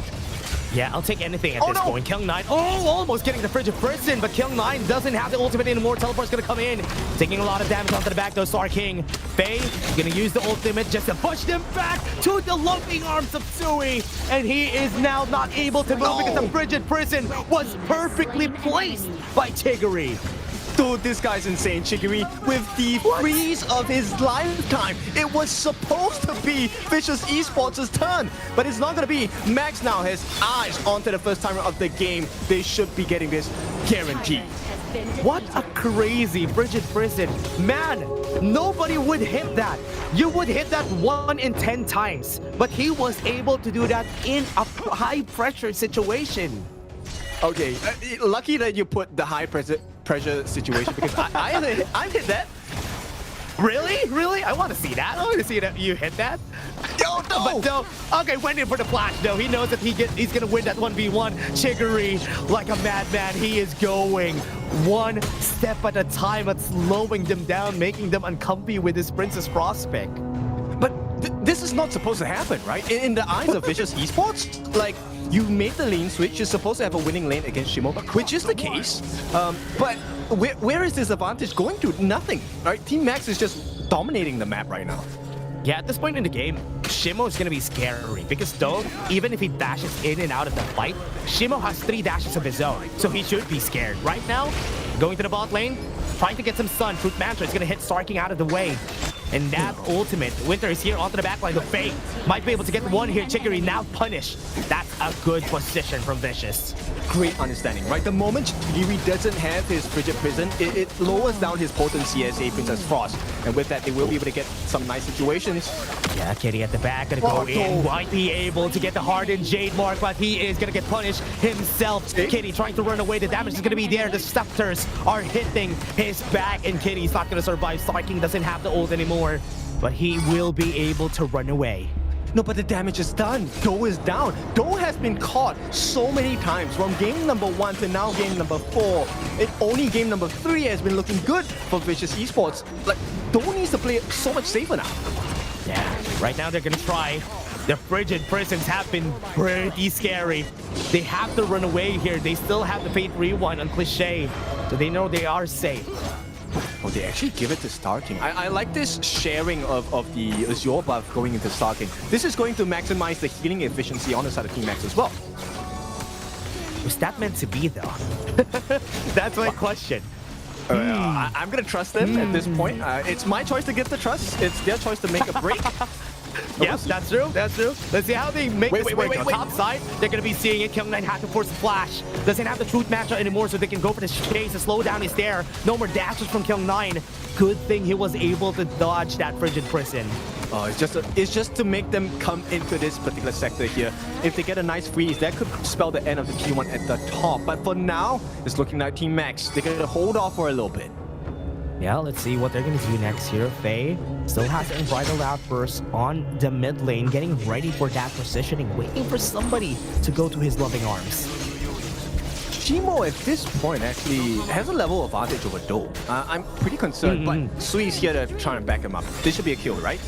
Yeah, for sure, right? Okay, never mind. They're just going to be giving it a trade for a trade on the top side because they know that Kyung9 can't defend it also. So that's going to be a trade for the towers. Yep, and the comps have been really clean so far from Team Max, right? Understanding that Shimo doesn't need to overextend. And right now, Kitty is taking advantage of the fact that there's so many different members on the side of Team Vicious that don't have eyes on him. Yeah, Jeff doesn't have any mana though, so he won't be able to pop the leader stance, and he gets punished out of it. And Sarking has to force the Unending Sorrow here just to get out, and he was out now. Yeah, you don't count Vicious Esports out at all, at any time. And this time, Jeff makes the mistake, and the rewards are great. It's going to be the Azure Golem going into the hands of Team Vicious Esports. Doma's going to get this one. They always have to respect it, right? Whenever they don't see Faye in the area, his Zhang Fei is just gonna go and pull the trigger anytime he sees somebody like Jeff trying to take something. Now, still have the objectives here. Still 8 minutes in the game, but we have seen so much action in this one. I don't know if this is the right time to contest. Faye doesn't have his ultimate yet. It's gonna take him a little bit of effort to get it down. And Team Max, they're already split pushing. Trying to get close. Kyung9 has the flash now. And we don't have Kitty in the area, so it's not a good contest here, even for Team Max. So are they just gonna let this happen? Because Sui is not close to that Tyrant, so this is not gonna be a good take for anyone at this point. I mean, they don't know where Kitty is. They will get to know it now. Okay. So they have to be really conscious about their decision here. This one might hurt. They have the info now. Kyung9 is in a very cheeky position right there in the Crimson buff. So once Kitty clears this Tyrant and goes to the top side, he might be in danger. He's seen now. Yeah, but the T1 at the bottom is the big problem here for the side of Vicious Esports. They need to clear this. I think at this point, Kyung9 should be able to secure the same on the T1 at the top as well. Okay, at least. He also is in that area, so they know that nobody is going to be able to clear it without going to the brushes, so they are afraid of going to the top side now. But now they see Kyung9. Are they going to fight for this blue buff? Sui is a bit aggressive if they try to. They're just going to be taking it, right? They have the hard they line. Right. With the seal, they seal it into the hands of Kitty. He does have the Azure Golem. That's going to be number 1, mana regeneration, and number 2, he's going to get cooldown reduction. So that's great for Kitty. It helps with the damage output because he gets a faster ultimate reset. Now with that being said, Team Max, this is pretty close, right? For the 10-minute mark, this is the one that decides the fate for the next few minutes. Yeah, Shadow Variant is here. Sui already starting. Gets knocked up by the Overlord himself. Gets close, striking. Trying to go for it, but right there onto the backline, Kyung9 almost got it. Still has to flash though, so it's still okay. Might be able to go for a second round. They're gonna try to go for the kill. The person is there. Cliché is gonna be dead. That's gonna be 1 kill. They tried to go for the Unbridled Outburst, but it's not working out because Team Max is gonna take this Overlord for free. Oh, so clean. Chigiri once again. What a big play. He pivoted the whole situation in favor of Team Max, getting the freeze onto Faye, who is the main tank of the team, by the way, and making sure that he couldn't provide value. And this means Vicious Esports had to back off, and now Max are going to reap the rewards of that mistake coming up from Vicious Esports. Yeah, and they're still holding on to that Shadow Vanguard, right? They know that they don't need to drop it right now. They can just push the waves and drop it to where somebody is, like top side. They can drop it to the top side right now just to stop Do from pushing. Actually, I would drop it on the bottom side at this point, but because of the split push happening, I think it's ideal that they drop it on the top side of the map. Team Max, Jeff has secured the T2 for the team at the bottom side, and this means Vicious Esports' vision is obscured now. Yeah, they're gonna have a hard time trying to get close here, and now they might try to get some damage in. Cliché having a hard time clearing these waves, because what's hard about this though is if it's dragons, it's not gonna be easy to stack the scepters if that's minions. Yeah, it's not. And the biggest thing, close to 10,000 gold for Kitty. He is at the top of the gold leaderboards. He has the damage, he has the items, he has the survivability as well. Dragon Rage. everything helping him. Looking for the ender. Jay, not very healthy, has to back up. Smart. Shimo getting the attention of most of the members of Vicious here in the mid lane because they don't want 2 towers down here for Vicious. They have to give an answer for this, and Team Max, rightly so, back off. They don't want to over-aggress, right? Don't overstep your boundaries, and it looks like that is the right decision at the moment. They're going to start working on the Shadow Tyrant. Team Max just played all their cards right. Yeah, Primal Bond is out now, so they can actually fight. Jeff is dead. What a good catch coming in from Sui. But they're going to be taking the Tyrant here for the side of Team Max. One thing that's good about that is they cannot do anything with it for now. Yep, and once the dust settles, then it's still Max in favor, right? It's still advantage to them. Yeah, still in their favor. 5k gold lead in this point. And now they have to always clear the top side of the map because of this hole that is on the top side. Yeah, this is really interesting because Cliché is at level 13, right? As the time goes by, everyone will hit max level. But it doesn't feel like Max will look like they will be in a losing position against Vicious Esports anytime soon. True. Still hard to even find an opening here. They can't even push the T2 on the top and bot side of the map even after losing Jeff because they know that the other 4 players can still pack a punch. I mean, we're expecting Cliché Scepters to hurt. Land onto the... Oh, bot side Shimo might be in trouble here. Has to pop the Sacred Tree Blessing just to get away. Has to damage on Do, almost getting the kill on him though. Shiguri has to be careful though. Kyung9 is in the area, waiting for him. The punish is going to be here. Sui into the backline. Jeff almost dead. Had to get the redemption to save his life. But the mid lane, yeah, as you were saying, that mid lane could fall anytime. We've seen this so many times, right? When teams take a good team fight at the correct time, when the minions are pushing in, it hurts your opponents, especially when they lose. Right now, Team Max, they re-aggress, they get control over the Gorge. Remember, we have an 18-second timing also off the Overlord. Sui is not going to be there in time. So they are already pushing all the waves that they can. They need to push the wave on the bottom lane here for the side of Team Max so that somebody has to defend this before they go for that Overlord fight. There's no numbers advantage at this point. They will get vision of where the members are at on the side of Team Max. But Cliché, he needs to get this Scepters. Without the Scepters, there is no additional damage. Vicious Esports needs everything to go in their favor right now. Yeah, this is going to be tough. Not the easiest fight to go for. On the side of Kitty, he is just hiding. Nobody has information. Nobody has a check on him. So this is going to be tough. He is in front, waiting in their lying arms. They see him now. Onto the backline, you can see Shimo finding a good position here in the backline. Might be able to get a great flank, but they tried to go for Sui, and they are not going to kill him for now. Okay. Wait! That's a good knockup coming in from the Overlord. What a good assist from them. Has to force an unbridled outburst. Almost getting the kill, but now here comes the retaliation. Kyung9 misses the truth matchup. What a great bait coming into their side to go in. They got the damage. The hardened Jade Seal clears 2 and make that 5 an ace coming in from the side of Vicious.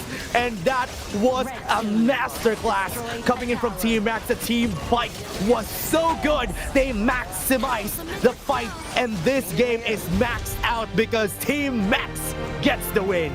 Big win, picture perfect as well with the harder Jade Seal. A quadra kill, by the way, for the jungler on the side of Team Max. Boy, oh boy, this one hurts for the side of Vicious. They won their first meeting 3-1, but right now that favor has been returned 3-1 in favor of Team Max.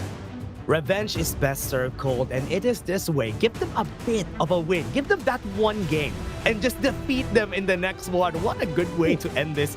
Poetic even for Team Max because they ended it also 1-3-1. Yes, and it was looking good for a moment. We were expecting the recovery coming in from the side of Vicious Esports. But I feel like this game, Cliché didn't hit the mark. Not his fault, it was just a big difference in terms of goal gaps. And when you have a Fave pick, you know you have to get the objectives.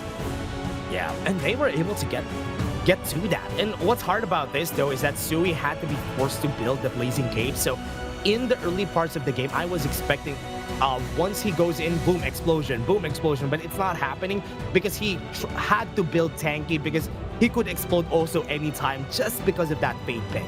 Yeah, I like the way that the comms on the side of Team Max, right? It's very clear. We can see it from the movements. Shimo, as long as he's alone, he knows that there are 4 different members on the side of Vicious Esports. He's telling the team to go for something else. He will play safe, get the trades, get the turrets, get the objectives. I will survive. I will pull the attention because you can't ignore Shimo as well. Yeah, you know that nobody could win a 1v1 against him. At that point in the game, anybody who tries to 1v1 him is not gonna win. That's why they had to leverage that advantage so that the other members of Team Max will be able to take a fight. It's so crazy, and like they made Kyung9 look absolutely distant. She could not do anything this game. He tried to go for a lot of flash shoot mantras, but every time he tries to go for it, there was a flash at the ready. Every time they see him, they always have their fingers at the ready for a flash, which is why he isn't hitting all those good shoot mantras. Yeah. And of course, the game started really well because of Chigiri. Look at this frigid prism! Ending the life of Sui. Holy, I mean, this, if you are looking for a good play as a Princess Frost, this is a good play. You don't see that every day, right? It was expecting that Sui is gonna go there, gonna try to at least back off for a bit. But the positioning here has been uncanny, right? Also, that assist from the Overlord, crazy knock up on 2. Yeah, I mean, when it's your time to win, it's your time to win. You don't lose. And this was huge. Chigiri actually baiting them and using the Splendor as well. And I think this game really just put into perspective how you can actually come back into the series after having a bad start to the games. The Hardened Jade Seal finishing 2 targets. Ooh, that's so good to see every time. And that was a great game for Team Max. They showed their fangs in this game. The MVP for sure gonna be Kitty with this better foot fade on the 7-1-2 in that KDA. Same storyline as Sui as well. This guy, we don't know where he came from. Boy, did he show up today. 7-1 and 2, 22% of the hero's damage dealt over to the side of Vicious Esports. And what a time to hit your growth, because we are in the group stages. Every team is looking to fulfill that first or second place. It's a tough climb because we have 2 of the strongest teams from arguably the 3 best regions, East, West, WKS.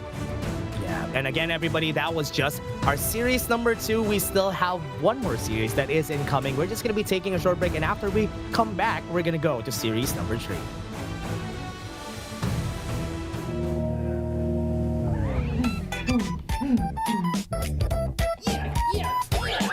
What's going on with this music? Honor of Kings. Now with lobby background music customization. Switch up the vibes anytime you want.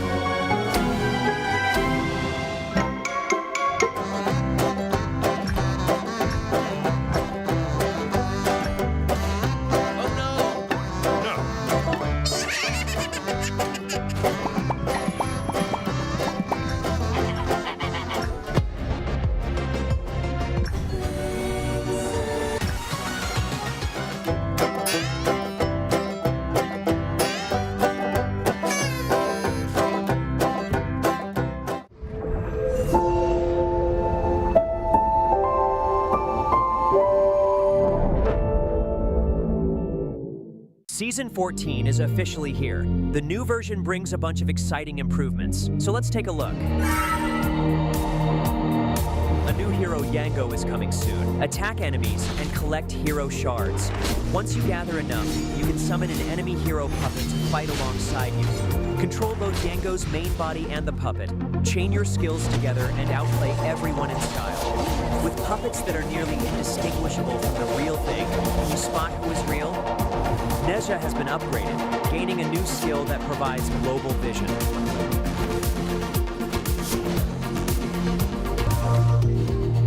Luara has received gameplay experience improvements with increased damage and kiting ability. Body has also been improved, making skill chaining into enhanced basic attacks much smoother. Spritlings arrive in style, bringing 3 special potions with them. A growth potion made for fighting and soaking damage. A shrinking potion, perfect for escaping and getting around quickly. And a cooldown potion, which speeds up skill cooldowns. Of course, each benefit comes at a cost. The shrinking potion reduces your damage, the growth potion slows your movement speed, and the cooldown potion consumes a portion of your health. Pay a small price, then pull off some spectacular plays. The new mode Superflow Brawl arrives with a bang. Faster farming, faster pacing, and more exciting combat. Players can choose one of 3 talents to enhance themselves, gain more talents as they level up, and stack powerful effects. Complete missions to unlock even more random talents. Freely combine them to create powerful talent paths and discover your own unique strategy. From March 6th to 16th, participate in the event and collect keys and chests to redeem up to 5,000 limited time tokens. Get a minimum of 888 limited time tokens guaranteed. Starting March 11th, experience the new version and get a Ramadan-themed Spriteling costume. From March 14th to April 12th, participate in the partner event to get a permanent minion, legend skin, and 1,500 limited time tokens. From March 14th to 15th, log into the game to get 10 free draws in Point Draw and a brand new Flowborn outfit. From March 20th to 22nd, participate in the event and snatch green packets. A large number of tokens, limited time tokens, and other rewards await you. You can get up to 10,000 tokens. From March 14th to 15th, all heroes and skins are free to try for a limited time. Grab your friends and play together. The player info card on the loading screen has been fully upgraded. Come customize your exclusive appearance. You can now customize the lobby background music on the main interface. Switch tracks and set the mood however you like. Quality of life improvements are here too. Resources are now automatically streamlined based on device model, so unnecessary files won't download unless you choose to, making the game much smoother. Finally, more perks and surprises await you in Season 14.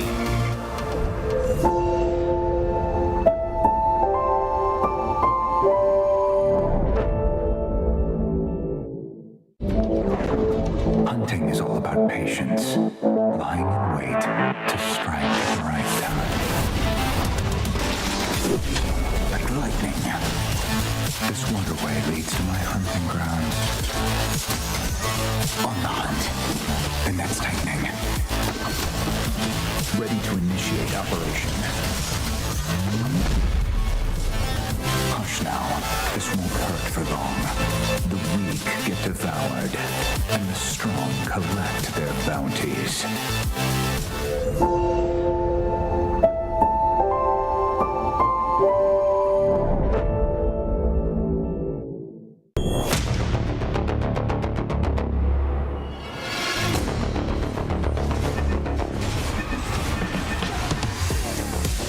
HOK's new mode, Superflow Brawl, arrives with a bang. Break fixed builds and experience true combat evolution.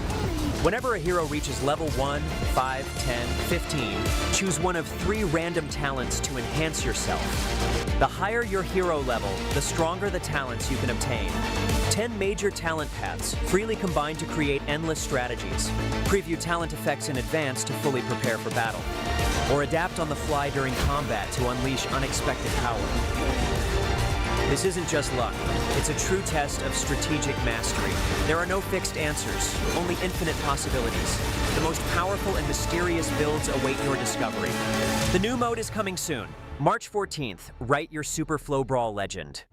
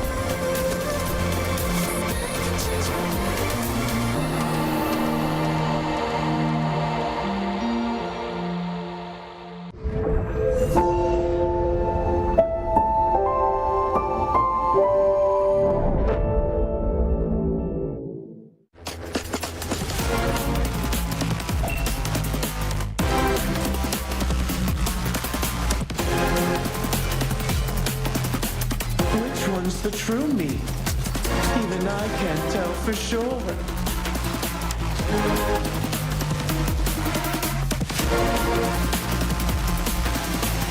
At least your death was quite the spectacle.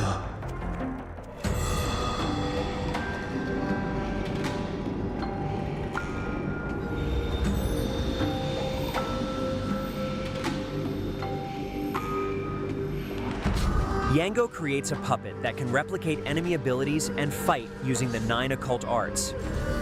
This is his core mechanic. Attacks from either Yango or the puppet grant hero shards and recovers health. When 50 shards are accumulated, Yango can summon a puppet of the corresponding enemy hero to fight alongside him.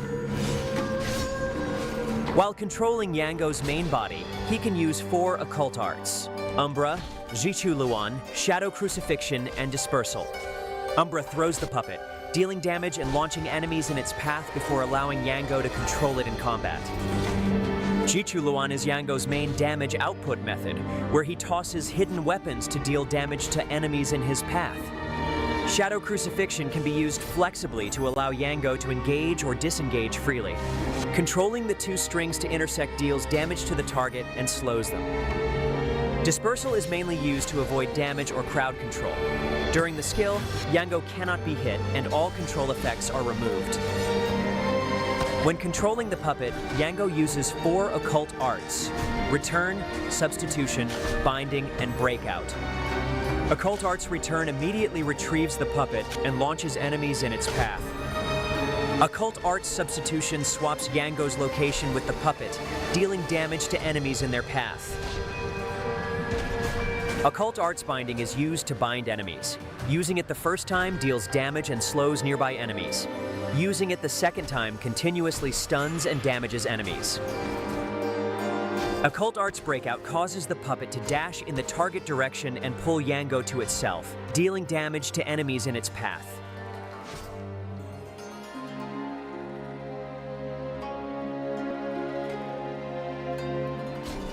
By mastering all 9 occult arts, Yango develops a unique combat style. After ensuring his own safety, he first summons the puppet with Skill 1 and uses hero shards to transform into a key enemy hero to assist teammates. Tapping the hero shards again reverts the puppet. And then he can follow up by chaining Skill 3 twice to crowd control enemies. While enemies are bound, he uses Skill 2 to summon his main body, then follows up with Skill 2 and Skill 3 to deal maximum damage.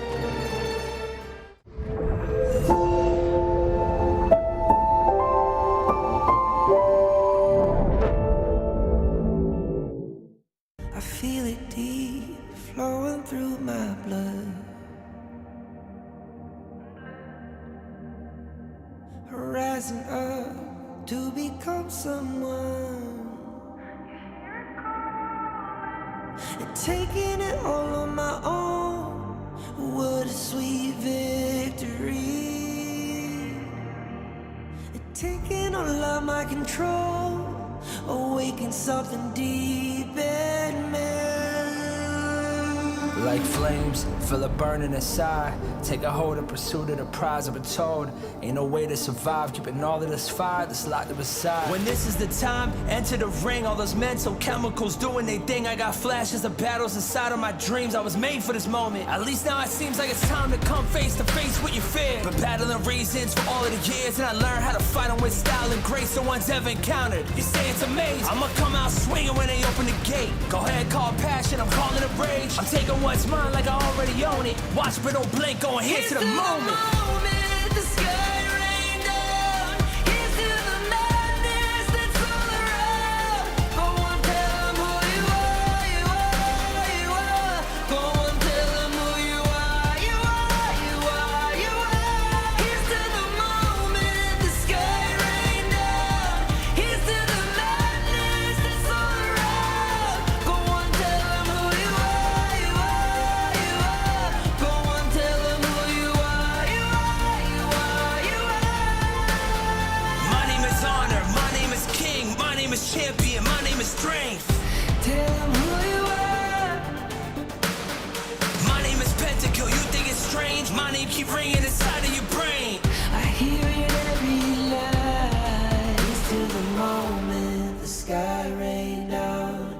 Here's to the madness that's all around. So tell them who you are, you are, you are. Go and tell them who you are, you are, you are. Here's to the moment the sky rained down. Here's to the madness that's all around. Go and tell them who you are, you are, you are. Go and tell them who you are, you are, you are, you are. Here's to the moment the sky rained down. Here's to the madness that's all around. Go and tell them who you are, you are, you are. Go and tell them who you are, you are, you are. Go and tell them who you are, you are, you are.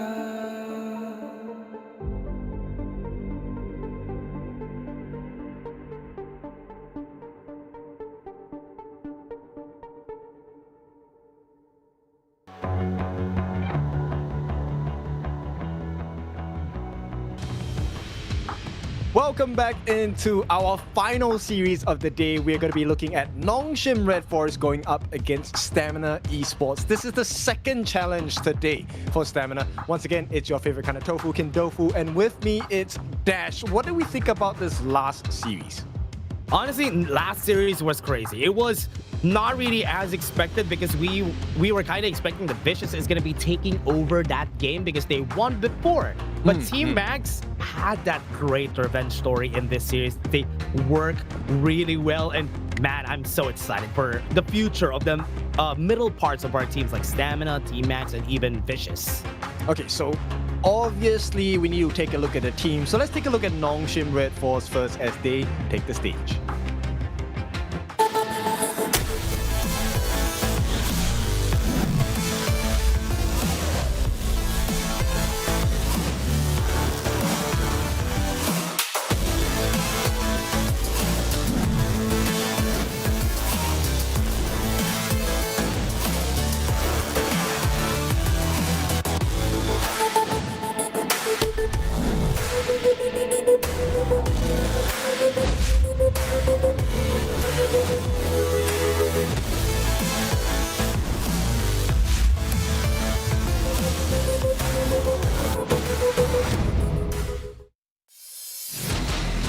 Nongshim Redforce, the ultimate red, represented by Illusion in the mid, Namu in the roam, Haku in the jungle, Ratel in the clash, and Siwi in the farm.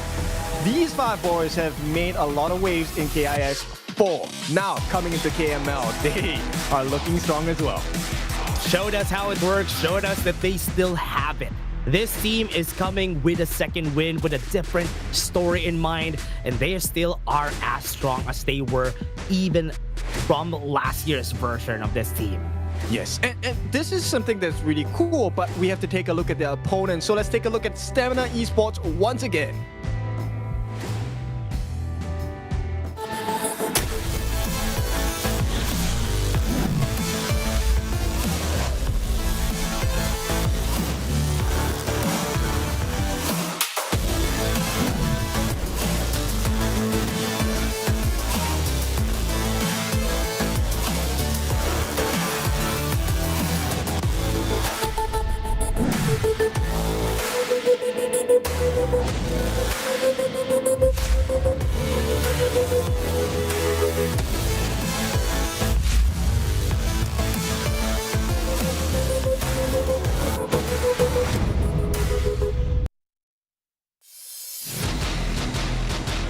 Stamina Esports a second time to show their fangs in this game.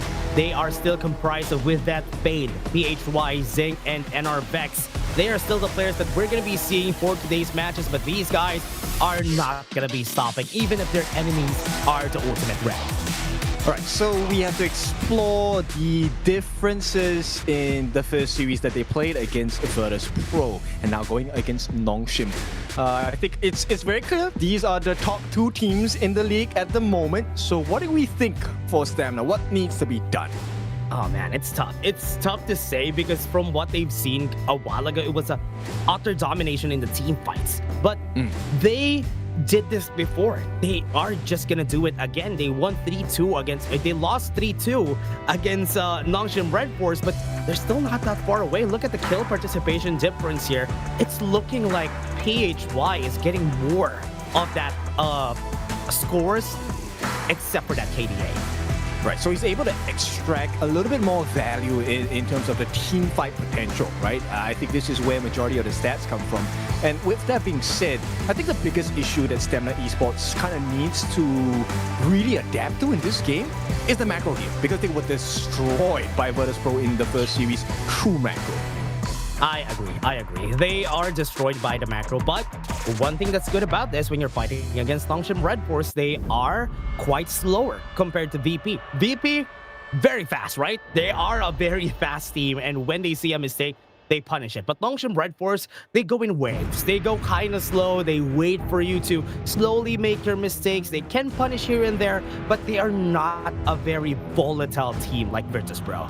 Okay, I like that word, volatile, right? Because Nongshim, I think they have been really consistent. The growth has been really clear as well. And when they first introduced this new lineup at the start of the year, we were kind of asking like, okay, Rattel and Namu, how do they fit in this composition?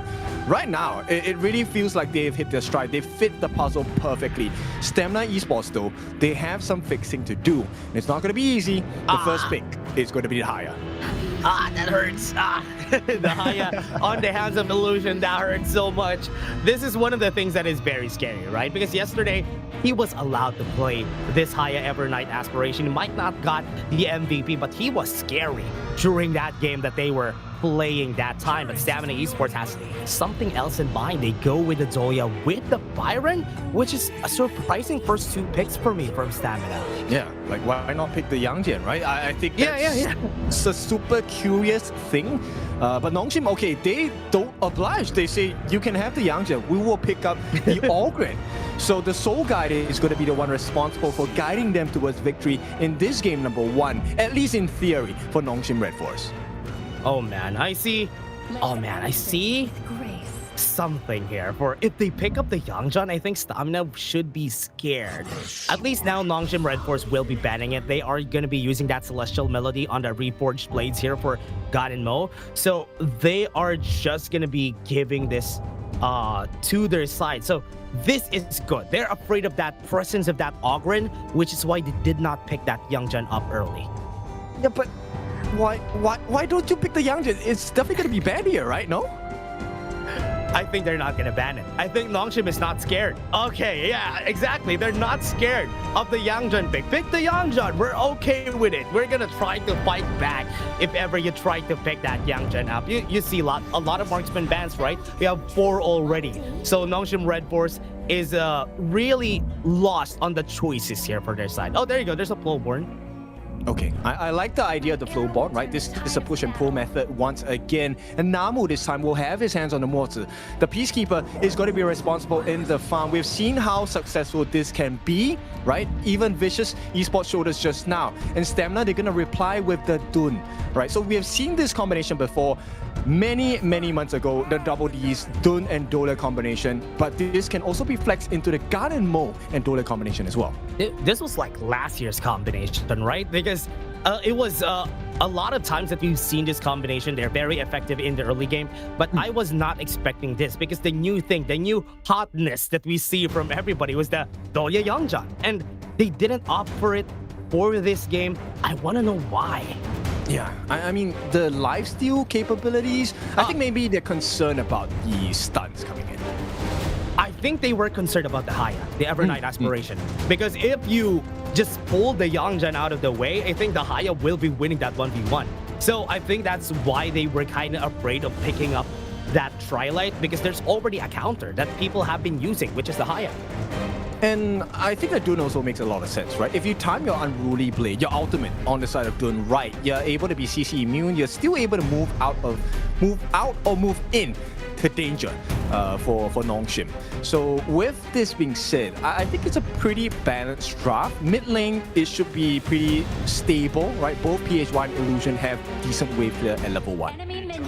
And we all know how good Coach YK is at this draft thing. I think he was actually baiting the Youngjan pick which is why they banned it. But based on what we've seen here, you could see that everybody, only one stage brings together the greatest players on Earth. The Esports World Cup, rise above. Again, scan the QR code and get your tickets now right there at the bottom. Yeah, man, and that's exactly what both teams are fighting for as well, right? They want to secure their slots into one of the biggest events in mid-year of 2026 HOK. And right off the bat, you can start to see Illusion will have the big W in this first wave clear, which means the rotations will be slightly faster for Nongshim. Oh yeah, and this is going to be the case here for the team. They would want to go and slow things down here for the team. They have the, you know what, right now they are just trying to clear the waves. What I like about the Ganenmo and Haya matchup though, is that both of them have good wave clear. Yeah, but it's also a position of this fight of distancing, right? Positioning wise. And I think it does favor Illusion just a little bit more, unless, you know, PHY has like super godlike accuracy here. Yeah, I think this is a lot safer compared to what we were expecting here. But right now, I love that this is what's happening with our lanes. We don't really have some really cheeky movements around the map. Everybody's in the same place at the same time. This is not ideal. We can see right away, right? Namu as well as Siri, the combination is very simple. Cannon Blast, and then Siri just goes to town with the Arrow Storm as well. And that essentially can kill off Fade. Oh yeah, top side. Try to go for the stun with the Unruly Blade, but they still can't kill Rattel at this early stage. So they are just gonna do it time and time again. Haku just gonna be stealing those boards, getting a little bit of that advantage. And there's no answer, right? Like, as the Stamina Esports players, I don't think you, at this point, can burst down Haku. Illusion gets the ultimate down. Yeah, gets the ultimate, had to force him out of the way, and they are going to be fighting this 1v1 right there inside. And will they even be able to fight back? I think no. This is going to be a very dead Zing. He can't fight back right there. A first blood comes in for Nongshim. Yep, silver lining for Stamina Esports is that the fact that Zing is just a roam, but for Nongshim, they're super happy. First blood goes into the hands of Haku, exactly the person you want. Yeah, that's what rule you want to give here, right? The 1v1, this has always been talked about by a lot of the casters. The Byron versus the Charlotte matchup, right? They are gonna be just tussling on that top side until the mid game in where Rattel gets his items, and he's just gonna go to town against that Byron. Yeah, but the support is coming in as well. Illusion joins the fray. I don't think With Dev is gonna be very happy about this. Oh yeah, this is not gonna be good right now. And for what's happening here, he's just going to be giving it to Haku because he knows that Haku really needs that farm, especially on those first fights that we're going to see. Yeah, the pacing just a little bit slower in comparison for NRFX here, which means Haku should have a natural advantage going into this 4-minute mark. But then we really need to take a look at the accuracy of PHY, because if he gets those hits, Stamina Esports can change the plane of the fight. Yeah, it's one of the crazy games that I've seen from yesterday, right? The Ganenmo against with the Motsu yesterday was played by them against CMF Esports, and PHY was the scariest member of that game. He was the MVP. Yeah, but it looks like this is not going to be open for contention just yet. The movements across the map are slightly different. Stamina Esports, they're hoping to get that 2v1 against Rattel. He does have flash though.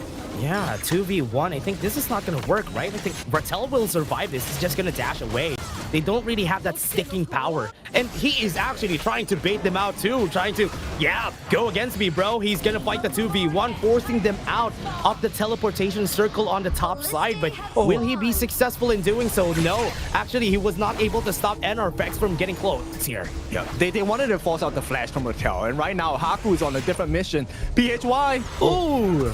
Almost hitting it though. If he actually hit the cannon blast, that could have been the death sentence here for PHY. Trying to go for the fight, push him back out of the way, just nudge him a bit so that Illusion will be able to kidnap him. And now everybody's in position. Will they be able to get away? The Unruly Blade reset will be here? No, doesn't even need it. No, but the damage is already done, right? Haku has taken away the Azure buff. This is a buff that NRX needs desperately because Dune eats mana like it's a buffet. Yeah, he needs it. He needs all the choices out there. That's why he needs most of that mana. And Venomous Staff already built by PHY here. It is a pretty good marker because there's a really good amount of healing from the side of Nongshim. Yeah, it's getting more and more difficult for Stamina, right? PHY does not have mana, he is forced to go back to base, which means Stamina, they can't contest this. Fate will give vision, but how do they fight this?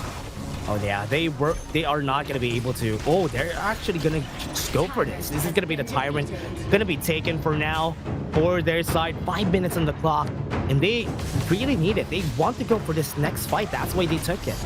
Yep, and they oblige. Haku wants to go in. What an insane cannon blast onto the backline. It's a good thing that there was no follow-up from the side of Nongshim Redforce. That could have been devastating for Stamina. The goal has changed here. It's going to be a 4-on-1 situation at the bot side if they get their way. But NR Vex is caught in the middle of 3. Same thing for Rattel here. Yeah, they're going to go for it. The knockup power gradation was able to knock up 2. Had to force Fade out of the way. That's not supposed to happen. It's a 3v1, but Raquel seems to have won that one out. Now they have to make the rotations going into the mid. Haku once again will get the Azure Golem for free, and Nongshim in complete control right now. Rattel going crazy. Drops the pad of passing in front of with that and under effects. Because he knows he could go into the back line. They're denying the push here. Because the bot lane tier 2 is going to go down. That's why Haku is just playing guard in this area. He's the bodyguard so that nobody could go to the bot lane. Siri just took it for free. And now they're going to go in. They have the Unruly Blade. They got the damage in. A couple blades won't be able to hit. And Stamina just has to go away in shame. It's the same thing. It's the macro game again. They're being out macroed and Stamina, no response. Yes, Fate gets a T1, but what's the cost? You lose a T2 with no response. Pretty bad. This is not good.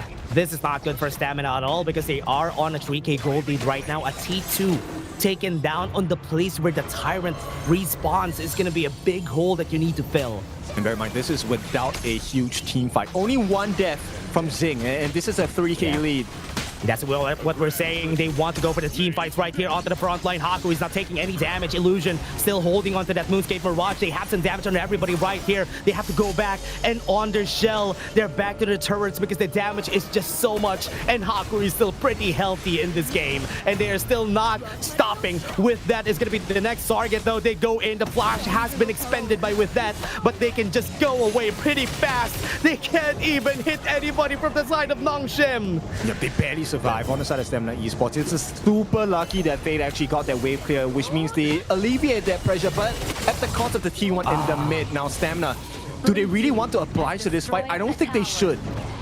Yeah, they shouldn't. They shouldn't try to take this fight. Oh, they got him. Now, they got it. Moonscape Mirage is there. They have the damage, but he is not going to be actually winning that fight, right? With that, it's going to survive. But everybody from Nongshim Redforce is already here. The Cannon Blast, perfectly timed. But is that enough to kill him? Yes, Siri from the back line just used the Arrow Storm just to go for the kill here. And her Vex was able to get the redemption on him, so that's why he survived. Okay, so Fate is gonna try and make a great escape. Has put a decent amount of damage onto the T2. Raquel, oh, he's lucky he did not check that brush there. But if he did, it would have been a world of hurt. Now, Stamina Esports, they're trailing now by 4,000 gold. That's double, no, not double, but an extra 1,000 in the bank for the side of Nongshim. And we're still at 8 minutes here, Kindo, because I was expecting this kind of lead the longer the game goes. And Nongshim Redforce, this is what they do, right? They don't get a lot of kills, but they find advantage left and right on the map. Yep, I mean, they've taken 3 times as many towers in comparison to Stamina. And because of this, Vision is, a little bit dark for the side of Stamina Esports, and now Haku is very strong as well. He's level 12, he's the highest level now in all of the Gorge.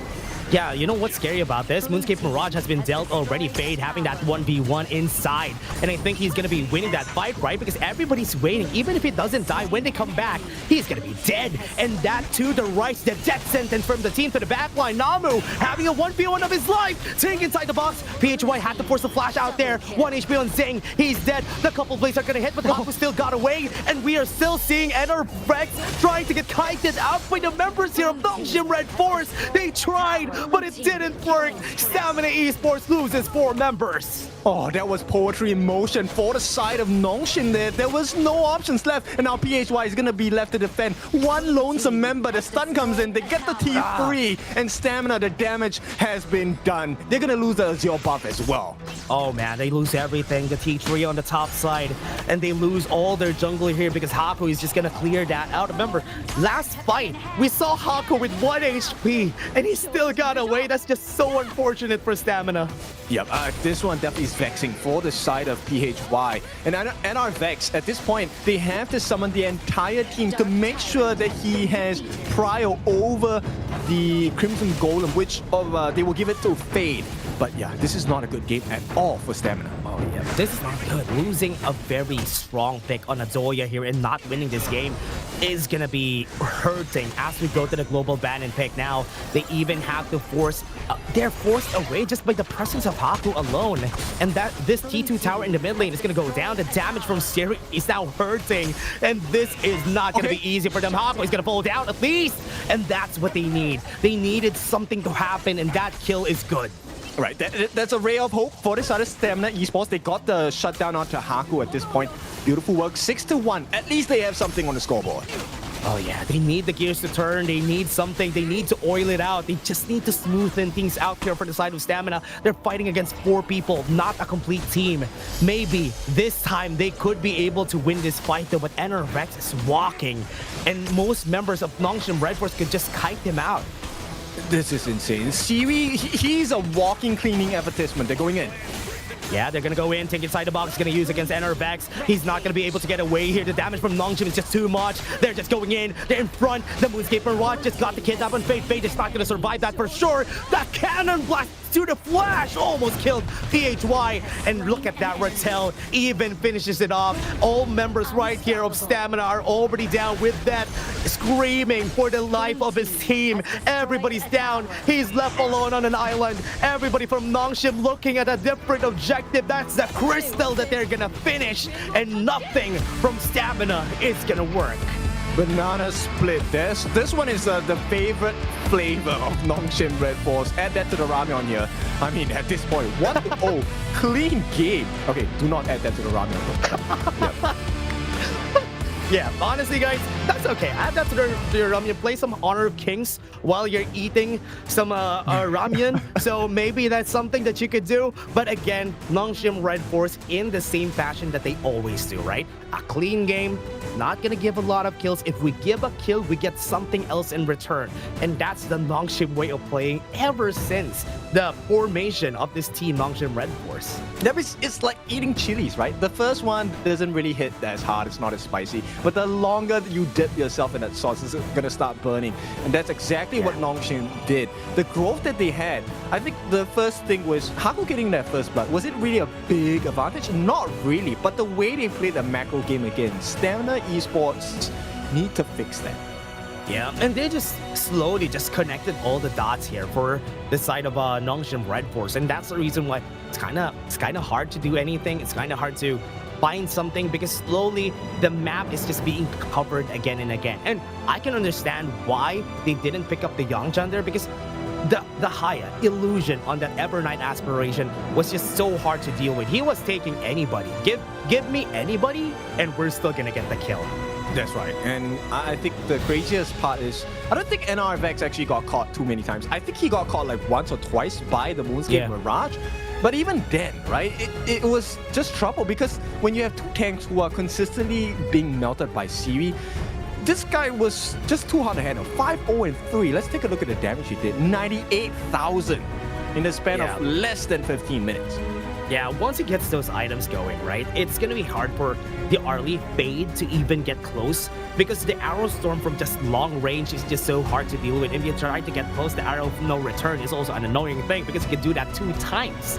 So, with what happened that game, I'm gonna give my MVP to Namu. What do you think? Namu, interesting. Okay, I actually will give it to Siri. I think Siri played, he was silky smooth in this one. There was never a time where his position looked too dangerous. I think for me, because of Namu, he was setting up a lot of fights with the Cannon Blast again and again. Look at that. He's hitting all his marks. And he is also zoning out the members right here of Stamina every step of the way. Look at where he's going. He's doing a fight of his own while everybody from Nongshim was trying to clear the front line. Yep, he's making the team work by being a solo player. That's the most impressive thing. Yeah, it's crazy. It's crazy that he's just, okay, you guys do your thing there. I'll just zone out this Ganon mode so there's no damage coming your way. And he always has been the bodyguard for Siri, which is why, that's the reason why Siri has been always comfortable.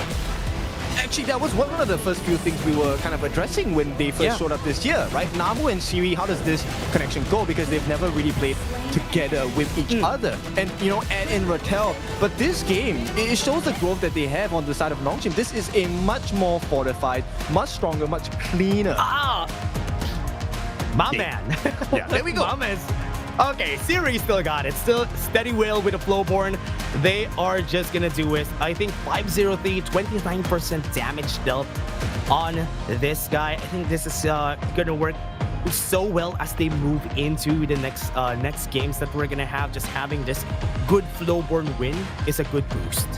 Of course, we give our props to Namu, right? Because at the early part of the game, that laning phase actually was made a lot easier from the side of Siri because he was consistently getting the Cannon Blast, the stuns in, and then with the Arrow Storm coming in from the side of Siri, they were getting the wave clears early, getting a lot of damage onto their opponents like Fade.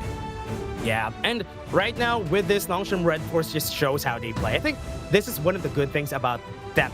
Their identity remains the same, and they know how to play their game, and they're not gonna let any team take that from them. So I love that from them. Stamina Esports, you know what? They didn't do bad. They tried their best during this game, but when it came to the drafting, they just got checkmate from just the drafting early game.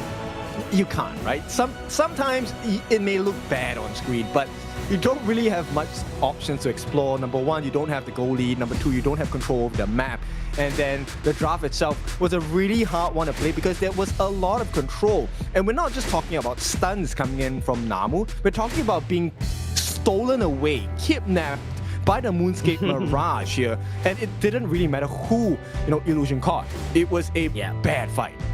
I love that since the release of Haya, she has been a really good pick, especially in the pros. You don't usually see her, right, in most ranked games, but you see her here a lot because of the fact that she could just kidnap the tank and you lose one big piece of the team. That's the most annoying thing, especially in this level of play. So then this begs the question, what is the game plan here for Stamina, right? Do we go for more tanky lineups and we try to put a little bit more burden and hope on the Fade to try and carry in the late game? I think from what I've seen from Stamina so far, their big struggle is their only choice for the jungle are only tanks. That's one of the biggest problems that I have with their side because usually that limits the way that this team works. Instead of picking up a Pei, instead of picking up a Jing Luna, having no threat to that is going to be a problem here for Stamina. Okay, I have an answer. I don't know whether the coach can hear me, but why not pick up the Ying? The Fire Spear looks good. You know what? Sure, I'll be okay with the Ying. All right, they need to have that. Yeah, let's form a team. It's time. You be the coach, I'll be the assistant coach. All right, so Nongshim, they're the ones listening in. They want to go for the tank jungler this time. And okay, look, once again, this is the beauty of the blue side, right? You have the ability to pick a flex pick. The Arta fits in the jungle. It fits in the clash as well. So Nongshim, they leave the door open. Stamina Esports, what is your choice now? I really love Ata so much. I think Ata has been on the rise ever since the December patch that we've had recently. All the teams have been slowly picking up on how Ata works, and the ghost ship also. That is the biggest, most annoying thing about Ata. The ghost ship, just one big wall in front of you, sometimes it makes it hard for some heroes to even run away. Yes, and one of the difficult things to deal with is that first skill on the Arta is CC immune. And so there's two picks coming in from the side of Stamina Esports, the Mine and Dharma. I don't know if they have enough CC or damage. Sure, you don't get the stun, you get the damage in, but they don't fulfill that right now. Oh yeah, this is gonna be one thing, a big question for them moving forward here. And also, what are they gonna pick? What damage dealer are they gonna take here? Are they gonna take a Direnje? But a Direnje is a very hard pick here because they have the Ata. He could easily get trapped in the ghost ship. Yeah, it is a difficult position to be in, right? So Stamina want to double down on the control, right? So they have the real engine from the Mai, that's your first skill, the knockup. You also have the cannon blast from the Mozi, the stuns, and then you have the ultimate from Dharma, which is slamming them against the wall. So technically, in theory, if you get the combinations down, you can get rid of the Ata. But what about the rest of the team then? Yeah, they already have a lot of crowd control on this first 3 picks. So they just have to top it up with damage, right? That's the only thing that they need here with the composition, or based on what NRVX has been picking, he will just go for under the tank because this composition doesn't really have a front line yet. So that could fit their MO, what they want to do, usually. Nongshim can actually go for the Yang Gendolia here. I think that destroys the game. Yeah, you know what?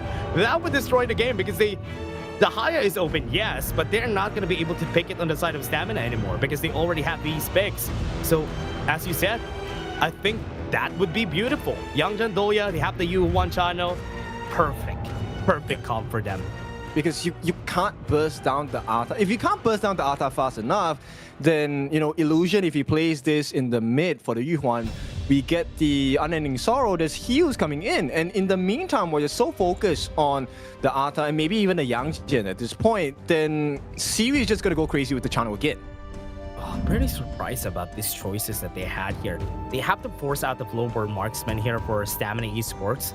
I mean, they don't really have any choices anymore so that he would be able to get away once they drop the ghost ship on him. So I think that's a safe pick. But as you said, the Young Jandolia is available. Oh, call me coach, bro. Call me coach. Let's go. Let's go. Look, this is a very dangerous lineup, but this is not the be-all, end-all, right? Nongshim here can still suffer because the early game for Yangjian isn't as great in the jungle department. Right now, Stamina needs to pick up a huge jungler to be able to contest. Oh man, what a great bait from them. Ooh, they had to force out the Neja, which is usually the counter that people have been picking against the Yangjian. Also against the Ata, right? Because one of the big win conditions against the Ata is if you have anti-heal. So with the burn from the Nerza, especially when he uses his skills, either Fire Tip Spear, skill number 1, or the bind where he jumps around, then this is very much possible. But still, the line is going to be drawn within the first 4 minutes. This is defining. The first 4 minutes are so important in this game. Yeah, they just have to think about what they do in their first 4 minutes here for the side of Stamina. They have great tools on their hands. They have great engages.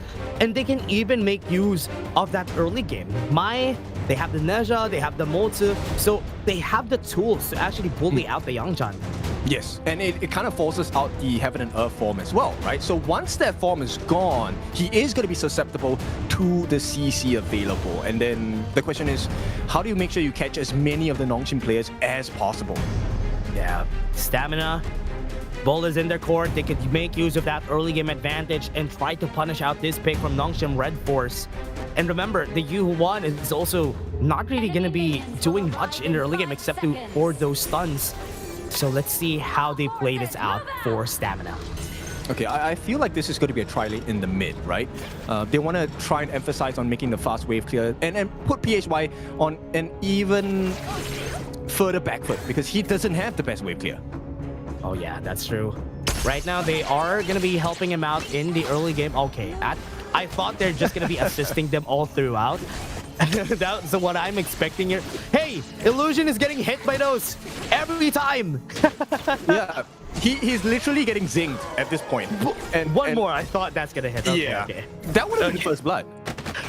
Yeah, if actually they hit that could have been a kill there for them. But you know what? He has to recall just because of that. Okay, so this is a decent start from the side of Stamina, right? What will complement this performance is getting the first blood on their side. Now, Fate should be able to get the last hit here if they time it right. Unfortunately, not going to be the case. So Siri, along with Namu, will secure that. There's extra EXP for them. Can they win the lane? I think they shouldn't let them do this, right? For what I've been seeing so far, this laning phase that we've been seeing for the roamers and even the farm laners, this is what Nongshim Redforce wants. Let's not do any fancy things. Let's just stay in lane, and Nongshim Redforce is going to be happy with it. Yeah, I think because, you know, end of the day, the power spike is in the mid to late game for the side of Nongshim. Oh man, nice steal from Rattel. He was able to steal one from with that, and that's not gonna feel good. Right now, Haku, one good thing about this is he was not punished during level 1 to 4, and we were talking about that during the global the ban and pick. Yep, and this could be a cause of problem, but here comes the counter, right? If NRVX is actually able to find the positions, it opens up the doors for Zing to get the stuns. He actually gets a steal too. So he now has a level advantage against the Neja. This is not good. This is not going well for the side of Stamina. I mean, these are micro things. These are very small things, everyone. But the small things matter in this stage of the game. It is. I mean, you're kind of collecting cards, right? You want to make a full house of cards at this point, and every piece matters. You want to have a strong structure and a strong foundation here. And for now, Haku has made sure that he has a strong foundation. Oh yeah, they surely should do that. And from what we're seeing though, 2 minutes 30 seconds, we still have 1 minute and 20 seconds for the next objective. We already see with that on the mid lane waiting for any prey to get close and just get stunned by PHY and him. Yeah, but the thing here is, like, in the farm lane, he's also not actually going too good here because the lupine traps have been pretty phenomenal from Siri, right? There is no cannon blast that is able to make it past that line from Zing. Yeah, that's what's hard whenever you're playing the Bolter and you're also fighting against a Chano. It's so hard to get a hit on him. Okay, one chance here. This might be the best one yet, but they can't show too early on the side of Nongshim. Oh yeah, Siri, be careful. He knows. Yeah, he knows. Nobody's in the mid lane, so I know that everybody's waiting here. Here comes the pain. Here they come. It's a good thing that the cannon blast hit those 3 people. Yes, and you also see the poke potential of PHY, right? So this is something that could go both ways. It really now is dependent which team gets the first blood, or can we steal more camps? Because it's now in favor of Nongshim for the moment. Unfortunately, on the bot lane, even though that Zing is almost always on the bot lane, we are still seeing Siri getting the advantage in lane. He's fighting against 2. Look at this Rattel. 2v1. And he's actually winning the fight now because these 2 are in the top side. The Tyrant will be taken for free by Nongshim Redforce. Yep, they won't make it in time. And this is why Rattel is so smart. He actually forgoes the boots, goes straight for the Dragon Rage. Look at the amount of heals he gets. It's really quick. Yeah, and he's also going to be dealing a lot of damage here. PHY is going to be punished. He was able to get away, and there you go. They're both just going to get away from stealing the blue buff here on the side of Nongshim. Yeah, but you have to burn the Skyfall as a defensive measure, right? And now you can't contest. There's no smite. This is a freebie for the side of Nongshim. No. Yeah, it's going to be a freebie. So it just neutralized the advantage of what they did there from the side of Stamina. So still, that's a big Nongshim win. Yeah, it definitely is. And slowly but surely, you can see the gold accumulation going up for the side of Nongshim Redforce. And this is the very scary notion. Stamina have no answers. Pretty hard, though. This is pretty hard for them. They can't even find what they want to do here. Haku has reached that breaking point in this game. Level 8 is when you'll see him just dominate together with that Zoya and just go wherever he wants. Yeah, and I feel like this situation is extremely tough for with Dev. We've seen him on the Dharma, right? The first series, he couldn't find the catches because everyone was coming in different angles. Now this one, he can't find a catch because everyone is CC immune.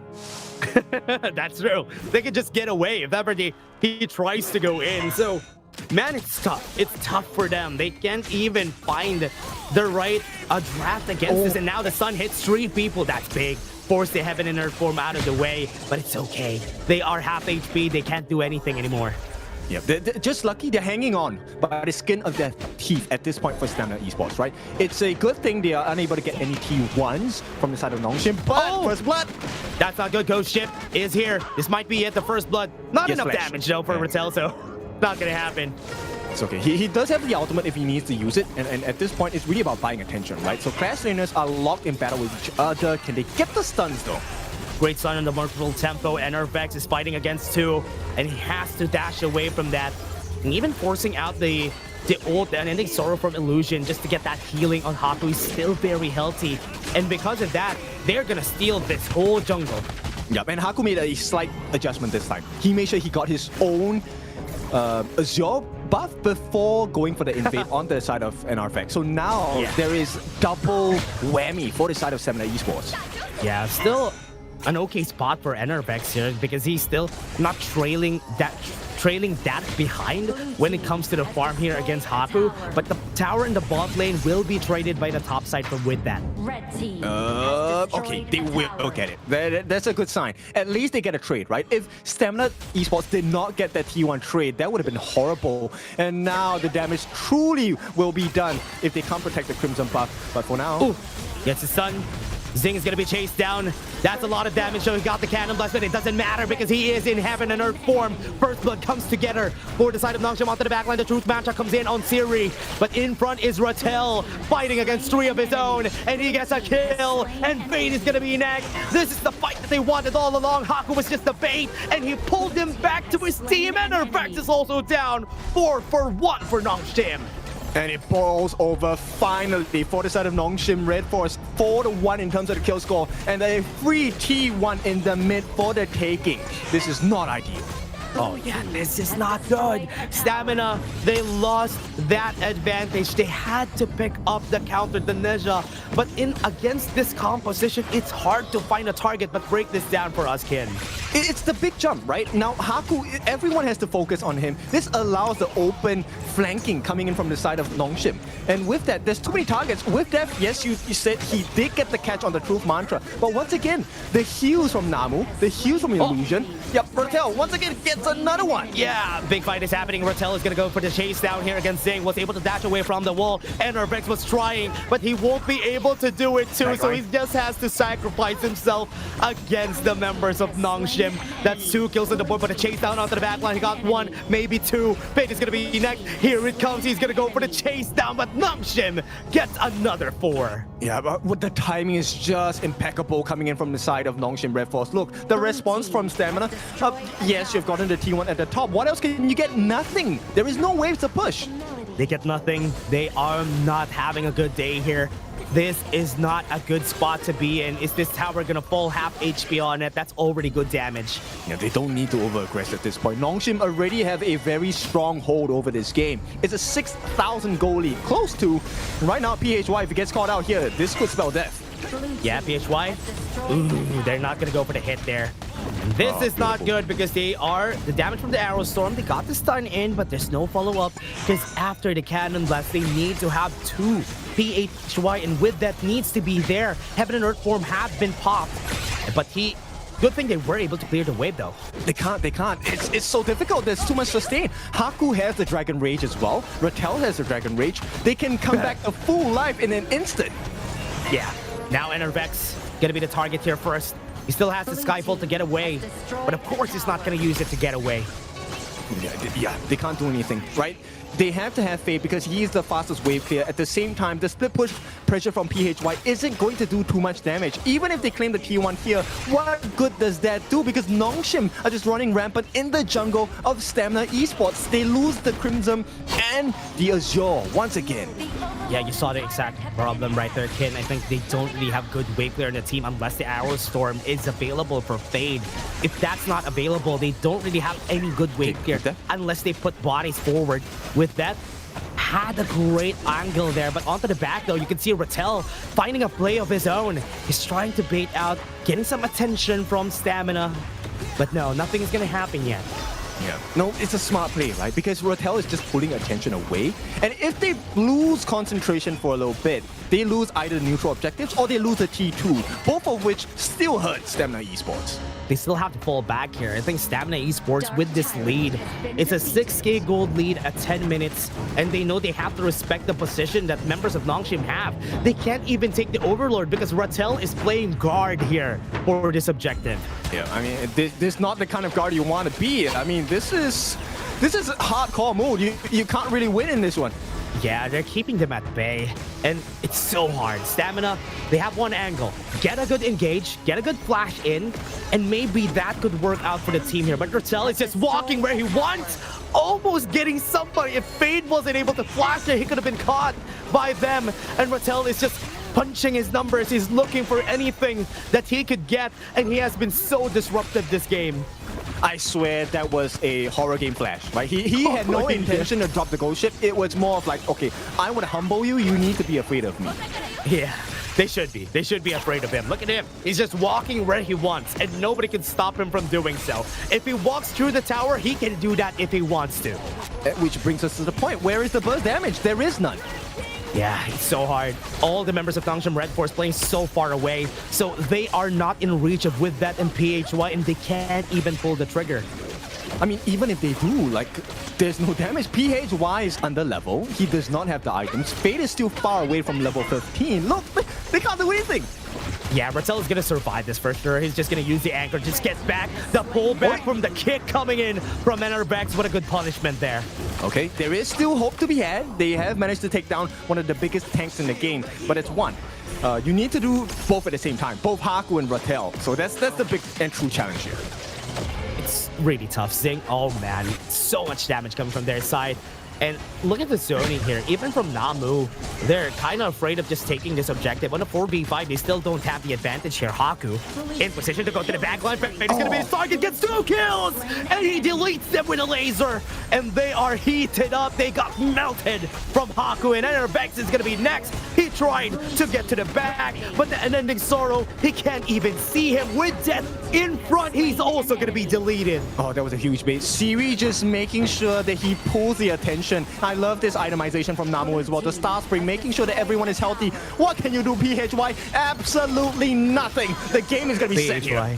Yeah, last member right there. He tried to go for the knockup, but this game is sober, and that's it. Nongshim Redforce will take game 2.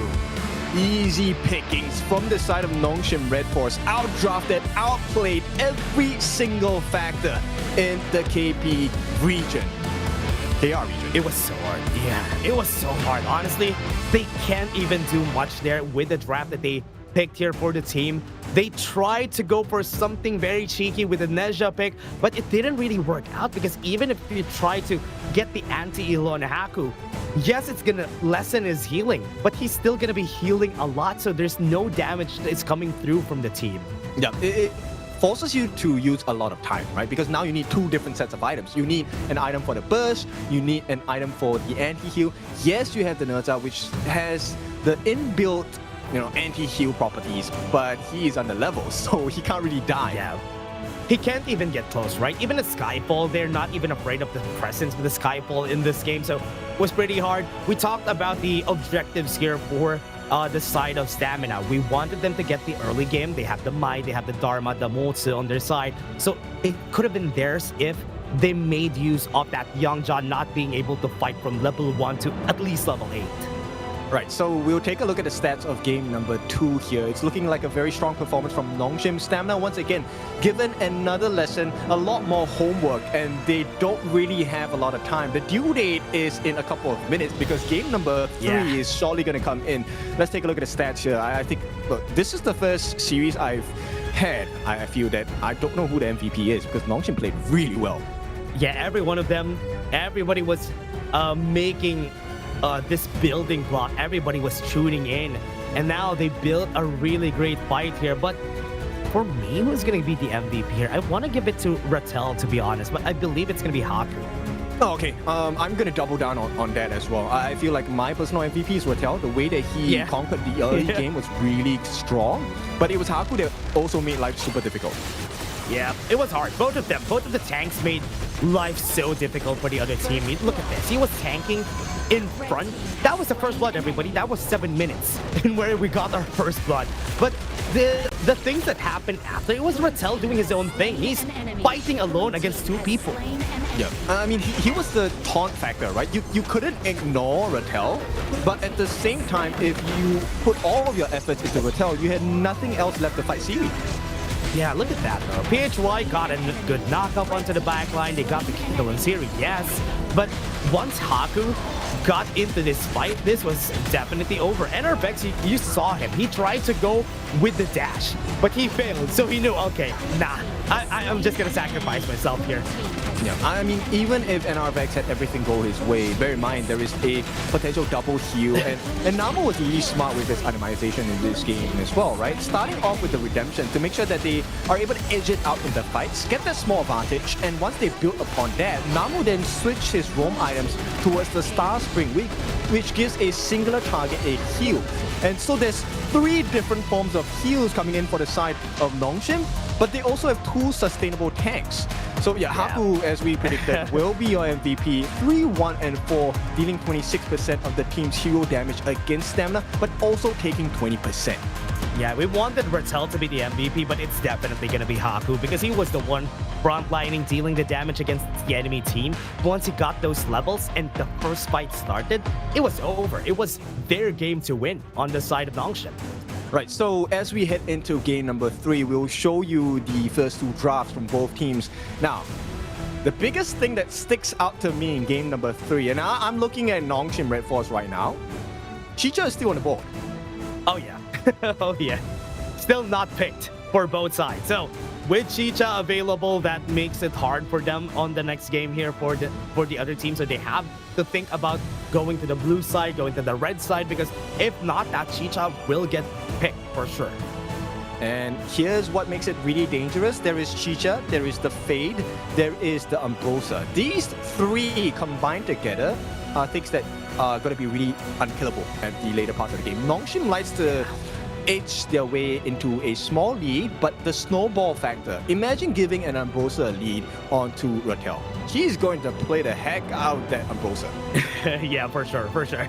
That's the hard part about this, right? Because right now with what they have, I am feeling it that Stamina, they've been losing Stamina, sorry. If you make Stamina in game number 5th game that they played today, and now here comes the 6th game. They lost against Virtus Pro already, so it's already a tough day going in. So I hope they have the guts to come back, or at least the composure to get their things going for game 3. Yeah, I really hope so, because Stamina, I think they have grown a lot. Once again, if you're new to Honor of Kings in KML, this is the debut season for Stamina. Nongshim and Virtus Pro, while Virtus Pro comes under a different title this time, the players have been in KML for the longest time, since its inception, I believe. Yeah, we already know these players. These players have been pretty good, not just pretty good, they're insanely good on the side of Virtus Pro. And Nongshim Redforce is now a new version of their team, but they're slowly getting their identity back here as a team, and I love this. I've been a fan of Nongshim Redforce from last year when they were here in the Philippines. So just seeing them again, getting back that spark, getting back that shine is so good to see. And we talk about the players a lot, but the coaches also play a huge fundamental role. And we've seen the growth of YK. This guy, I don't know, he, like I said, he's shy of a genius because he plans everything from game number 1 to potentially the last game of the series. And for now, Nongshim, this is looking good. They're going to take away the Arta, so we might see the finishing blow in the Chicha here. And we already also got word from their manager, right? That Nongshim Redforce, Coach YK, loves drafting. He loves drafting so much. This game that he's playing with the draft has always, and he's been enjoying it. And what's scarier than somebody who drafts while enjoying it is he is happy when he actually loses sometimes, because he knows game number 4, we're gonna win that. It's okay. Yeah, it unlocks the flow state for you, right? And there's a very clean line of having fun, but also being super in control. And here we go. Like I said, the Chicha will make its appearance here. But the question is, what is it going to be paired with? Because Stamina Esports, this is a flex pick in the Chicha. They have to show their cards first. Yeah, I don't know what sound I made right there, but that was came as a surprise for me that they still got the Chicha in the end for Nongshim Redforce. So, Yuhuan and Fati as an answer here for Stamina. I think this is going to be a good answer at least, but it's still a very flexible pick for Haku. Can still get this for himself or even for Siri. Okay, I like the idea of the Guan Yu here, right? With the reset, you know, once the Fati uses his ultimate, he's able to cleanse 1 form of CC. or at that moment. But the Guan Yu can continually rush at you, push you out of position. So that's a good answer to the party. Yeah, last one we've seen from Nongshim, Haku was the one who played the Chicha. So we are kind of leaning onto that part. But I also want to see Siri play it himself. So we could see this difference, the flexibility of this pick for the Nongshim Redforce squad. Okay, we are getting a very clear message on the side of Stamina Esports here. They're trying to go for the big burst potentials and also good mobility, right? So with the emergence from PHY on this Nuwa, hopefully they are able to fix the macro game and put up a defense against Nongshim Redforce. Yeah, and the Nuwa, I like it. At least they're forcing out some of the fix here for the side of Nongshim Redforce because a friend of mine, a caster from the Philippines, always says that the Nuwa Ganenmo matchup, I like the Nuwa a lot more just because of the fact that yes, Ganenmo is good in the early game. The Nuwa, at least in the late game, has a bit more crowd control. It's a bit more utility or team fight based, as he said. Okay, as he said. Well, looks like a very good Menki friend of mine. Yes, I know who you're talking about. And with that being said, we will head into the bans, the final bans here. And yeah, look, Musashi banned. I think it's a fade. Oh yeah, and okay, yeah, honestly, that's true. I think this is gonna be a fade answer for them, just giving this Chicha to Siri so that they have the execution, they have the damage already, the displacement is already there, so they have what they need for. Whoa. Wait, what? Whoa. Okay, this is a spicy jungle. Okay, interesting. Oh no. Oh no. I'm so sorry, Dash. To our viewers, this is going to be a very painful game. If Nongshim gets their way, there is no way you kill the Baishi. There is no way you take out Haku in this game. And that's also why the Musashi is banned, because the Imperil state destroys this draft. Yeah. And I think even the Guan Yu could get destroyed by the Musashi if ever he gets stopped by that. So I think they got the pieces that they needed here for the side of Nongshim Redforce. Coach YK really smiling his way out of this game again because of this draft, and they got what they wanted. Okay, so this looks like Nongshim are here to clip farm. Here's the combination, right? Baichi gets the taunt, lay waste. Rattel comes in, groups everyone together. Illusion throws his Reforge couple blades. Namu drops the time lapse on the silence. Everyone dies. If they don't, Siri cleans house. Yeah, you could see here also on the other side, right? What they want to do is clear also. They want to go for sieges. I think they don't want to go for the fights. They went with the Agudo and Chano. They want to use all their pets to just help them push out. But the problem here with this draft is that this draft needs a lot of gold. They need a lot of economy. That's why it might be hard if Nongshim gets a good early game. I think Nongshim actually might just go straight for the invade here, right? Yeah. So the game plan here for Stamina, nobody. Stamina needs to rush their clear here. Rattel already making room, going to check which buff. He doesn't need to get a kill. He just needs to stop that passive being used. Because once you damage the NR Vex Agudo, he can't steal the creep anymore. Oh yeah, and I think he's just checking it out. Is NR Vex gonna be checking this? Is NR Vex gonna try? Is he forcing out the smite here? Okay, never mind. I thought he's forcing out the smite and tried to go for the steal there. But he didn't lose anything by doing that and denying the spike tail beast, resetting it, forced with that to not take it. Smart. Okay, but Stamina did get this Tusk Boar Camp. That's a good start for the side of PHY. They're gonna start and try and make the rotations faster for the jungle camp as well, right? Helping the damage. This is going to aid in the growth. And our Vex, if he gets a level advantage, the Baichi can't really do much. Haku will be taken down. Yeah, right now onto the bot lane though, damage from Siri is going to be scary, especially with this arrow that he has been throwing every time he gets that bow. So this is going to be a fight that they need to take. NR Vex going to go in, he has some damage, got the throw with the Gorge Mobilization, and Namu doesn't have anything just yet. The slowdown is going to come in, but Siri goes in for the save. I mean, it's a double-edged sword, right? Because when you summon the Soul of the Wolves, you also allow Siri to get the auto attacks in, which helps him upgrade his form. And yeah, you get the snipes here, so that's a lot of damage. That's a lot of damage. And it's very scary though, because NR Vex, even with what happened there, he still got the spike tail beast to push. Almost PHY had to force the flash. Okay, I mean, it's pre 2 minutes, so it's okay. They will have it for the 4-minute timer fight, which is great. Stamina, I think they're holding their own pretty well, but right now they need to stop this invasion. Yeah, they still got the board camps there in the end, so at least good for Stamina. So they're stopping anything that Nongshim Redforce is doing. They're stopping them from just snowballing this game out of control. Look at the top side though, having a 1v1 there and push him to the wall. And that's the last hit coming in from his side. Rattel just played it safe. A bit of a recovery. And that's first blood from the top side. Rattel takes it. Outplayed with that, was looking for that final hit. The third hit gets a knockup, right? One more shot and that's it. I think he's dead. That is Haku taking another kill for Nongshim. Okay, so it's close to 500,000 in terms of gold advantage to the side of Nongshim. The buffs haven't really been damaged just yet, so it's still possible to come back for Stamina Esports, but they need to figure something out quick.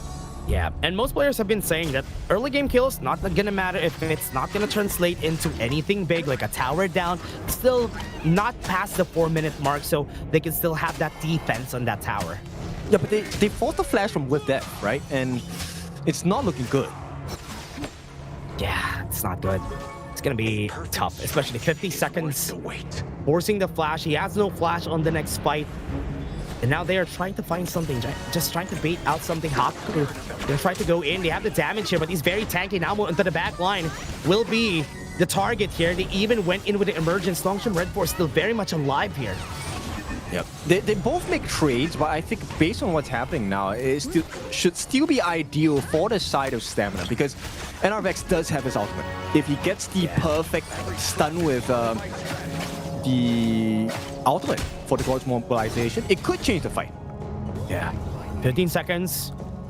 Rattel is getting a pit stop here, waiting for the wave to come in so that he could run towards it. The Laywage was able to hit, and no, BHY even had to use the flash, but the couple blade still hits. Wombo combo. What do we talk about? It's about that catch, right? Once Haku lands it, Illusion should not miss, and boy, he did not. So Stamina now on the back foot. This is a straight instant 1k goal lead, and there is more pressure to be had. Oh man, long range pressure out of Illusion, just hitting his shots here. And because of that, they can't even get close to their blue buff Haku. They are still, they were still able to steal it anyway. Oh Illusion. My, this one hits hard, man. Illusion getting the Azure Golem is a big lose deficit, lose advantage to the side of Stamina. Yeah, they still have. Okay, they don't have the Unending Sorrow anymore for PHY. Zing has it now, but Haku had to use the Laywist to just get away.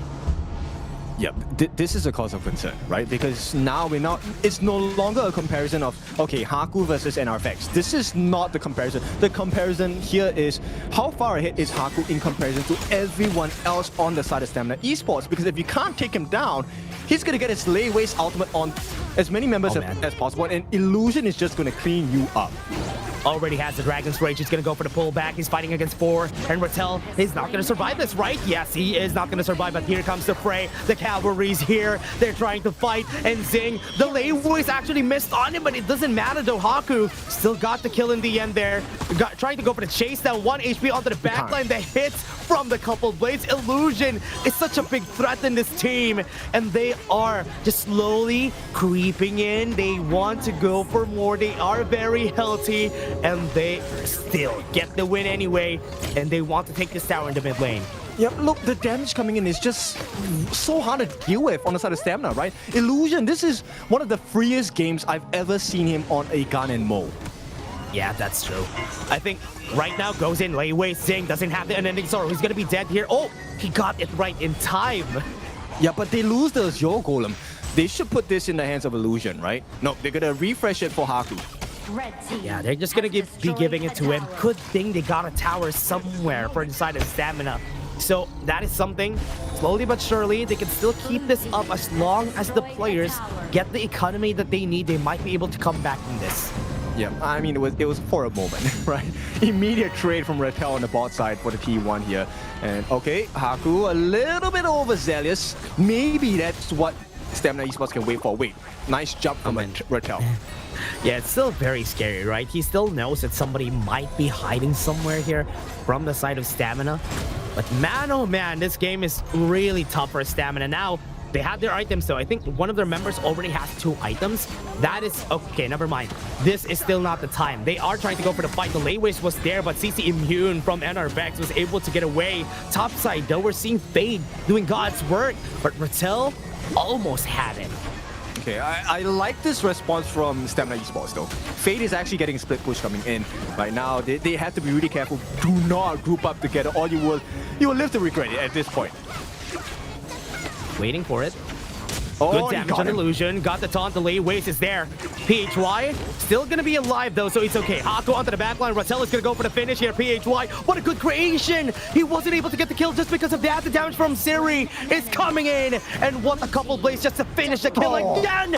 Double kill coming in from Illusion. From downtown he goes, and he gets the kill again. He's the embodiment of what it means to be under an Illusion. It looks like a save, you're not. Illusion gets a double kill off of that, and now once again they open up the Azure Golem for themselves. Siri's gonna be happy with this one.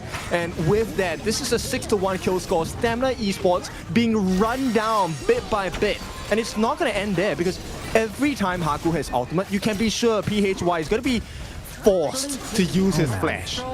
Illusion showing how it's done. PHY, you should look at how he is doing this in this game, but it's also because of his team. The reason why he's allowed to do that is because his team is covering for him and the attention is not on his couple blades. Yep, and it's a very silent benefit, but the fact that Namu is around, the time flex for the health rebate is so hard to deal with for Stamina. They don't have enough damage. Yeah, I think this is not gonna be easy. They're still not at their breaking points. Let's wait for the 3rd item to come in for Stamina. That might be their timing, but Illusion is also getting scarier and scarier as we go on because he gets his items. He already has the Tome of Wisdom, so he's gonna hit a lot more. Yep, and you know what, in this particular situation, they might be looking for more. This is why, you know, Mr. Menki should reconsider that the Guardian Mo is a better hero.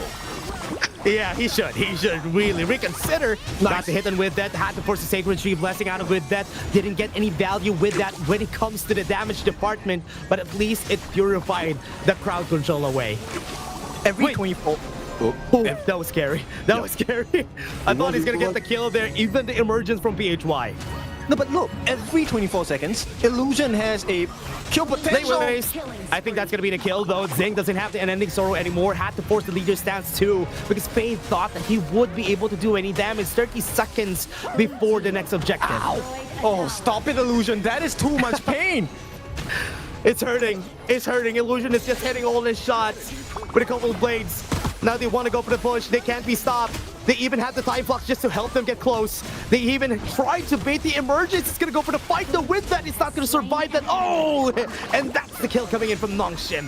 When Namu gets a kill, as a Sun Bin, you know things are going wrong. And right now, Yeah. I mean, once the timer resets, Haku is going to have his Layways again. Illusion already has his Reforge. So this couple blades combination is going to be super pain. And bear in mind, this is the 10-minute mark. Rattel doing a good job of not just scouting information out, but making sure that he delays the movement of Stamina Esports. They're running out of gas. Oh man, they're just zoning them out. And it's so hard though. They're keeping them at bay. And they can't even get close to that second objective. Almost the same thing that he did during game 2 when he was playing Ata. Rattel has been gaining value that is not seen on the scoreboard. Yep, I have to give the MVP to YK, man.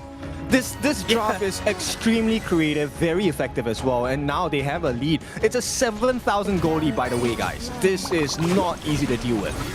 Yeah, this is something that they hid in the trench coat. They are waiting for this moment to just bring out this composition and surprise Stamina with this game. And this is also because of this. Layways wouldn't be able to hit though, but the pullback still happened with that.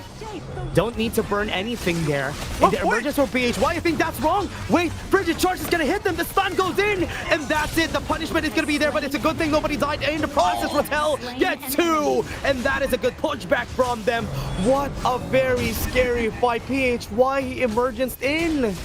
That is the imagery of limit testing. They were all so low. Siri was one hit, but he had the time to use his ultimate to get the lifesteal back, and once again, they can go for more. Haku does have his lay waste. One more catch. This could be the end of the game for Stamina Esports. Could be the end. The mission is here. They have the damage here. Haku not gonna get the kill, but a couple blades are hitting.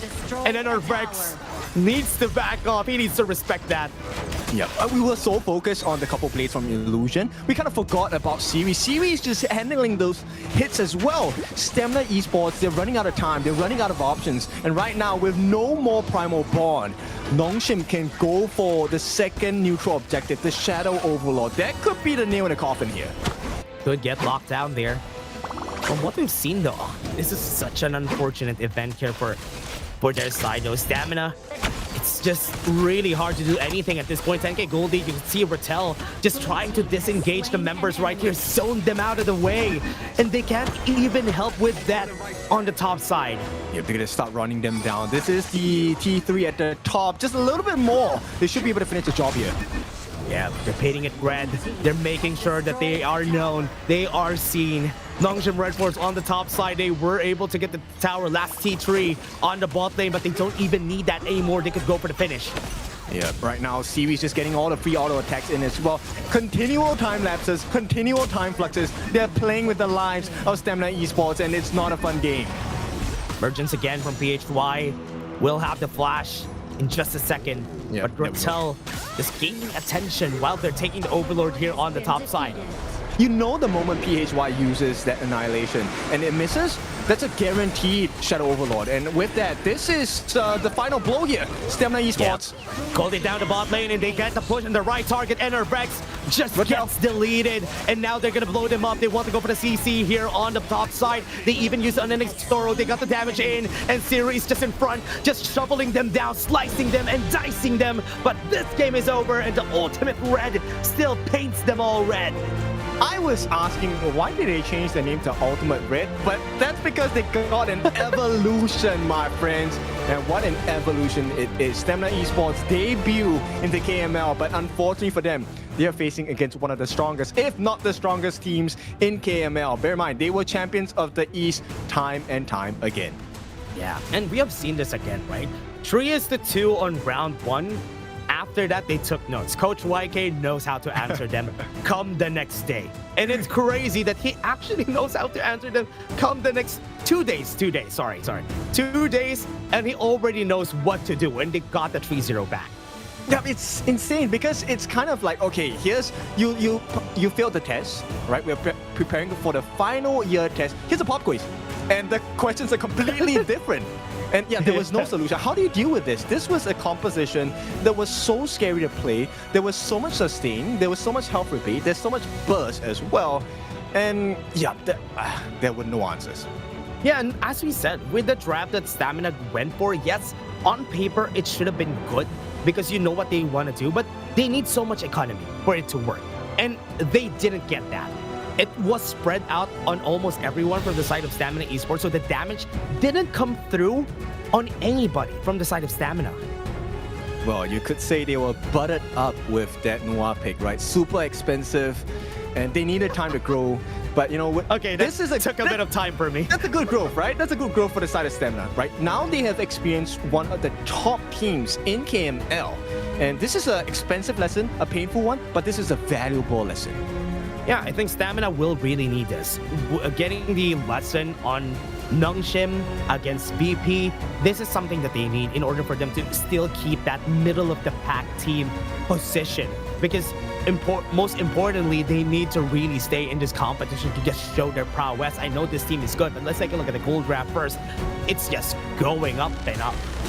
Up and up for sure. Like this one was a very nice attempt. They actually got the kill onto Rattel here. Nice dive. But bear in mind, at this point, they already had close to a 2,000 goal lead. And this combination, lay waste into the couple blades. How do you deal with that?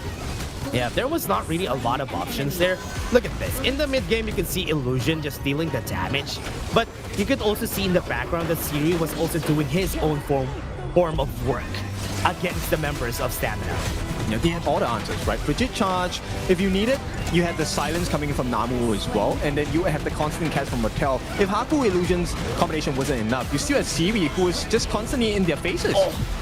Yeah, and the time flux really just helps what they want to do, right? The speed up for Haku, Siri, and Rattel, high value because they need to get to the backline, and they are not short of any distance whenever they get there. And the MVP, of course, Illusion, 309, 39% damage. He dealt 106k damage and 10.6k gold also. What a performance. Close to 40%. That's a lot. That's almost half of the team's damage. This is insane. Illusion. What a time to show off this combination. Now, all the other teams in KML are going to be taking notes, right? Okay, YK has this in the kit. What do we have to deal with this? Man, you know what? I'm always happy to see Nongshim Redforce. Coach YK is just so fun to see because the drafts that he's giving these players, yes, sometimes it's a hard draft to pull off, but they also love using that to their advantage. And this is something that may be one of many compositions that we are yet to see. Yes, it is. And this is a brand new composition we have seen in our regional pro leagues at this point, right? So this is really satisfying to be able to find the success of it as well. And then this leads us to the next thing, which is we know this is a battle to the top. So Nongshim and Virtus Pro still guarantee top 2 of the current standings in the league at this moment. One step closer towards that 5,000 USD as the grand prize, but more importantly, bigger steps for the middle of the year, 2026 HOK EWC. That's the one everyone wants to go for. Yeah, that's the reason why they're fighting for this spot for the teams in the Kings Major League. They want to get that spot on the KWC. And honestly, man, this has been a great day. We have seen some great games today. And we have seen some opponents right here and there that they were trying. But I think the most awaited game is going to be tomorrow, right? Nongshim versus Virtus Pro. I want to see that. I want to see who's actually tougher on these two teams that are at the top. Yeah, because it's not just a comparison of strength, right? Like it's kind of like an arm wrestling match. It looks like pure strength, but the technique, the creativity, the positioning, all of this come into play. And of course, we will do our best to point these differences out to you in tomorrow's games. But for now, I think the one thing that really impressed me the most today was Team Max. I think hidden in the shadows, they were strong from WKS, but they showed up today as well. Yeah, and I'd love to see this development from Team Max, right? Because with what happened for Team Max even before for the WKS, they were not this strong. And honestly, right now, this is a crazy development to see. And I love this, especially for Kashimo and Shigiri that stayed with the team. But let's take a look at today's matches again. Virtus Pro winning 3-0 against Stamina, Team Max winning 3-1 against Vicious, and Nongshim Redforce winning 3-0 against Stamina. Not a great day for Stamina, but a lot of lessons learned for sure. I mean, this is the toughest chapter for them in this particular season of KML, right? The two strongest teams currently in the standings, dealing the 3-0 defeats to them. Now, the other thing we have to consider is how does this affect the table, right? So these are the current standings based on what has happened so far. Nongshim and VP both at top, 12 wins, no losses. Stamina and Max in the middle, 3rd and 4th respectively. And Vicious Esports and CMF, they're at the bottom. It doesn't look too good at the bottom currently. Oh yeah, it's not looking good for them, especially you need to get the 4th place so you still stay for the next round of the tournament. But tomorrow's matches, you can see here, Max versus CMF, VP versus Nongshim on the 2nd game, and Max versus Stamina for that 3rd game. This one is going to change the potential position of the 2nd place. Whoever loses in this Virtus Pro against Nongshim matchup opens the door for not just Max, but for the side of Stamina as well. If they can figure out a way to beat the 2nd place team, this blows the race right open for 2nd slot. That's true. So for these teams that we have right now, they have to think about what they are going to do here. But again, Ken, it was a very nice day. It was great casting with you. It was honestly good games that we've seen today. Yes, very much good games. Not what I had in mind. The games were really strong, right? 3 goals, but they were very entertaining. Yeah, I love that. I love that we have seen these types of games again and again for the KML. We could definitely say you started today with the teams got stronger for all these regions. But again, Kindofu, that was a nice day. This was a nice time. And honestly, any last words here, Kin, before we end this? I will see you tomorrow. Dash is on break, so I will expect more games coming in. We have to have it. It has to be a full best of 5 between VP and Nongshim tomorrow. With that, that should be the final goodbyes. It's been your favorite kind of tofu, and the man that ends games in a flash, it is Dash. We will see you again.